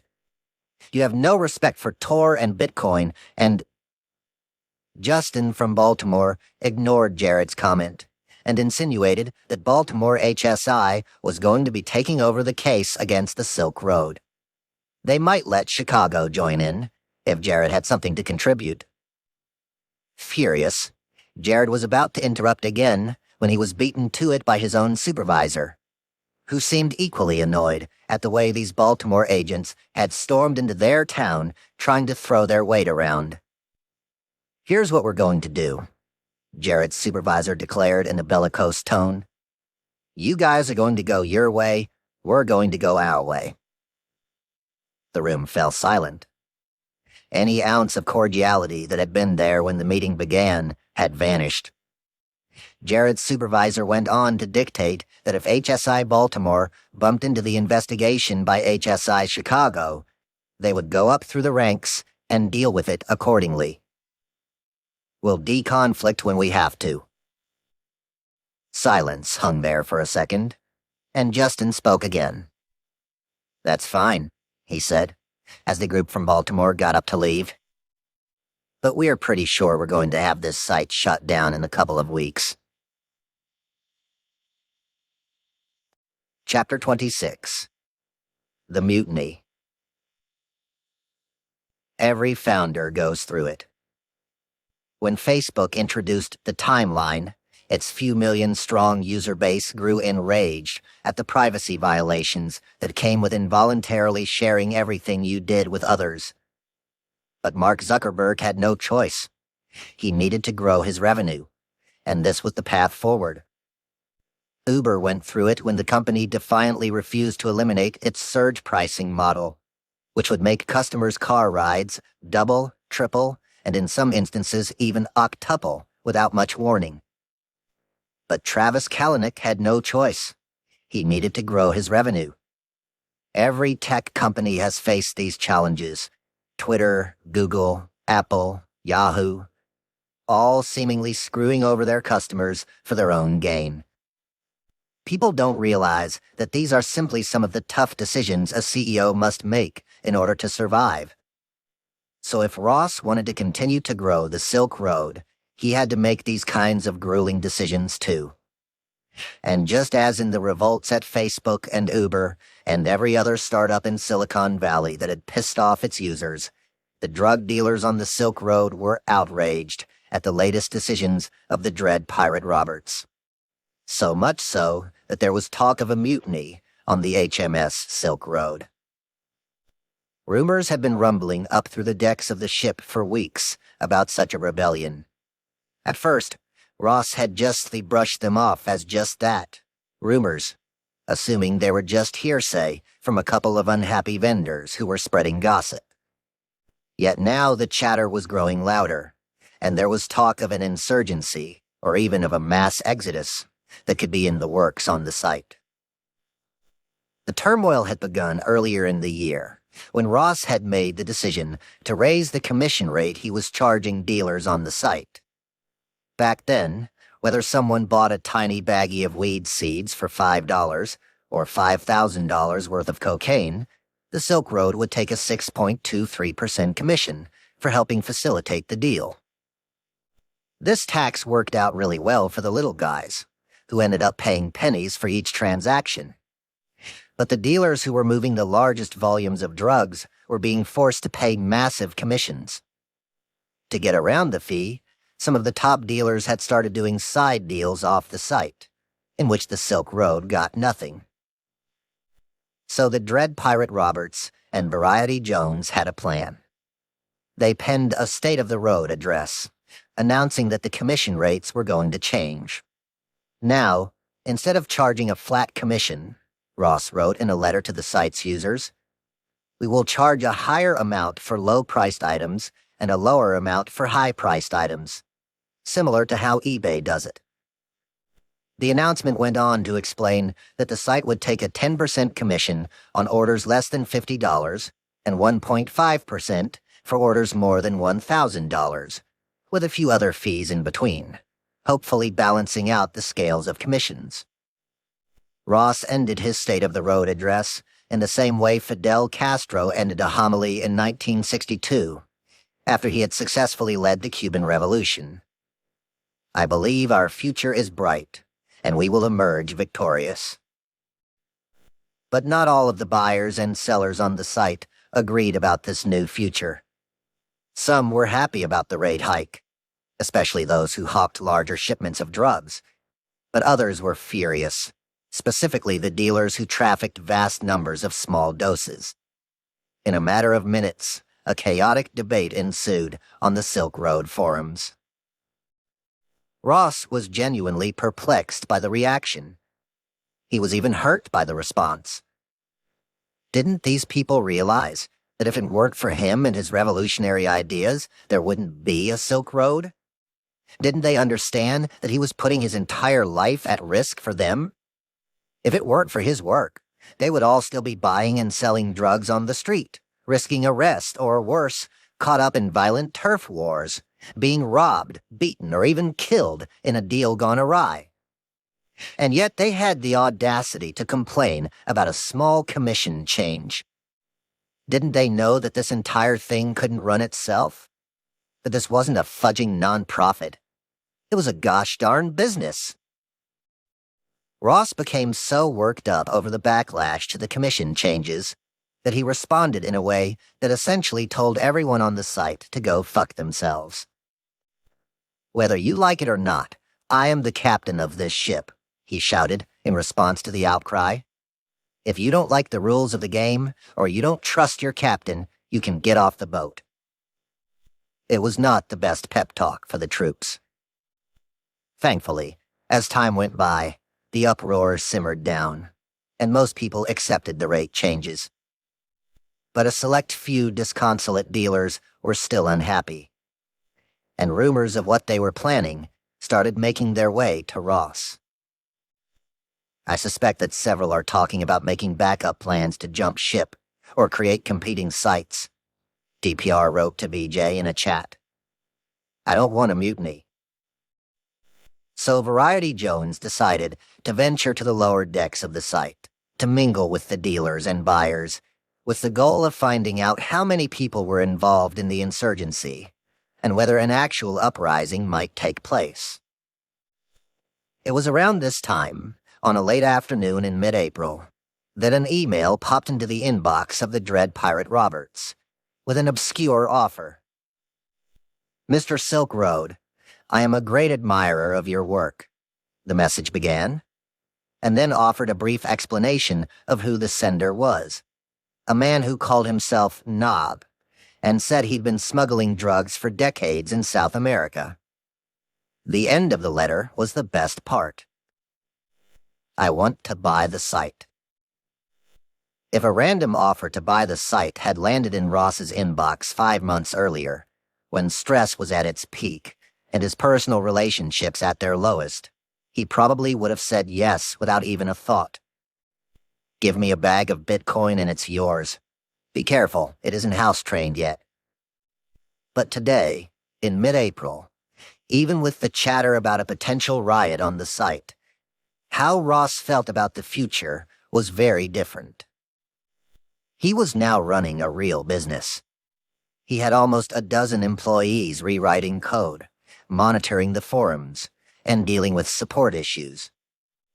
Variety Jones was by his side helping to steer the ship, and Ross was starting to comprehend that the Silk Road was going to be bigger than anything he had ever imagined. More important, Ross had recently had an epiphany that this website, which had begun as a tiny dream, would be his life's work. And what a magnum opus it was turning into.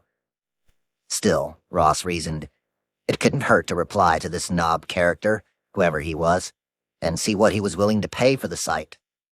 If this were a startup in Silicon Valley, a financial offer would be one way to gauge its worth. After all, what was the worst that could happen? He could receive a lowball offer from Knob, and that would be the end of the conversation.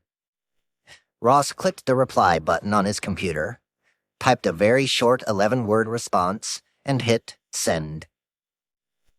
"I'm open to the idea," the email said. What did you have in mind? As he waited for word from VJ about the mutiny, Ross went about his day, preparing for a camping trip he was about to go on with his old buddies from high school. Ross had returned to Texas a couple of weeks earlier. As he had promised Variety Jones, he was meditating in the early mornings or late afternoons, then working for a few hours on the site. To keep his sanity, and to keep his fears of law enforcement in check, he would socialize after work like any other normal programmer with a 9-to-5 job. He went on hikes in the forest just outside Austin. He smoked some weed with his high school friends and went rock climbing with others. And he had, thankfully, avoided running into Julia, since he'd returned to the Lone Star State. A few days went by before Ross heard back from Knob. But the email was perplexing. Knob said that in order to make an official offer to buy the Silk Road, he would need to see financials, including monthly gross sales from the site, net sales, percentage charged to sellers, total buyers, site maintenance and upgrade costs, ? Salaries for the administrator and monitors. That's never going to happen. There were only 2 people on Earth who had seen those numbers. One was named Dread Pirate Roberts, and the other was Ross Ulbricht. Even Variety Jones didn't know all those details. DPR politely declined to share the numbers with Knob, citing the risk that such sensitive information could easily fall into the hands of law enforcement. But still, he decided to throw out a potential sale price for the site to see if the buyer was even remotely interested in an acquisition. At the very least, it was titillating to ponder the value of his creation. Facebook was now being valued at around $80 billion. Twitter was worth some $10 billion, and that place was run like a clown car. Surely the Silk Road offered something that, if not quite at their value, yet, was at least in the range for the right buyer. I think an offer for the entire operation would need to be 9 figures for me to consider it, Ross wrote to Knob. As this conversation continued, Variety Jones returned with whispers in his ear and reports ready for the Dread Pirate Roberts. It seemed the rumors about the mutiny were indeed correct. A group of dealers on the site weren't happy with the new commission fees, and they were weighing what to do next. Option 1 for these mutineers, Ross learned, would be to jump ship to a new, much smaller competing website that had recently come on the scene called Black Market. Then there was option 2, for those behind the rebellion to go off and literally build a competing drug site that had much lower fees. Or, finally, the worst-case scenario was not too dissimilar to what happens daily in real-world businesses when a CEO is ousted by the board. In this scenario, the dealers were talking about hacking into the site, given its massive security vulnerabilities, and commandeering the Silk Road. But more disconcerting than any of these options was the other piece of intelligence that Variety Jones had discovered during his reconnaissance mission. The problem, as VJ explained to DPR, wasn't just that people were upset about the high commission fees on the site. There was a much bigger issue looming. One that Ross could never have envisioned when he had the idea for the Silk Road years earlier. Chapter 27. $1 billion? Carl sat at his laptop reading the email from the Dread Pirate Roberts. It's a tough question. This is more than a business to me. It's a revolution and is becoming my life's work, it began, and then proclaimed a price. I think an offer for the entire operation would need to be 9 figures for me to consider it. 9 figures? Carl almost choked when he read that number. That could mean as low as $100 million or as high as $999 million.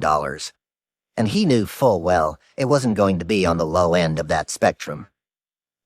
But he was also baffled at how big the Silk Road must be. Until now, Everyone on the Baltimore task force and those inside the DEA had assumed the site was a relatively small operation.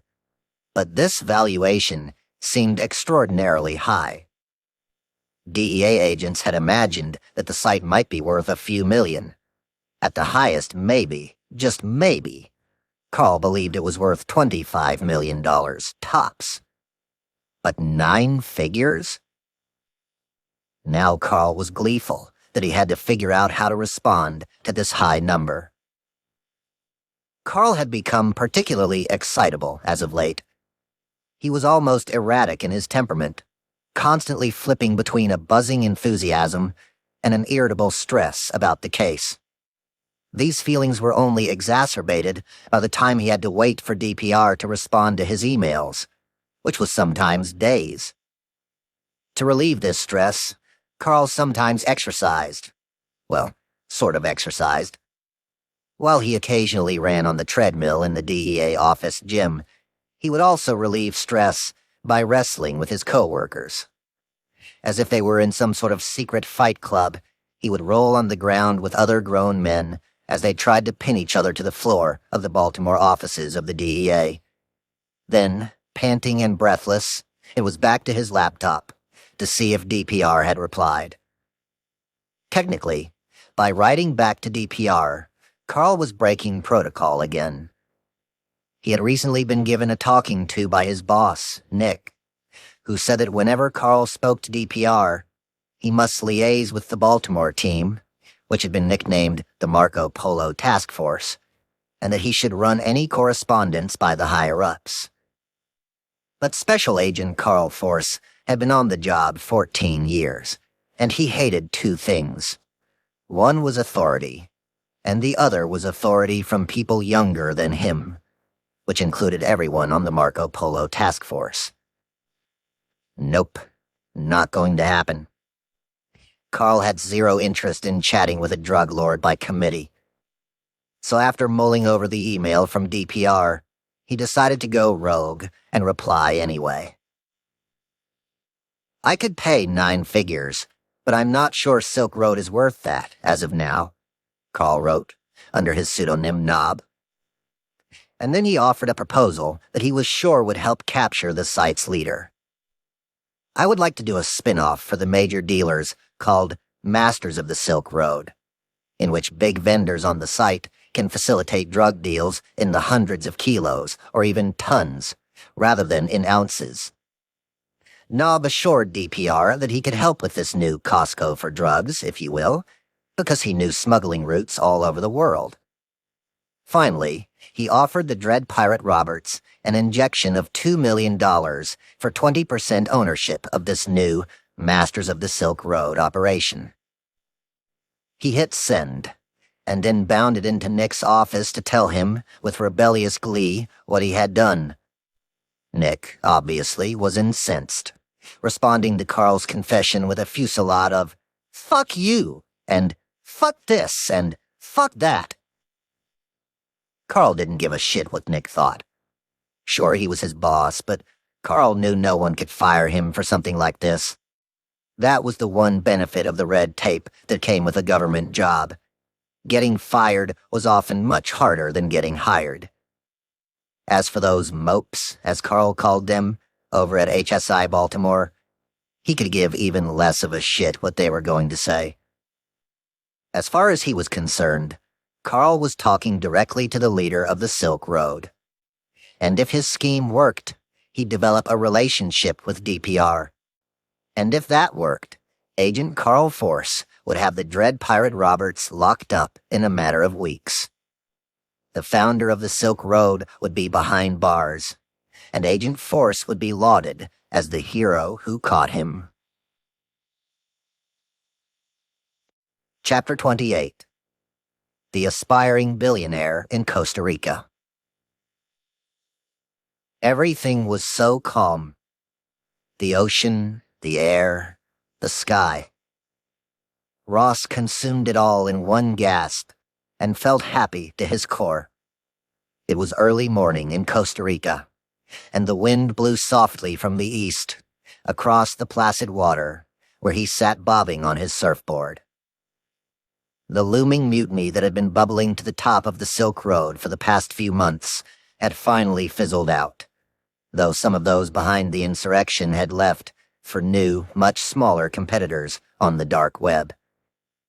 With those troublemakers gone, the site was now running relatively fluidly again. Employees were toiling away under the direction of the captain, Dread Pirate Roberts, and it was continuing to grow at a staggering pace. Ross's profits were multiplying by the second, quite literally, as the value of bitcoins was dramatically increasing. It was as if he stuck a dollar bill in his pocket before he went to sleep, and found $2 or even $3 there the next day. As a result, his personal net worth was well into the tens of millions of dollars. He was tightening up security protocols, too. To be sure that the people who worked for him had not been compromised by the cops, Ross made his closest advisors adopt a question-and-answer system that only those two people would know. So if he asked one of his employees, "How's the weather?" the employee would have to reply with the exact phrase, "Boy, is it cold here in the Bahamas." If the employee said something else, like, "Oh, fine, how's it with you?" Ross would know something was amiss and could immediately shut down their account. Each employee had their own question and answer. "If I say, 'Can you recommend a good book?'" Ross wrote to another underling, he replied, "Anything by Rothbard."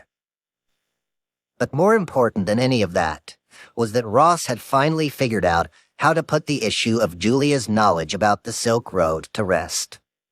Something he would address once and for all when he returned to Texas in a couple of weeks.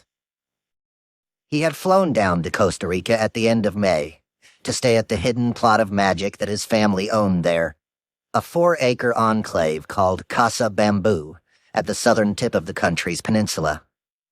Paradise with an internet connection. This place was special to Ross for many reasons. When he wasn't in Texas as a child, he had come of age here, exploring the jungles with his sister, sitting on the porch with his mother, listening to the howler monkeys, and learning how to surf on a mini foam surfboard with his father. But Ross loved Casa Bamboo for a more salient reason. It had been one of the influences that led him to start the Silk Road. 20 years earlier, his parents had fallen in love with the area while on vacation and decided to build a family holiday home in the pasture. Ross's dad, along with a few friends and locals, built 4 cabanas that made up a tranquil solar-powered Swiss Family Robinson retreat. The Ulbrichts rented the place to tourists part of the year, so Paradise paid for itself and then some. This accomplishment had made Ross want to pursue a similar goal of starting something from scratch. And boy, had he ever. Ross had confided in Variety Jones about some of his lofty earlier dreams, and how they now seemed within reach. Specifically, Ross shared a silent declaration he had made to himself in 2004, that by the time he was 30 years old, he would be worth $1 billion. For so long, it had seemed he would fail dismally at that quest. Yet now, 2 months after he turned 28, the goal wasn't so out of reach anymore. As Ross said to VJ in one of their long conversations, when he looked at the current trajectory of the Silk Road, if he calculated the future sales of the enterprise, it could happen. He could very well be a billionaire in 2 years. When Ross showed VJ the latest Excel spreadsheets outlining the revenue and projections of the Silk Road, VJ responded with a shocked, "Fuck me," then added, "100 million is starting to look light for 2012. On for $1 billion in 2013. "Giddy up," Ross replied. To get there, though, they would need to continue expanding. DPR and VJ had been experimenting with different ideas to grow the site, including a 420 contest, where people could enter a raffle and win different illegal things, and some legal ones, including an all-expenses-paid vacation with some additional spending money. But Variety Jones and DPR both knew it wasn't contests and the Silk Road alone that would get Ross to his coveted billionaire status. The site needed to diversify into other markets and to reach a larger set of customers. They discussed an entire genre of underground websites that would borrow from the Silk Road brand. Silk Digital could be for downloadable digital goods, like stolen software and tools for hackers. Silk Pharma would be for pain meds, uppers or downers. Maybe they could build a site for weapons, they reasoned. But these expansions would take work. So Ross had decided to come down to Costa Rica, to his parents' patch of paradise, to focus on this exact problem. His mother and father didn't have a clue what their son was working on. How can you look at your own flesh and blood, who was once a Boy Scout, then a physicist, who donated books to the local prison in his early 20s, and think, oh, maybe he's becoming one of the most notorious drug dealers alive? You can't. It doesn't enter the mind.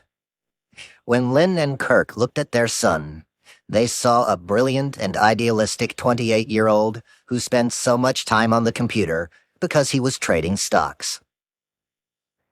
Ross believed the day would come when the movement he'd launched would become unstoppable, and proved to the U.S. government that the only way to win the war on drugs was to legalize them completely. Then, and only then, would the dread Pirate Roberts be able to remove the mask, and Ross Ulbricht would step out onto the world's stage and take a bow. His mother would look proudly at her son, the hero of the libertarian movement, a movement that had first been planted in Ross's mind as a tiny seedling at his parents' dinner table discussions back in Austin. Though Ross and VJ knew that wasn't going to happen just yet. As Ross sprung out of the water in Costa Rica, he rinsed the sand off his body and scarfed down breakfast before scurrying away to work on his laptop in private, hidden from prying eyes.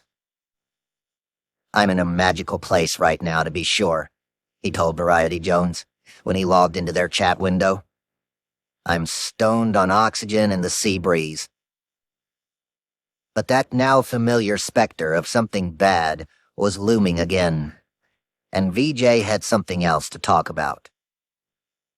Dude, I'm worried about our winner, Variety Jones said, referring to the person who had won the 420 contest and was about to be awarded the all-expenses-paid vacation and a few $1,000s in cash. What's the matter? VPR replied. He's trying to dry out. Heroin. It's not working. And I think his recent influx of cash didn't help. Oh, geez. Fuck, what are we doing? VPR said, then joked. Should have thought more carefully about dropping $4K on an addict. Maybe our next prize will be 3 months in rehab. Yeah, VJ said. It does show we've got problems Gillette doesn't have in their promos. Variety Jones then joked that their next promotion should be win 3 months in rehab. The more drugs you buy, the more chances you have to win. As Ross changed the subject of the conversation to more pressing issues, specifically how to expand the Silk Road and grow the business so he could reach that special 10-digit number, the calm Costa Rica sky was starting to turn a deeper gray. A violent storm was on the horizon, ominously moving closer to land. Chapter 29. Variety Jones Goes to Scotland. It was dark and quiet in Glasgow, Scotland, as the clock in the hotel room wound past 2:00 a.m., and a middle-aged man, sitting at his computer, sipped some water to quench his thirst. The man known as Variety Jones was balding and disheveled, his t-shirt stained and stretched at the neck, his eyes worn and droopy like a plastic figurine left too near a fire. This was a man who had been through hell and back, his body ravaged by years of disease, drugs, and jail. But he had clearly enjoyed the trip. On his computer screen, a number of windows sat splayed open. One had some sort of programming code, and another appeared to be a chat window, with two people talking. The man with the droopy eyes clicked on the chat box, and then began typing. "Tappity-tap-tap," he wrote to DPR, then pressed the return key. A moment later, there was a reply. "Tabaroo. I'm in the land of 12-euro tins of beer in a mini-fridge," Jones wrote. "Oh, joy. Hello, hotel bill." VJ had been lying low in London with his girlfriend for the past few months, while he worked on the Silk Road for his unofficial boss, the Dread Pirate Roberts. Mostly their relationship had gone swimmingly. Their skill sets were complementary, and they largely shared the same worldview. But a fissure had begun to surface. After Jones had come to Glasgow to celebrate his uncle's death, yes, celebrate, as VJ told DPR, the Jones clan threw bigger funerals than weddings, with the casket in the middle of a pub, and a revelry of dancing and drinking, made up of 400 friends and family, flowing around the deceased uncle. He had logged on to check in with DPR and resolve a moral disagreement they were having. It wasn't often that they argued. The relationship between Jones and Dread was impenetrable, and a true and tight friendship had developed between the two men since a year earlier, when they first met through the Silk Road. Their alliance had blossomed over their shared belief that drugs should be legal, and guns too. VJ was a loyal servant and companion. He had even talked about buying a helicopter company to break DPR out of jail if he was ever caught. "Remember that one day when you're in the exercise yard. I'll be the dude in the helicopter coming in low and fast, I promise," he had written to Dread. "With the amount of dollars we're generating, I could hire a small country to come get you." But even with that bond, fundamental disagreements over the direction of the site would crop up, and Variety Jones was trying desperately to steer DPR in a new direction on a particular topic. It wasn't even up for debate in VJ's mind that the Dread Pirate Roberts was as libertarian as they came, and that he believed the Silk Road should be a place to buy and sell anything. There were no rules and no regulations, and as a result, there was something illegal for sale on the site for literally every letter of the alphabet.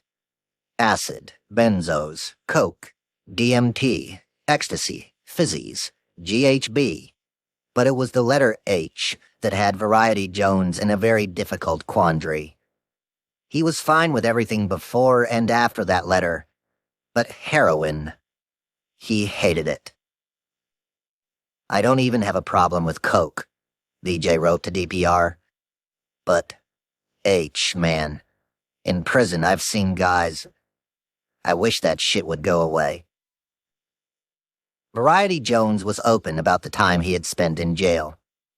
He told long and funny stories about people he had met behind bars, and explained the ins and outs of getting around the system, including how cans of mackerel were the currency of choice in the British prison he had been confined to years earlier. "I treat prison like being in a third-world country with poor communications infrastructure," he joked. But he told Dread about his time in jail, not for amusement, but as a prelude to sharing a story about what he had seen heroin do to people in prison. In lockup, they drug-tested you randomly, but they performed these exams only during the week, on Monday through Friday. Everyone inside knew how long each drug lasts in your system. If a prisoner smoked some weed, for example, it would show up in his piss for up to a month. As a result, no one ever smoked weed behind bars.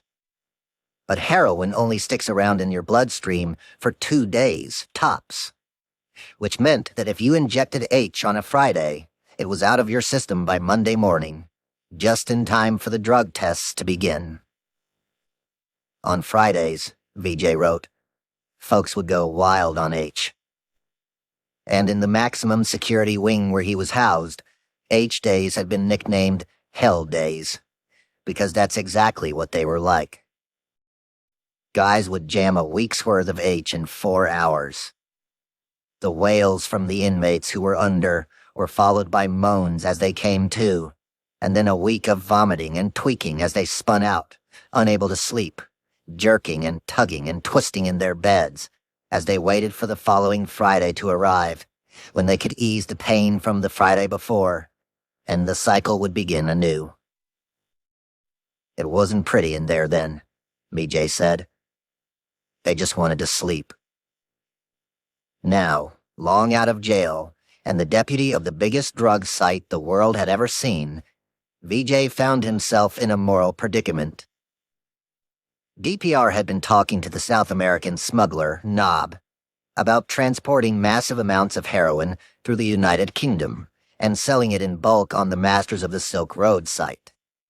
But before they could even begin building such a site or taking money from Knob, DPR wanted to ensure this Knob character was legit. So he had asked VJ, his consigliere, to help facilitate an early test deal. Morally, though, Jones told Dredd, I don't think I could make money off importing H. If you want to, I'll offer all the help and advice you need, but I don't want to profit off of it. Ross had never seen the effects of heroin in person, as he noted to VJ that the experience of Hell Days sounds awful. But it still didn't deter him from his belief system. As Ross had argued back at Penn State, it wasn't his place to say who could put what into their body. I've got this separation between personal and business morality, DPR explained to VJ. I would be there for a friend to help him break a drug dependency and encourage him not to start, but I would never physically bar him from it if he didn't ask me to. Variety Jones contemplated how hard he should press the issue. He'd been doing his best to counsel the Dread Pirate Roberts, but sometimes DPR's ego got in the way. On more than one occasion, VJ had lost his patience.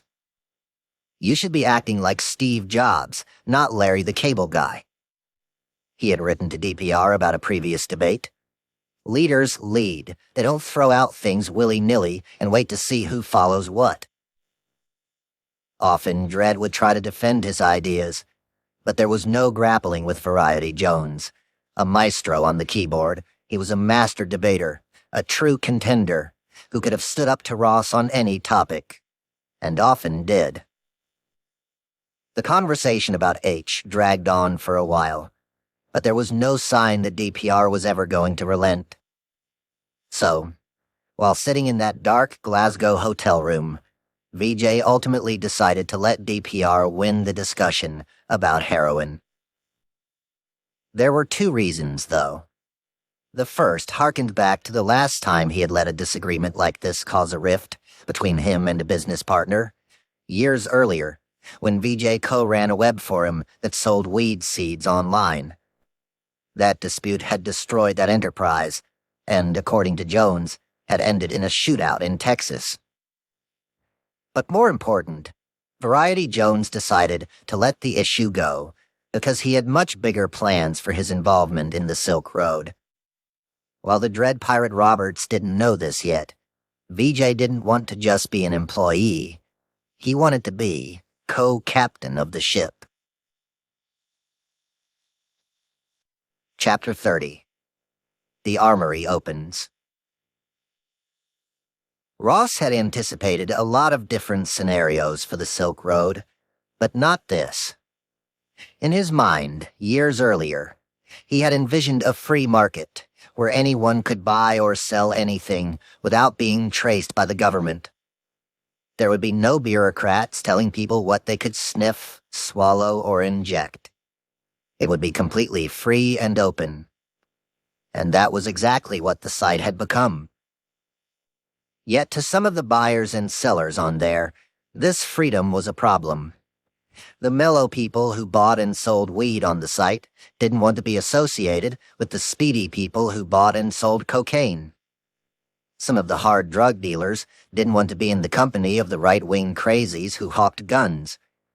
And some of the gun guys didn't want to be in the same shopping cart as the scummy heroin dealers.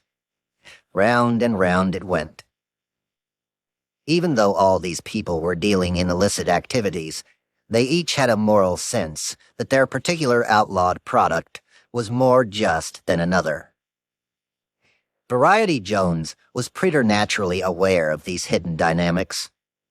He had been warning his boss about this for some time, pressing Dredd to at least get the guns off the site, so he didn't lose the weed sellers. This would also help mainstream customers feel more comfortable shopping in the drug aisles. So Grandma can come here for her cheap Canadian pharma meds, VJ wrote, and not trip over a Glock 9mm handgun on the way to the cash register. Ross saw things differently. The ability to accept anyone was in many ways Ross's superpower. He had practiced this philosophy from high school to the Silk Road. So he found it perplexing that others couldn't just go about their business and enjoy the free world he had created. Because of his unflinching acceptance, there were now more than 2,000 different types of drugs for sale on the site, as well as lab supplies to make your own drugs and products to store and sell those drugs. There were digital goods, including keyloggers, spy software, and other similar tools to hack into someone's email or webcam. People could buy forged documents, including passports, fake IDs, and even counterfeit cash that was indistinguishable from real money. And then there was the most contentious section of the site, labeled weapons, which had grown so much that you could buy everything from handguns to AR-15 automatic weapons. You could pick up bullets, grenades, and even a rocket launcher if need be. But if Ross wanted to keep growing his flourishing business, he needed to appease the more conventional customers, libertarian or not. Guns will scare off a lot of mainstream clients, Variety Jones had said. So Ross was going to have to make some changes. If he really wanted to make drugs legal, which was his ultimate quest, he was going to have to solve the gun issue. While he wouldn't bar them, he wouldn't bar anything, he instead decided to create a gun-only website. When he explored the idea with VJ, they had together come up with the name The Armory. At first it was going to be called Silk Armory, sticking with the Silk Road branding, but they both decided it sounded too bizarre. Or, as VJ pointed out, Silk Armory sounds like they sell Hello Kitty AK-47s. Thankfully, it hadn't been too difficult to build the armory. It wasn't like creating an entirely new site. Ross simply siphoned the code from the Silk Road, slapped on a new logo, a big, rugged A with wings, and changed some design elements. But the armory failed to solve a number of existing problems with weapons sales. Ross had hoped that people would be able to use the site to buy guns with the same ease as picking up a .22 at a local Walmart. But it turned out that shipping guns in the mail was a lot more complicated than placing a few sheets of acid, which looked like blotter paper, in an envelope. Ross needed to ensure that the people buying and selling the weapons from the armory would be able to get them to one another without someone from ATF showing up at their door and escorting them to jail. But he kept asking himself how. It wasn't like he could call his local post office on Park Drive in Austin and say, "Hey, I want to send some guns to a friend. What's the best way to do this?" So he did what most people his age do when they don't know something. He went to social media. Plodding over to his personal Facebook and Google Plus accounts, Ross posted an update asking, "Anyone know someone that works for UPS, FedEx, or DHL?" When a friend asked why he wanted a contact at one of these mail companies, Ross replied, "Well, I have a startup idea in the shipping sector, but I have zero experience there."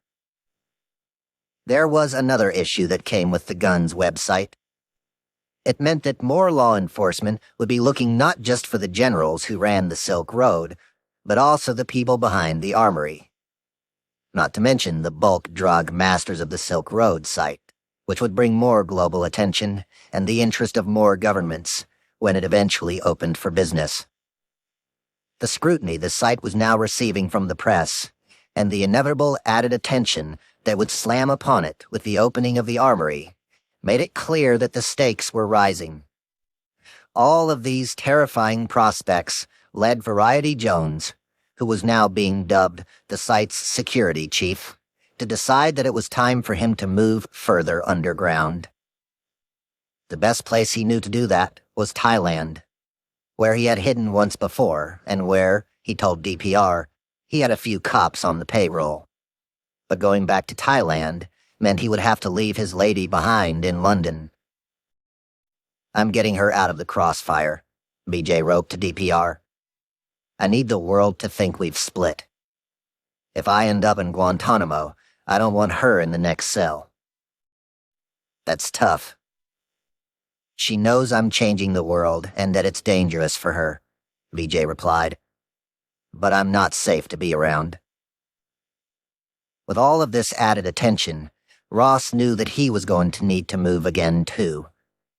Going back overseas didn't make sense right now, and staying in Texas near his family wasn't an option either. The lies and the possibility of being found out were just too risky. What he needed was a place where he could be on his laptop for 18 hours a day, and no one would question why he was being antisocial or what he was working on. Which meant he had to go to San Francisco. As he opened the doors of the Armory website, he began plotting his move out west, reaching out to friends who lived there, and figuring out where he would stay and what his cover would be once he arrived. But before Ross could go anywhere, he had one last loose end to tie up. He opened his web browser, navigated to Julia's Facebook page, and sent her a message asking if they could meet. Chapter 31. Ross silences Julia. Ross strolled along Rainy Street in Austin, past rows of old homes that had been converted into bars, as he headed toward the Windsor-on-the-Lake apartment building. It was late afternoon in the summer of 2012, and the street was relatively quiet. A few people sat on outdoor benches amid the faint sounds of Texas as they guzzled beers and ate local barbecue. He approached an apartment building on the street, pulled out his cell phone, dialed a few numbers, and waited for an answer. He hadn't been back in Austin for long, and wouldn't be there much longer. But before he left the Lone Star State again, maybe for good, he had to resolve the biggest problem of all. "Hey," he said into his phone. "I'm out front." A minute later, Julia appeared, running down the steps to greet Ross with elation. After a long hug hello, she stood back and looked him up and down to examine his outfit. Blue jeans, black belt, gray V-neck t-shirt, and matching sneakers, then laughed. So much time had passed since their romance had begun. Their lives had taken drastically different routes, and yet here was Ross Ulbricht, looking virtually unaltered. "You're wearing the exact same outfit I bought you at Penn State," she snickered. Ross simply smiled. They hadn't seen each other since that fateful night in October, and Julia was thrilled to reconnect. She ushered him into her studio to show him around. Boudoir photos lay everywhere, some on walls, others tilted on her desk. Ross immediately recognized a large picture of a woman arching her back. It had been taken in the studio where he had experimented with growing his first batch of mushrooms in Julia's underwear drawer 2 years earlier. How far he had come since then. Just 24 months ago, he'd been broke and aimless. Now he was rich and as steadfast as ever. "Wow, this place is amazing," he said, as Julia waltzed around in front of him. "I know. Aren't you proud of me?" she replied ebulliently. "I'm dating a new guy now. He takes me on all of these trips and takes me to all these great dinners." "Way to make me feel awesome," Ross said, joking with her. and then quipped, "Well, I'm dating a girl, too." After some small talk, Ross asked if they could go for a walk to discuss something. "Of course," Julia beamed as she grabbed his hand, and they strolled out of the building, down the concrete steps, and across the street toward a dirt path that led to Lady Bird Lake. The sun was beginning to set as they meandered along the trail, hand in hand, telling stories about the past few months of their lives. Julia was still in love with Ross, and part of her hoped he had come to take her back. They eventually came across a tree that was wider than Ross stood tall. At its base, there was a huge rock that rested on the water's edge. They sat down together. "So," Ross said, as he took a deep breath, preparing to tell Julia something important, "I just want you to know that I quit the site. I quit the Silk Road." "Thank God! That's so wonderful!" She leaned over and gave Ross a huge hug, holding on to him for as long as she could. The leaves above them sighed in the breeze, as Ross looked out at the sun that reflected pink and yellow and orange off the water. He took another deep breath and began an explanation of why he had given up the site. It had grown too big. It was too stressful. It just felt right to pass it along to someone else. "I'm so sorry for telling you about it in the first place," he lamented, "and I take full responsibility." "Thank you," Julia said, as he continued to talk, and tears began welling up in her eyes. "I just felt so powerful running the site," he said, then paused, as if he were reciting lines in a play. "I'm sorry." Julia thanked him again, both for the apology and for quitting the Silk Road. She leaned over, and they started to kiss. After a few moments, Ross pulled back and looked into her eyes. "I just need to know one more thing," he said. "Did you tell anyone else about the site? Anyone other than Erica?" "No," she responded quickly. "No one?" "No, I didn't tell anyone else. Just Erica." A pang of guilt came over her for having betrayed the secret at all. "I love you, Ross." "I love you too," he said, as they continued kissing, the sun lowering into the horizon behind them. "I just couldn't move on without knowing that no one else knew." They spoke more about the past, and Ross told her about his travels, about Thailand and the beaches and jungles and a mountainous sculpture he'd seen that was made entirely of extra-large dildos, about Australia, picnicking with his sister, and that his travels had made him reflect upon his life, and how thankful he was that he no longer had anything to do with the Silk Road. The cold air was beginning to blow off the water, and Ross suggested they walk back. "So what are you going to do now?" Julia asked, as they crossed Rainy Street back toward her apartment building. Ross told her he was leaving Texas in a few days to move to San Francisco. He planned to build an app with an old friend from Austin, Renee Pinnell. "I probably won't see you again for a while," he told her solemnly. She would be sad to see him go, she explained, but happy for him that he was free from the clutches of that awful website. "Yeah," he agreed. "I'm glad to be rid of it too. It was too stressful." As they approached the door to the studio, Ross leaned in and kissed Julia one last time. "I love you," she said. He didn't reply.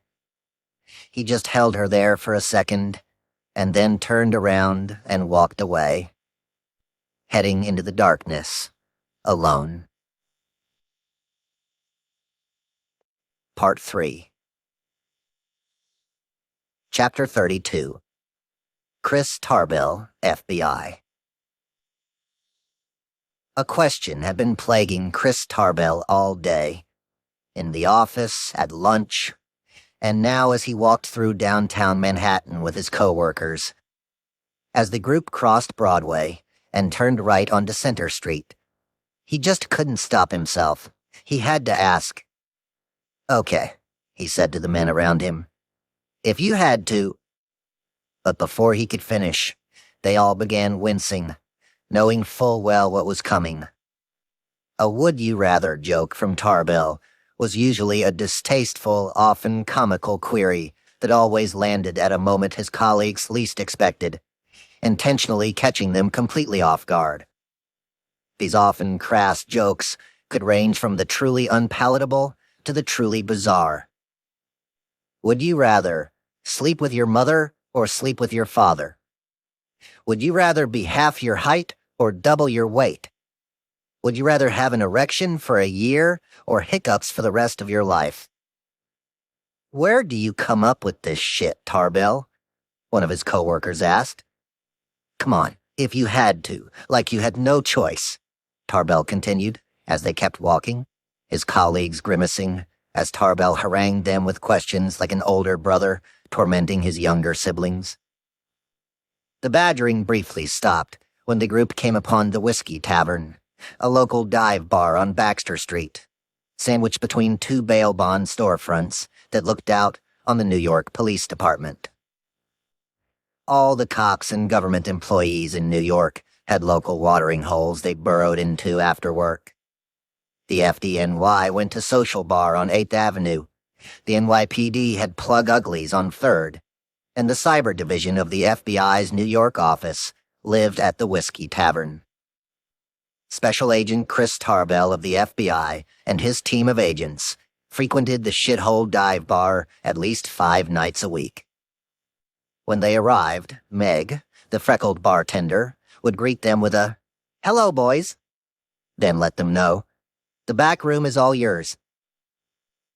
The area of the bar she was referring to was always reserved for the FBI cybercrime crew, and if they arrived unannounced, Meg would evict whoever was there. Given that tonight was a special evening, Tarbell asked for a few bottles of champagne, pronounced champagne. By champagne, he meant Miller High Life, the so-called champagne of beers, which cost $4 a pint at the tavern.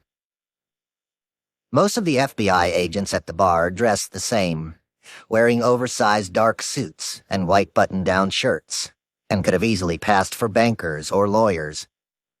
That was not true of Chris Tarbell, who looked like a cop from 10 city blocks away, with his short buzz cut, young face that didn't seem to fit his stocky 250-pound body, and swagger that exuded confidence.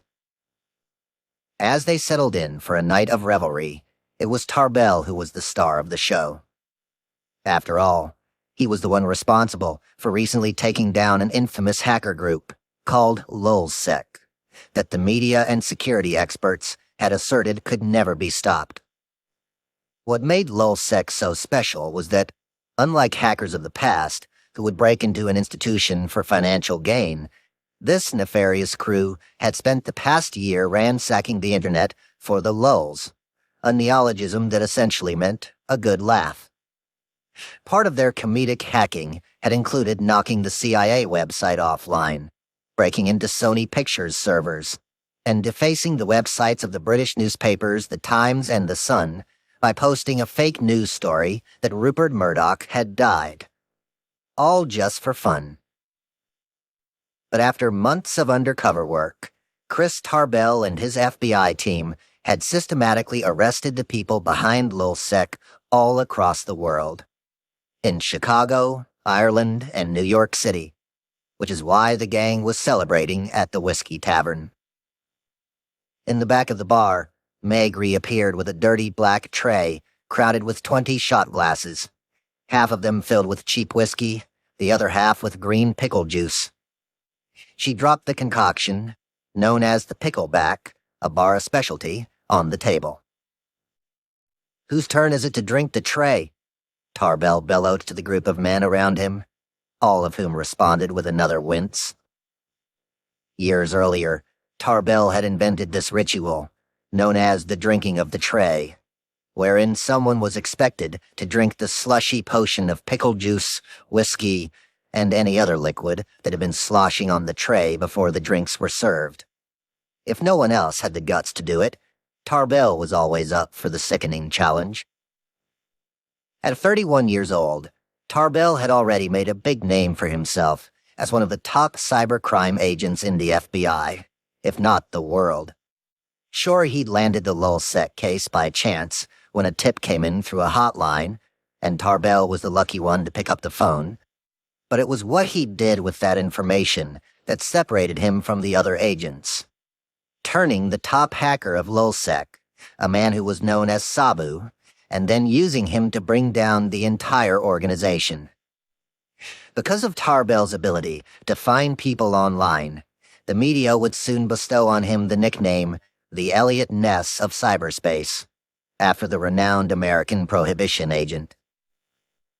It was no accident that Tarbell had ended up where he was, rising through the ranks of the FBI. He had planned it this way, just as he planned everything. Tarbell had worked hard to earn his master's degree in computer science, then became a cop. After more than a decade of 18-hour days, he had made his way up through the FBI to become a special agent.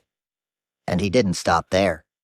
When he wasn't with his wife and kids, he continued to study computer forensics for any technology platform imaginable. He endured this because, more than anything, he desired to be the absolute best at anything he put his mind to.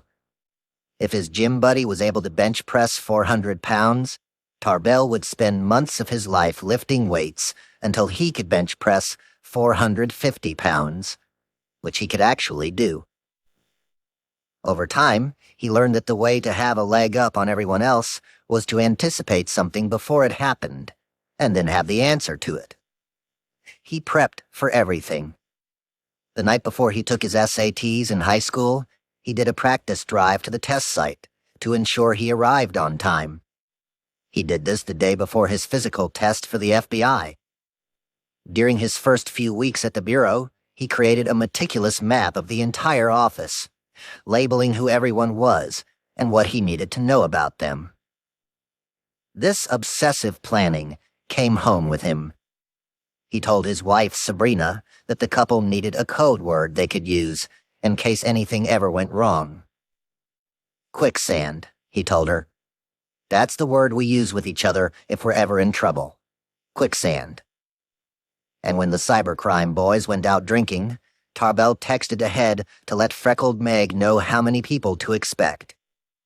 Nothing like planning a party at a dive bar. On this particular night, as many as 50 government employees were at the Whiskey Tavern to celebrate the capture of the Lulsec crew. As Tarbell sat there looking the taste of pickles and whiskey off his lips, Tom Brown, the assistant U.S. attorney for the Southern District of New York, who would end up prosecuting the Lulsec hackers, wandered over. "So, Tarbell," Tom said, preparing to ask a question that had been plaguing him all day. "What's next? Who are we going after next?" Tarbell looked back, annoyed. He had just spent the past few months of his life working 20-hour days trying to take down Lulsec, and Tom was already badgering him about the next target. "Come on," Tarbell said. "We just fucking finished a case. Can't we just celebrate first?" "Of course you can," Tom replied glacially, taking a short sip from his drink. "But I just wanted to see what we were going to do after that." Tom was clearly baiting Tarbell, and already knew the answer. "There is a target no one has been able to crack," Tom said, explaining that no one included the DEA, HSI, and a handful of government agencies from around the globe. The cybercrime FBI agents sipped from their champagne as they listened to what Tom was saying. "I think," he said, "we should start looking at the Silk Road next." Chapter 33. Ross arrives in San Francisco. The Alamo Square neighborhood of San Francisco has long been considered one of the city's most beautiful. The few blocks that make up the modest district sit snugly near the center of the city, framed by the past and with views of the future. The square is lined with bright painted lady Victorian homes built in the late 1800s, thanks in part to money from the gold rush years earlier. To the east, across gritty Market Street, modern glass skyscrapers are erected almost daily to house the fortunes being minted by the new gold rush, a wave of handsomely funded private companies, many of them valued at more than $1 billion, so-called unicorns. After the bubble had popped years earlier, there had been a resurrection of startups, returning to the city, and billions of dollars ready to fund them. On a bright and chilly afternoon in the summer of 2012, in the park in the middle of Alamo Square, a group of children giggled as they bounced through the playground, and unleashed dogs barked as they chased one another on the hilltop. And there, amid this happiness, Ross Ulbricht lay on the grass, inhaling his new city. Ross fell in love with the Bay Area from almost the moment his feet touched the ground in San Francisco. Everything looked so magical and new. The flat, prairie-like avenues of Texas were replaced by streets that seemed to undulate like a never-ending roller coaster. The billboards along the freeway didn't talk about NASCAR, Jesus, or the best ribeye steak in town, but rather advertised mystical search engines, social networks, and even new digital currencies. He had arrived in this wonderful universe a few weeks earlier, wide-eyed and full of vigor. All he owned now was a small bag of clothes and his laptop. He felt as free as he ever had, the homeless kingpin of one of the fastest-growing drug empires in the world. The decision about where to stay was simple. His pal from Austin, Renee Pinnell, who now lived in San Francisco, and his girlfriend, Selena, offered up a spare room in their small but welcoming apartment.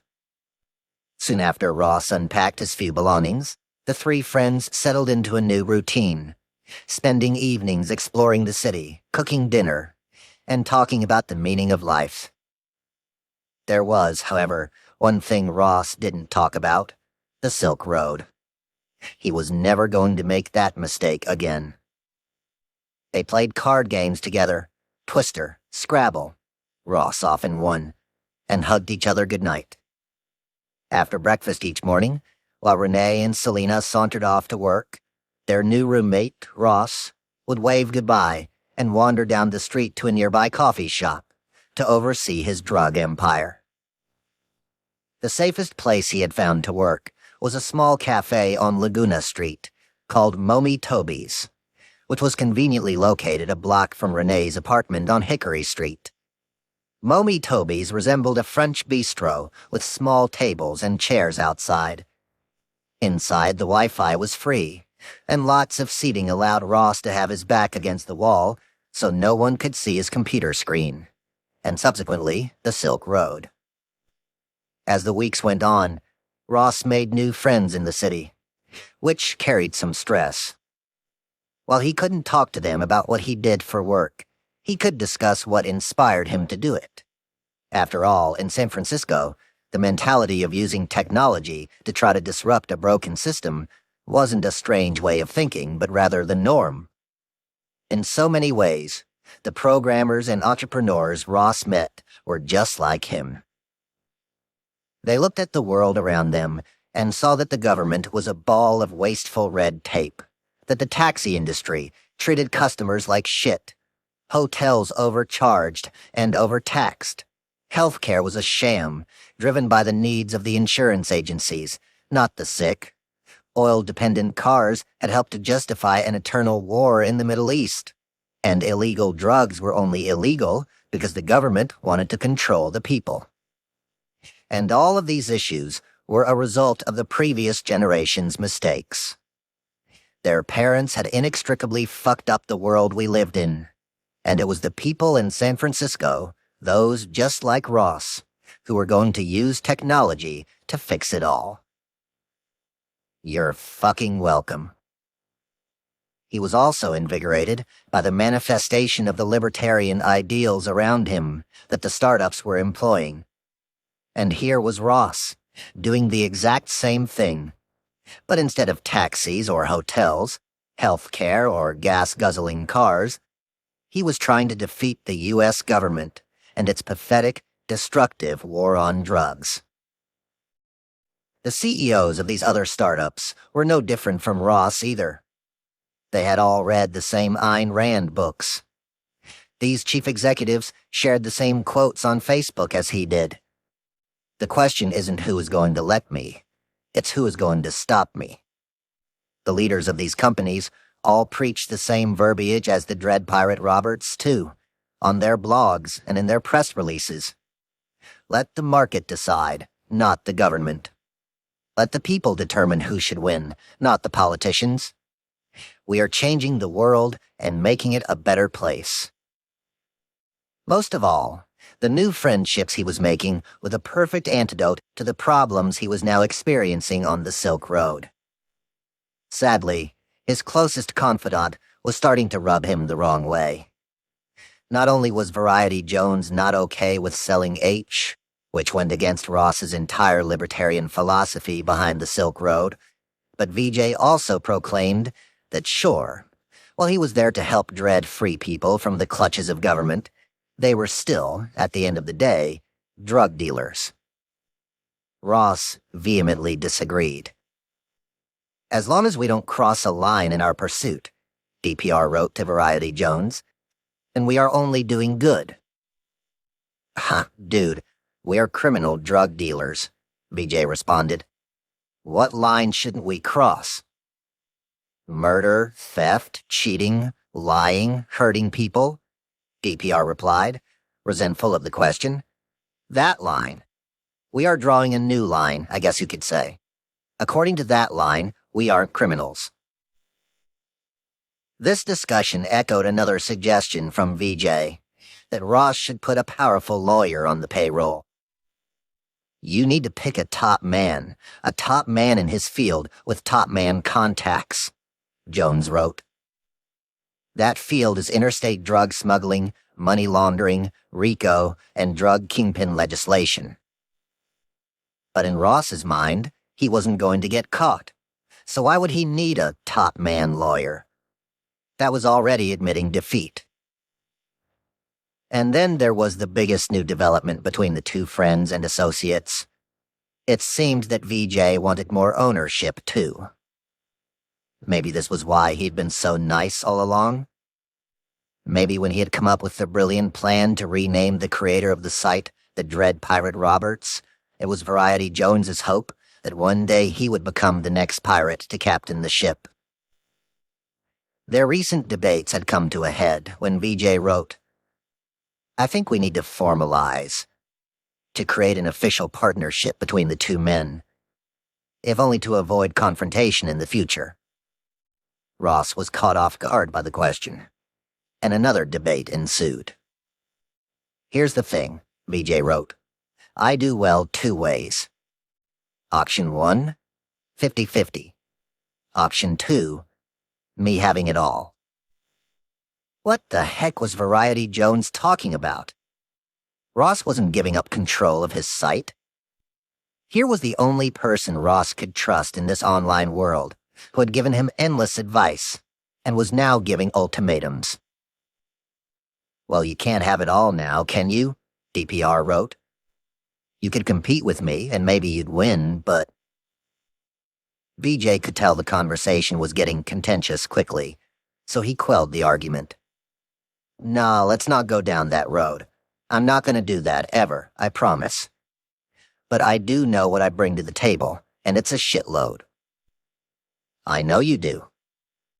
Dude, I want equality, Jones wrote. I don't do second fiddle very well. But Ross had no interest in parity. In the current version of the site, it was Ross's world, and he got to decide what went and what didn't. He dictated who got a raise and who didn't. People who worked hard were rewarded, as he had recently done with some focused employees, giving some of them an extra few $100s in Bitcoin when they excelled. When Ross wanted to reward Smedley, the chief programmer, he did it on his terms. "You've really stepped up to the plate here already. Your base pay is still $900, of course, but I'll throw in a bonus." And when Inigo, another lieutenant, needed help finishing a renovation project on his house, Dredd gave him an extra $500 to pass along to his handyman. Those kinds of decisions were up to Ross the boss to decide, not VJ. What would have happened if he had to run these things past his lieutenant? No thank you. Plus, how would Ross exert power and control on the site? He was already having a difficult time getting people to show up to work on time, or fill out the correct reports that he wanted to see at the end of their shift. He even enjoyed disciplining employees, telling them, still in Ross's hokey banter, that they had fudged up when they needed a good scolding. Ross had worked too hard to simply hand anything to anyone. And shortly after this conversation with VJ, Ross simply stopped talking to him for a few days. Instead, he retreated into the real world, into San Francisco. As Ross stood up from the grassy knoll at Alamo Square and reached for his brown laptop bag to head back to his apartment, there was no question about it. This was the place he was supposed to be. This was the city where Ross would make the Silk Road into the greatest startup the world had ever seen. And yet, as he walked back along Sacramento Street, past those beautiful painted lady Victorian homes and the modern glass skyscrapers, Ross didn't know that he would soon face challenges that no other startup in the city would have to deal with. That in a matter of months, he would find himself dealing with dirty cops and rogue employees, and Ross Ulbricht would have to decide if he wanted to have people tortured and killed in order to protect his growing enterprise. Chapter 34. Chris in the Pit. It had been a few months since the FBI had taken down the LulzSec hackers, and the hangovers from the subsequent celebrations at the Whiskey Tavern had since worn off. Yet there was one aspect of that case that Chris Tarbell couldn't get out of his mind. He was sitting in an area known as the Pit at the New York FBI offices, talking with other FBI agents, Ilwan Yum and Tom Kiernan, weighing if the Cybercrimes Division of the FBI should get involved in the Silk Road case or go after a different target instead. The Pit, where they sat, looked like a sunken living room and was big enough for a handful of desks and chairs. This enclave had been around for decades and was considered the top spot in the New York City headquarters. Years earlier, before Tarbell and the nerdy computer agents started occupying the desks there, the Pit was home to organized crime agents. Back then, they went after mobsters who stayed as far away from technology as possible, fearing that something as inconsequential as a payphone could be used to track their location. Now the men in the Pit went after mobsters who had adopted technology as a way to hide their whereabouts. But the old guys and the new did share one thing in common. Both generations of FBI agents were practical jokers. Some days, Tarbell and his colleagues would rub leftover deli meat on another agent's desk phone earpiece, then call from another room to watch the agent smear roast beef and mayonnaise on his or her ear. Tarbell had once played a joke using another agent's car, hooking the car's horn up to its brake pedal, so every time the agent tried to slow down on his drive home, his horn blared at the cars in front of him. And then Tarbell was always ready with a would-you-rather question. Tarbell's desk was covered in papers and paraphernalia from previous cases. In the center of this mess were his 3 computers, the 2 classified machines that were used only for internal work, and the 1 unclassified computer that couldn't be traced back to the FBI, where on the screen the Silk Road website currently sat, looking back at the agents. As they spoke about the site, Tarbell thought to himself that if they did go after the Silk Road, he was going to do everything he could to avoid the unthinkable mistake the Bureau had made in the recent Lulsec case. There were two main aspects of the Lulsec arrests the feds needed to pull off for the takedown to work properly. First, it was imperative that they capture every suspect at the exact same time, even though they were all in different states and countries. They had to ensure that the hackers didn't alert anyone else about their arrests, or the entire operation would fall apart. The FBI had pulled this part off seamlessly. But it was the second detail, which was equally important, where they had failed dismally. It was crucial to capture each suspect on his or her laptop with the computer open. If the hackers closed their computers and those computers were encrypted, the data inside would be locked away forever. Even with the fastest and most advanced FBI computers, it could take more than 1,000 years to figure out the password of a properly encrypted machine. One of the most important Lulsec targets that the FBI planned to arrest was also allegedly the most dangerous member of the group. His name was Jeremy Hammond, and he was a political activist and computer hacker who'd been arrested more than 6 times for protests against both Nazis and Republicans, for breaking into private servers around the world, and for releasing information to WikiLeaks. Fast forward to the night of the Lulsec takedown. The plan was as follows. Tarbell would go to Ireland to oversee the arrest of one of the Lulsec team's youngest hackers, a sprightly 19-year-old. An FBI team in Chicago would be stationed, ready to pounce on Hammond. Senior agents in New York would watch live video feeds of the other arrests. Given Hammond's ties to political advocacy groups and his several previous arrests, there was a chance that the hideout he was in would also be full of other activists, some with violent records. So at the last minute, a higher-up at the FBI decided to send in a fully armed SWAT team to get Hammond on his computer. It would be the first time the FBI would use a SWAT team to arrest someone on a laptop. It was early evening when the FBI trucks tore into the Bridgeport area of Chicago, and a dozen men in bulletproof vests with machine guns descended on the single-story brick house where Hammond was hiding.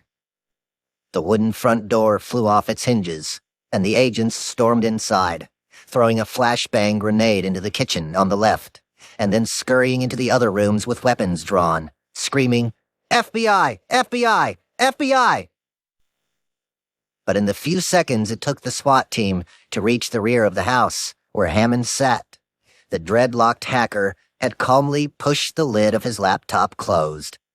And there he sat at his desk, his hands in the air and a locked computer in front of him. It was the equivalent of doing a massive drug bust, and the suspect flushing the drugs down the toilet before the cops made it into the bathroom. While all the agents were upset about the laptop incident, Tarbell was particularly tormented by it. He didn't make mistakes. Ever. And yet, here he had. Thankfully, there was a silver lining to the Hammond incident. Maybe it was an accident, or possibly laziness, but for some reason, Hammond had not encrypted his laptop properly, and the FBI forensics lab was eventually able to get inside using a special brute force technology that tries every password imaginable until it guesses the correct one. It took the government's supercomputer 6 months to figure out that Hammond's password was Chewy12345. But Tarbell knew that being able to crack the code was pure luck. Most, if not all, experienced hackers and people on the dark web encrypted their laptops with much stronger passwords for this very reason. Now, as Tarbell sat there in the pit, talking to his co-workers about how they would approach this Silk Road case, he assured his team that if they did go after the dread pirate Roberts, they wouldn't make the same mistake they had with Hammond. Tarbell would have a plan to ensure they captured DPR with his hands on the keyboard. Chapter 35. Batten down the hatches. The argument between the Dread Pirate Roberts and Variety Jones didn't last long. They needed each other and knew it. But it would mark a turning point in the relationship between the two men, where there was no question that DPR was now in charge. And Jones wasn't going anywhere, as he had warned. He was making tens of thousands of dollars a month in salary from the site, and needed that money, whether he liked it or not. Ross needed VJ too. He was ready to take the next step in the life of his business. It was time to close ranks and bring some corporate order to his illegal drug empire. I wanted to raise a topic we haven't discussed before, DPR wrote to Variety Jones. Ross knew VJ would be thrown off by the comment. While the two men had no idea what the other looked like, over the past year they had discussed almost everything imaginable, from the personal to the professional. They had shared their hopes, dreams, fears, and desires, and counseled each other on every aspect of those worlds. The Dread Pirate Roberts had even trusted Variety Jones enough to tell him personal things about Ross Ulbricht, explaining that he had once been a physics student in college, and about having his heart broken by his old girlfriend from Texas. So when Dread wanted to talk about something new, VJ was a bit taken aback. Can't imagine there is a topic we haven't discussed before. But there was one, and it might have been the most important topic of all. Local security, DPR wrote. Ah, yes, that. Ross had been working for months to try to fix security vulnerabilities, both in his life and on the site. After many close calls, including instances of hackers attacking the servers, and constantly having to move to different coffee shops and cities to cover up his secrets, he was fully aware that he had to put together a plan to protect every single area of his life that made him vulnerable. He hadn't been caught yet. If he was more careful going forward, Ross reasoned he would never be caught. And given the amount of attention the site was receiving, being mentioned in hundreds of news articles a week all over the world, the people hunting him would only grow more desperate. Silk Road's wares had expanded beyond drugs and guns to include synthetic drugs from China, among them new forms of synthetic heroin, like fentanyl, which was up to 100 times stronger than traditional morphine, not to mention a slew of explosives and other highly dangerous goods. So it was time to bolster his defenses and strengthen his security. He wasn't going to take any chances. To begin, he put Variety Jones in charge of looking into any possibility that law enforcement, or LE, as they abbreviated it, might be lurking on the site. Next, Ross got to work securing other vulnerable areas of his life, including his own laptop. First and foremost, he made sure his Samsung 700Z was properly encrypted. He had talked to VJ about this before, days after they read the news about someone being arrested for leaking information to WikiLeaks. The news reports about the bust noted that the man had used exactly the same password to log into his computer and for his encryption software, and that the FBI cracked it in no time at all. What a macaroon, VJ had written. Weak, Ross agreed. If he had a good password, they'd have nothing, VJ said, referring to the Phoebes, the nickname they used for the FBI. He then added that the man who had been arrested was an idiot for not taking security more seriously. With this ominous lesson, Variety Jones offered some advice to DPR. You should set up your computer to automatically shut down if it hasn't been used for a certain period of time. More important, you need to install a kill switch, where you can press a random key on your laptop that kills the machine instantly. This way, if the Phoebes approach you in public, You press the key, and your computer is locked forever. Dredd replied that he would do just that. Now Ross had another question for VJ, asking if he should store his files in the cloud so his laptop was completely clear of anything related to the Silk Road. This way, if the man behind the mask were ever grabbed with his hands on the keyboard, there would be nothing that could link him to the site.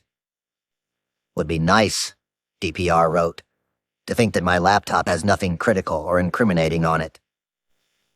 After some back and forth on the pros and cons of each, the negative being that storing everything in the cloud would make working on the site painfully slow, Variety Jones suggested that Dredd keep all his Silk Road files on his computer, but that he encrypt them. So if his computer was grabbed by the Phoebes, they would never be able to get inside. Great idea. Okay, just needed to talk that through, DPR said. Thanks. As another backup plan, the most wanted man on the internet could never have too many, Ross decided to partition the hard drive on his laptop into 2 different sections. This was like cutting an earthworm in half so that it regenerated and became 2 new worms. His computer essentially now became 2 computers with 2 different accounts, with one side of the machine strictly allocated to the Dredd Pirate Roberts and used only for all things Silk Road. The other side of the computer was assigned to Ross, and was where he would email his friends and family, log in to Facebook, and flirt with girls on dating websites.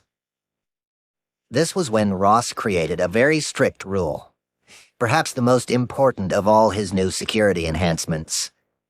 Anything that could be linked to Ross Ulbricht online, personal emails or social media, would never be done on the DPR side of the computer. On the flip side, anything that linked to the Dredd Pirate Roberts, logging into the Silk Road, chatting with VJ, uploading new code to the servers, would never happen on Ross's side of the computer. This was imperative to ensure that the 2 identities did not leave a trail back to each other online. For the backup plan to the backup plan, Ross added booby traps that would activate in the highly unlikely event that someone did get into his laptop. One of the traps made the laptop go dark if someone snooped through his web browser history more than half a dozen times. The next part of Ross's security operation would require ensuring that the people who worked for him were all really vigilantes, fighting to legalize drugs, and not employees of the DEA or the FBI. To do this, Ross started asking people who wanted a paycheck from the Silk Road to share a picture of their ID, a driver's license or passport, something that showed who they really were. It was a tough ask, Ross knew, but it was imperative if he didn't want to end up in jail. Now when he hired someone new, he went through the customary conversation, explaining that they would have no choice but to divulge who they were to the Dredd Pirate Roberts. "Do you need to see my ID?" Chronic Pain, a new employee, asked DPR as he prepared to join the site to help manage the user forums. "Yes," DPR replied, "without a doubt." "Can I just tell you my name?" "I'll need your ID with current address," Dredd wrote. Then, to put Chronic Pain at ease, he noted that his ID will be stored encrypted, and I will probably never need to decrypt. "So," the new employee said, without much of a choice, "I guess I'll just have to trust you on that." "Yeah." Ross knew that most people would agree. Being part of the movement he was creating was more important to his employees than a slight risk. And sure enough, in a matter of hours, the ID for Chronic Pain arrived in DPR's inbox. There was also another reason to get those IDs. Ross was giving his employees more responsibility, and some even had access to bitcoins on the site. If someone decided to cross the Dredd Pirate Roberts, he would need to know who they were and where they lived. There would be retribution for such actions. The final item on his security cleanup checklist was to create his own digital go bag that he would employ in case something catastrophic happened. If the cops knocked on his door, he needed a plan for what to do and where to go. Ross opened a text document on his computer and created a file he called Emergency. He then began writing a list of things he would need to do in the event that something went terribly wrong. A doomsday list. Encrypt and back up important files on laptop to memory stick. Destroy laptop hard drive and hide/dispose. Destroy phone and hide/dispose. Ross wrote. Find place to live on Craigslist for cash. Create new identity, name, backstory. But he also knew that if the day arrived when Ross and DPR did have to go into hiding, simply finding a place on Craigslist and changing his name wouldn't be enough to protect him indefinitely.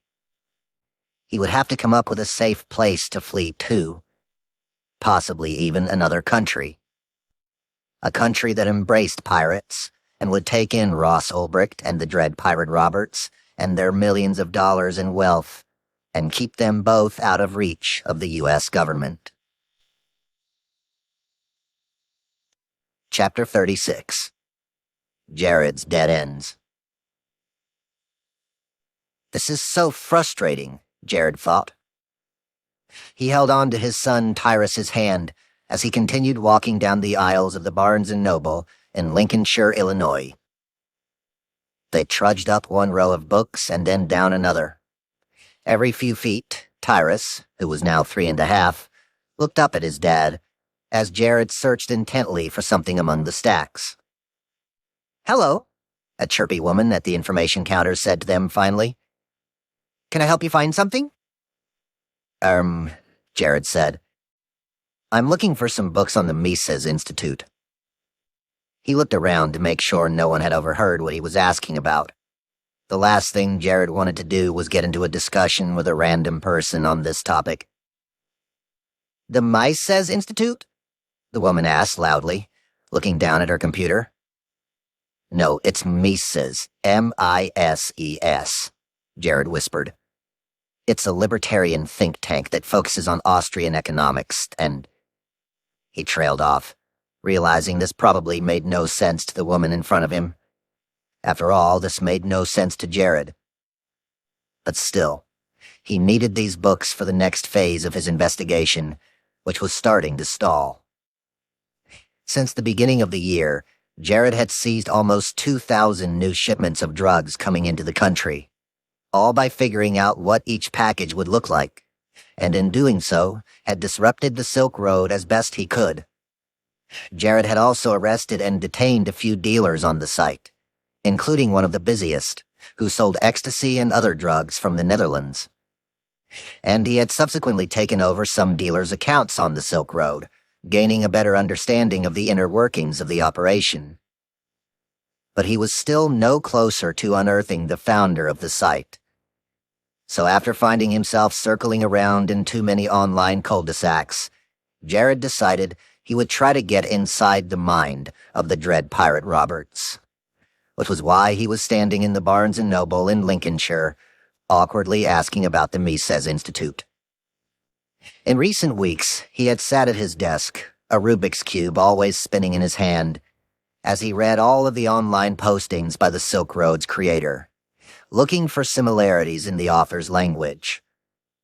As the site had grown, DPR's message had become more brazen. While at first the founder's idea had been to make drugs legal, more and more he wrote about how terrible the U.S. government was, and how it was a place for the abuse of power. In one post, DPR gloated that the state is unable to get its thieving, murderous mitts on the Silk Road. Based on all of his writings, Jared had started to build a profile of who this Dread Pirate Roberts might be. He was likely very educated, young, not rich, but not poor either. And while he wanted to destroy the American legal system, he was also doing this for the money. DPR had even admitted this in postings on the site, noting that, "Money is one motivating factor for me. I also enjoy a few first-world pleasures that I feel I have earned. Compared to most I know, I still live quite frugally. But from Jared's readings, it appeared that DPR also believed that what he was doing was making the world a better place. As corny as it sounds, Dredd had written online, I just want to look back on my life and know that I did something worthwhile that helped people. Jared, trying to find things that others couldn't see, started to analyze DPR's speech patterns. For one, Dredd used the word epic a lot, which showed that he was likely younger. He also used emoji smiley faces in his writing, though he never used a hyphen as the nose, writing them as :parentheses, rather than the old-fashioned :parentheses. Yet the one attribute about DPR that stood out to Jared was that rather than writing yes or yeah, Y-E-A-H, on the site's forums, Dredd instead always typed yeah, Y-E-A. DPR was constantly recommending books to his followers, a litany of literature from the Mises Institute. Jared wanted to understand Dredd's thinking and read along too. But the books were so dense that nothing he read made any sense. To him, it appeared that the arguments made by the authors were just a series of justifications for doing things in the world without taking responsibility for how those actions might affect other people. All those books and all that research hadn't brought Jared any closer to DPR.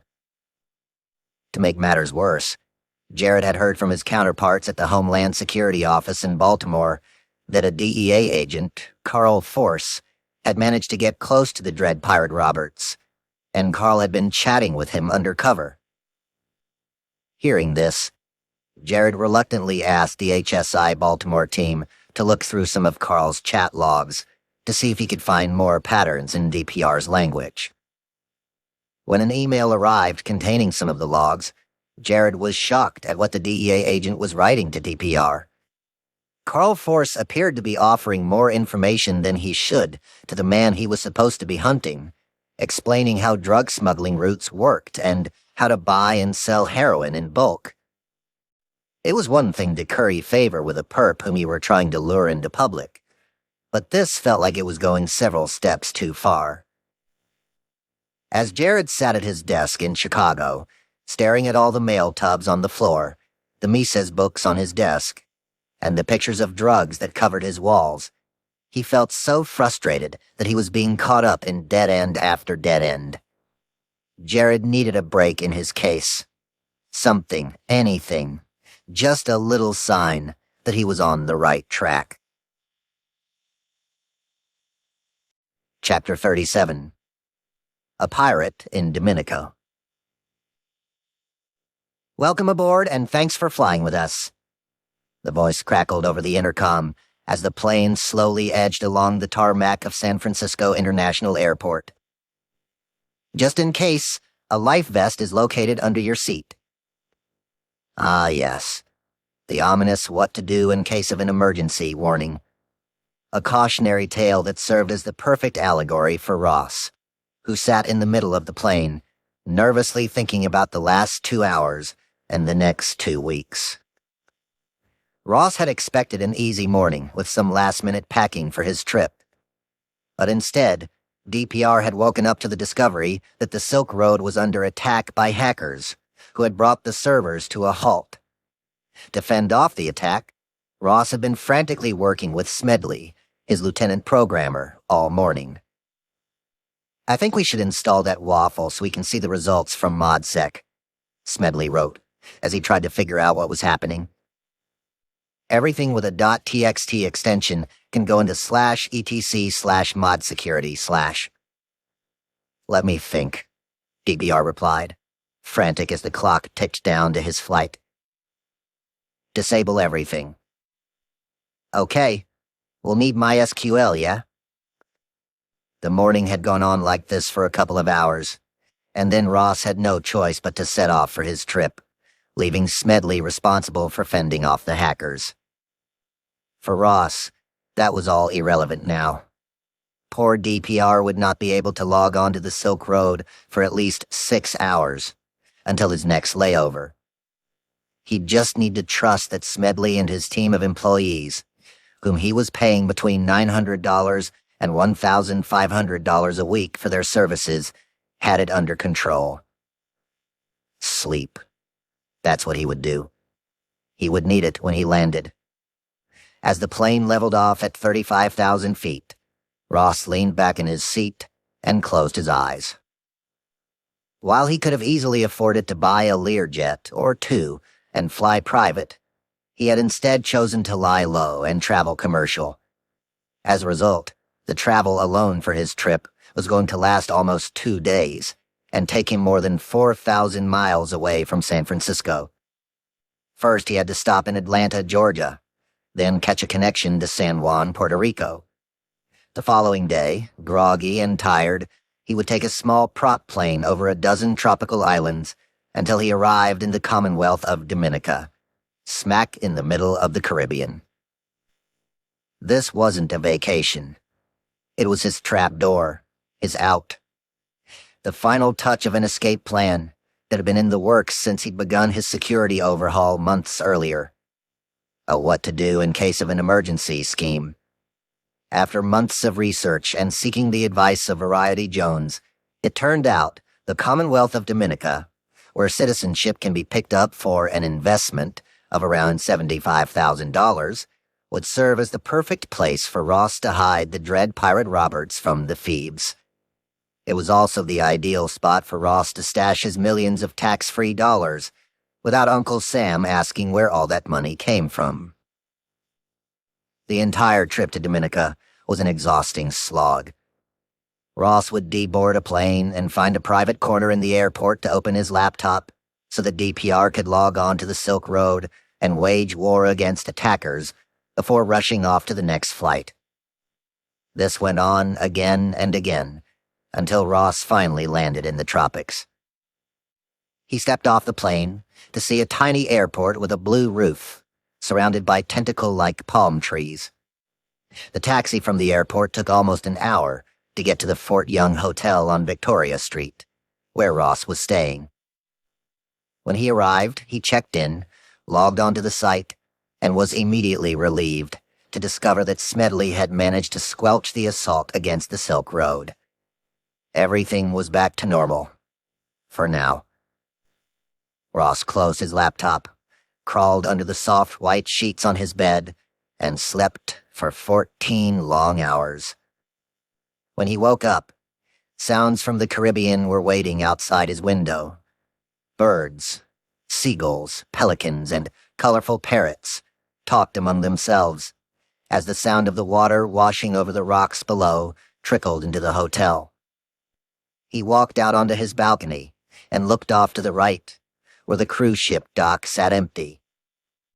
To his left, he could see Champagne Beach and the top of Point Michel. It should have been the perfect morning in paradise, but when DPR went online, he found himself back in a living hell. While Ross had slept, the attackers had returned with a vengeance, and the Silk Road was completely incapacitated.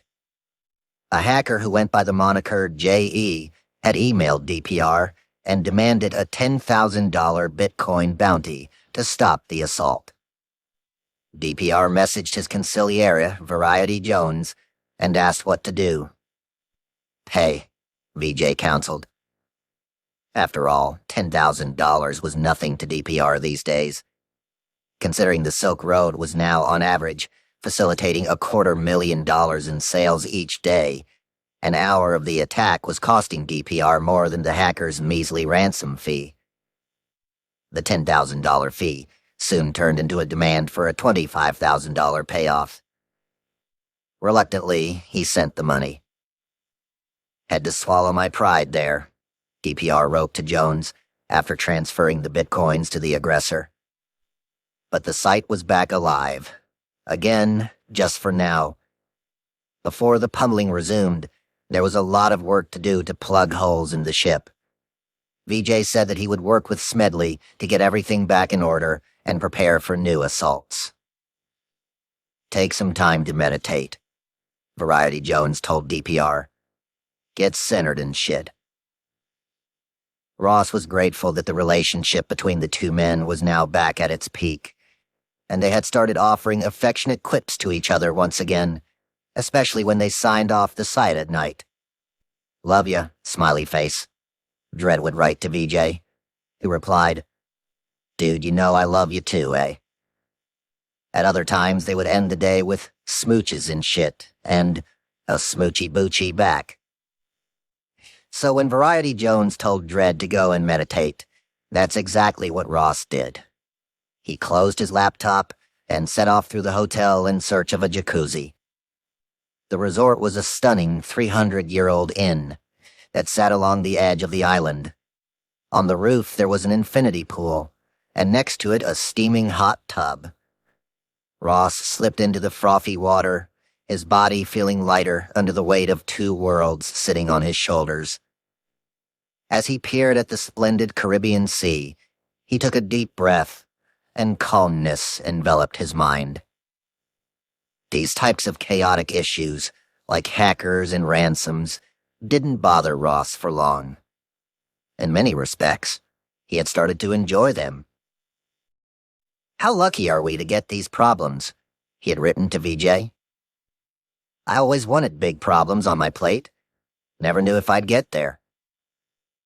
And such problems, he explained, had Ross thinking about his legacy and what he would leave behind when he was gone. "Winning the drug war is going to be easy," Jones said. "I think that's more or less a foregone conclusion," Ross replied. DPR wasn't the first pirate to visit Dominica. For hundreds of years, it had been home to real raiders, the ones who hid their booty in the caves around the archipelago. Now, pirates like Dredd could hide their digital wealth in bank accounts around the islands, without worrying about the U.S. government reaching in and grabbing any of it. "My top priority right now is getting a new citizenship," Ross had told Variety Jones, who had in turn counseled, "Make sure your plan includes at least 2 backup locales."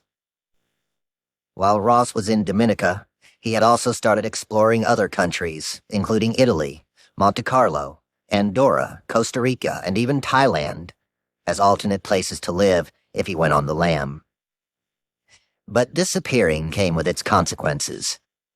Ross worried about those closest to him, and whether he could handle never seeing them again.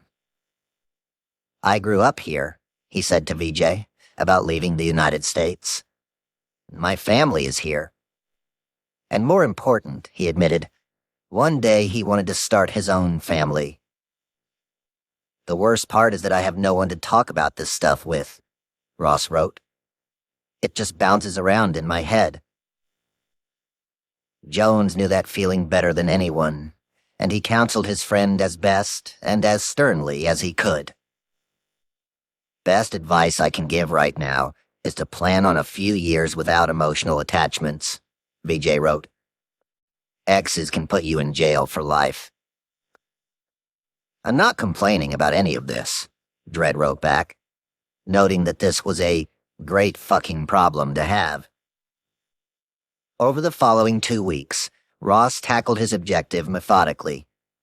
The process of getting citizenship wasn't as easy as dropping a bag of $100 bills or a thumb drive of bitcoins on someone's doorstep. Ross had to gather letters of recommendation from some longtime Texas friends, telling them that he was exploring citizenship in Dominica because there were some interesting tax opportunities for non-U.S. citizens. Then there were official forms to fill out, documents to submit, background checks, and even a medical exam. All annoying but necessary officialdom Ross had to go through for the sake of DPR and his future, should he have to follow his emergency plan. When he wasn't dealing with his citizenship application, Ross made friends in Dominica. There was Lou, a mid-30s, sinewy local island woman who showed him the coves and shanty towns and poured him lots of liquor and Coca-Cola drinks, a Dominican specialty. He spent time at the beach, kicking a soccer ball back and forth with Kemma, another local. He swam in the Lagoon River at sunset, then spent the evening under a gazebo on Purple Turtle Beach, eating barbecue, plantains, and rice, partying late into the night as the sound of the waves trickled onto the shore in the distance. It really was paradise. When his new friends asked Ross what he was doing in the country, he simply replied, "I'm here on business." Sadly for Ross, that wasn't far from the truth. He was forced to spend more time than he would have liked on his trip, dealing with the growing pains of the site. Ross had to oversee customer support tickets that seemed endless, with people complaining about drugs not arriving on time, the site being too slow, or harassment on the forums. There were more hackers to fend off, with even larger ransoms, the feds to hide from, and his employees to inspire. Fudge, this was hard work. But Ross's bank account was brimming with his bounty. When things were difficult, all he had to do was look at the spreadsheet with those numbers, and those numbers would look back at him, the ultimate pep talk to keep going. Thankfully for DPR, during this particularly tumultuous moment, there was relief in sight. Silk Road Movie Night. Inspired by the clubs he had joined back at Penn State, and as a remedy for his loneliness, Ross had started movie night on the Silk Road, as well as the Dread Pirate Roberts' book club. For tonight's film, DPR had instructed everyone on the site that on Friday the 16th at 8 p.m. Eastern Standard Time, they should simultaneously press play on the movie V for Vendetta, with a link to download the film. The movie, DPR told his shipmates, was about a country under occupation by a police state, and a vigilante known only as V, a masked marauder who fights against the government. Sure enough, at 8 p.m. Eastern, people from all over the world, including those in America, Thailand, and Australia, pressed play on their laptops as the picture began. And on the island of Dominica, Ross sat in his hotel room watching the film, enamored by its message. It was as if some of the lines had been written by DPR himself.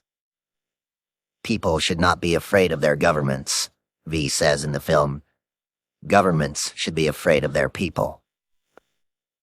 Over the following week, as DPR worked on the site, he was invigorated by the message in the film. But unlike V in the movie, Ross had a different goal in mind. He was making money. Lots of it.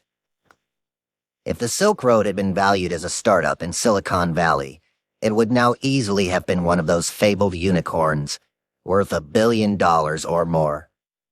Venture capitalists would have been salivating to meet with the site's CEO and invest millions more in the company. While most startups are in the red for the first few years of their existence, the Silk Road had mushroomed to be worth more than the value of the entire country Ross was visiting right now, Dominica. But for now it wasn't a company. It was an illegal entity. It didn't have a CEO. It had a leader who was a pirate. A pirate who at this moment was packing his bags at the Fort Young Hotel, preparing to leave paradise. After 2 weeks on the island, with his citizenship application now going through the system, it was time for Ross to return home. The trip back to the United States took almost 2 days, Ross finally touching down at San Francisco International Airport after the 4,000-mile journey.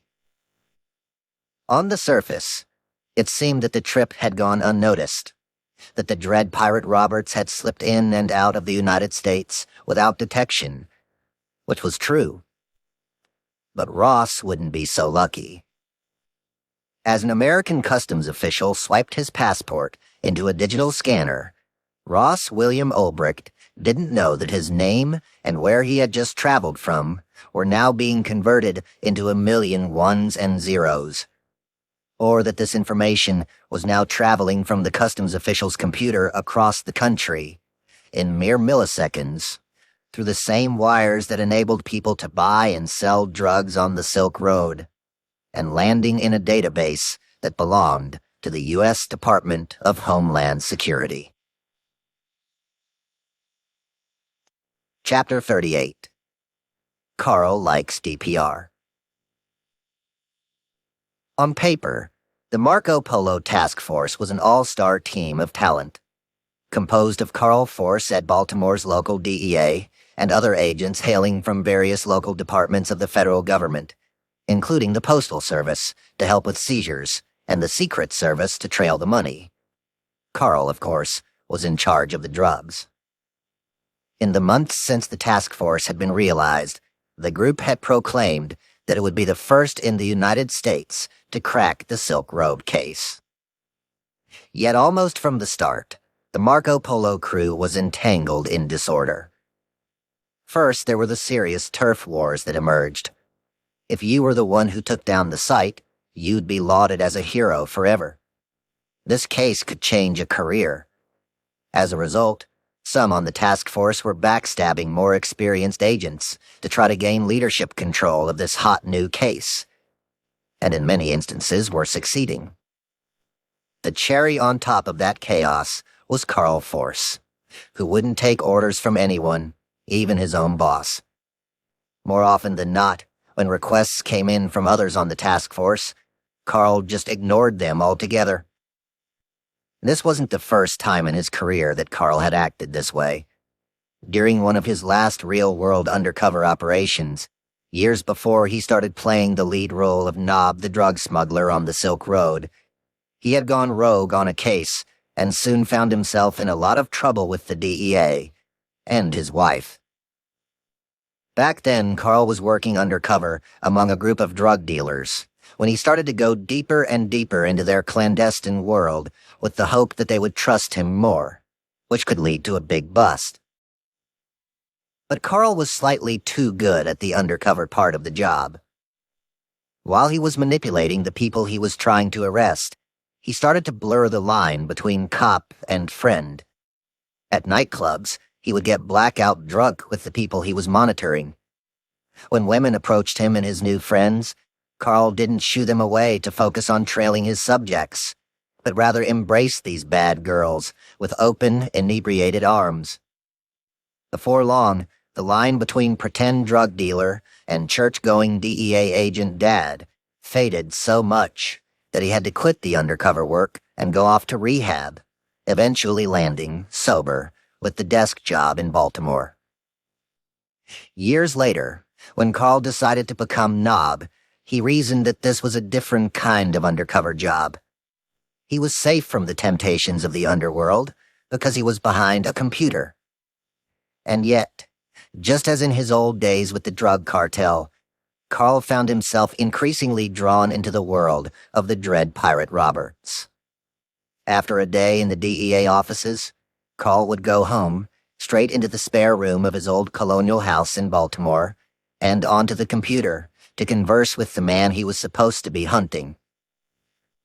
The room where Carl sat typing away wasn't much to look at, with a single bed and a bookcase that had once belonged to his grandfather. Here, Carl would sit in an old brown and white lounge chair, his legs stretched out on the ottoman, as his online personality, Nob, chatted with DPR about everything and anything, and Pablo, the family's mentally deranged cat, which hated being touched, watched from the bed. At times they talked about family, with Carl saying prayers for Dredd and his loved ones. During other occasions, they talked about their health. "Tell me about your diet," Carl asked. "Minimize carbs," DPR replied. "No bread, no pasta, no cereal, no soda. I eat lots of hard-boiled eggs." One reason Carl was able to chat with DPR for so long was because it was apparent to him that Dredd was lonely. All that time behind a mask must have taken its toll on the leader of the Silk Road, and DPR evidently sought solace from the people he was connecting with online. Carl astutely reasoned that he could use this to his advantage, coaxing the leader of the site to share more, and enticing him to be Nob's friend. A little manipulation here, some deceit there, and the dread pirate Roberts would be eating out of Carl's hand in no time at all. Yet the attempt was backfiring. Not because Carl wasn't getting close to DPR, but rather because he was getting too close to him. They would talk for hours about relationships, music, and the future of the drug trade.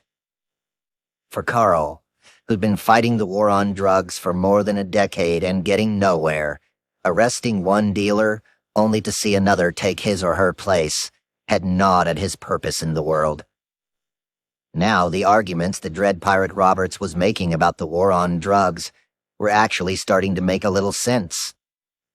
Maybe the answer to all this violence and waste of government resources and the hundreds of thousands of people rotting away in jails was to legalize drugs. Maybe Carl was on the wrong side of the war. Maybe. Somewhere along the way of those maybes, Carl started to become enamored with Dread. He started greeting DPR with affectionate salutations. "Hello, my friend," he would write. "Is all well?" At other times, he offered, "Stay safe." And each night that they spoke, he told DPR to sleep good. There were compliments. "You are the most interesting man in the world. Stay thirsty, my friend." And Carl even joked once, "I love you." To which DPR replied, "You're making me blush," smiley face. Soon after that exchange, Carl started to sign his letters to DPR with an affectionate love knob. Sure, part of this was Carl being undercover, but part of it wasn't. As the relationship progressed, in addition to trying to draw out the leader of the notorious drug and arms website, Carl started antithetically offering advice on how DPR could camouflage himself even more. "You can do one of two things," he wrote to Dread. "Move to another country where you are safe from the laws of your native country, or come to grips with the reality that there is always the possibility of getting caught."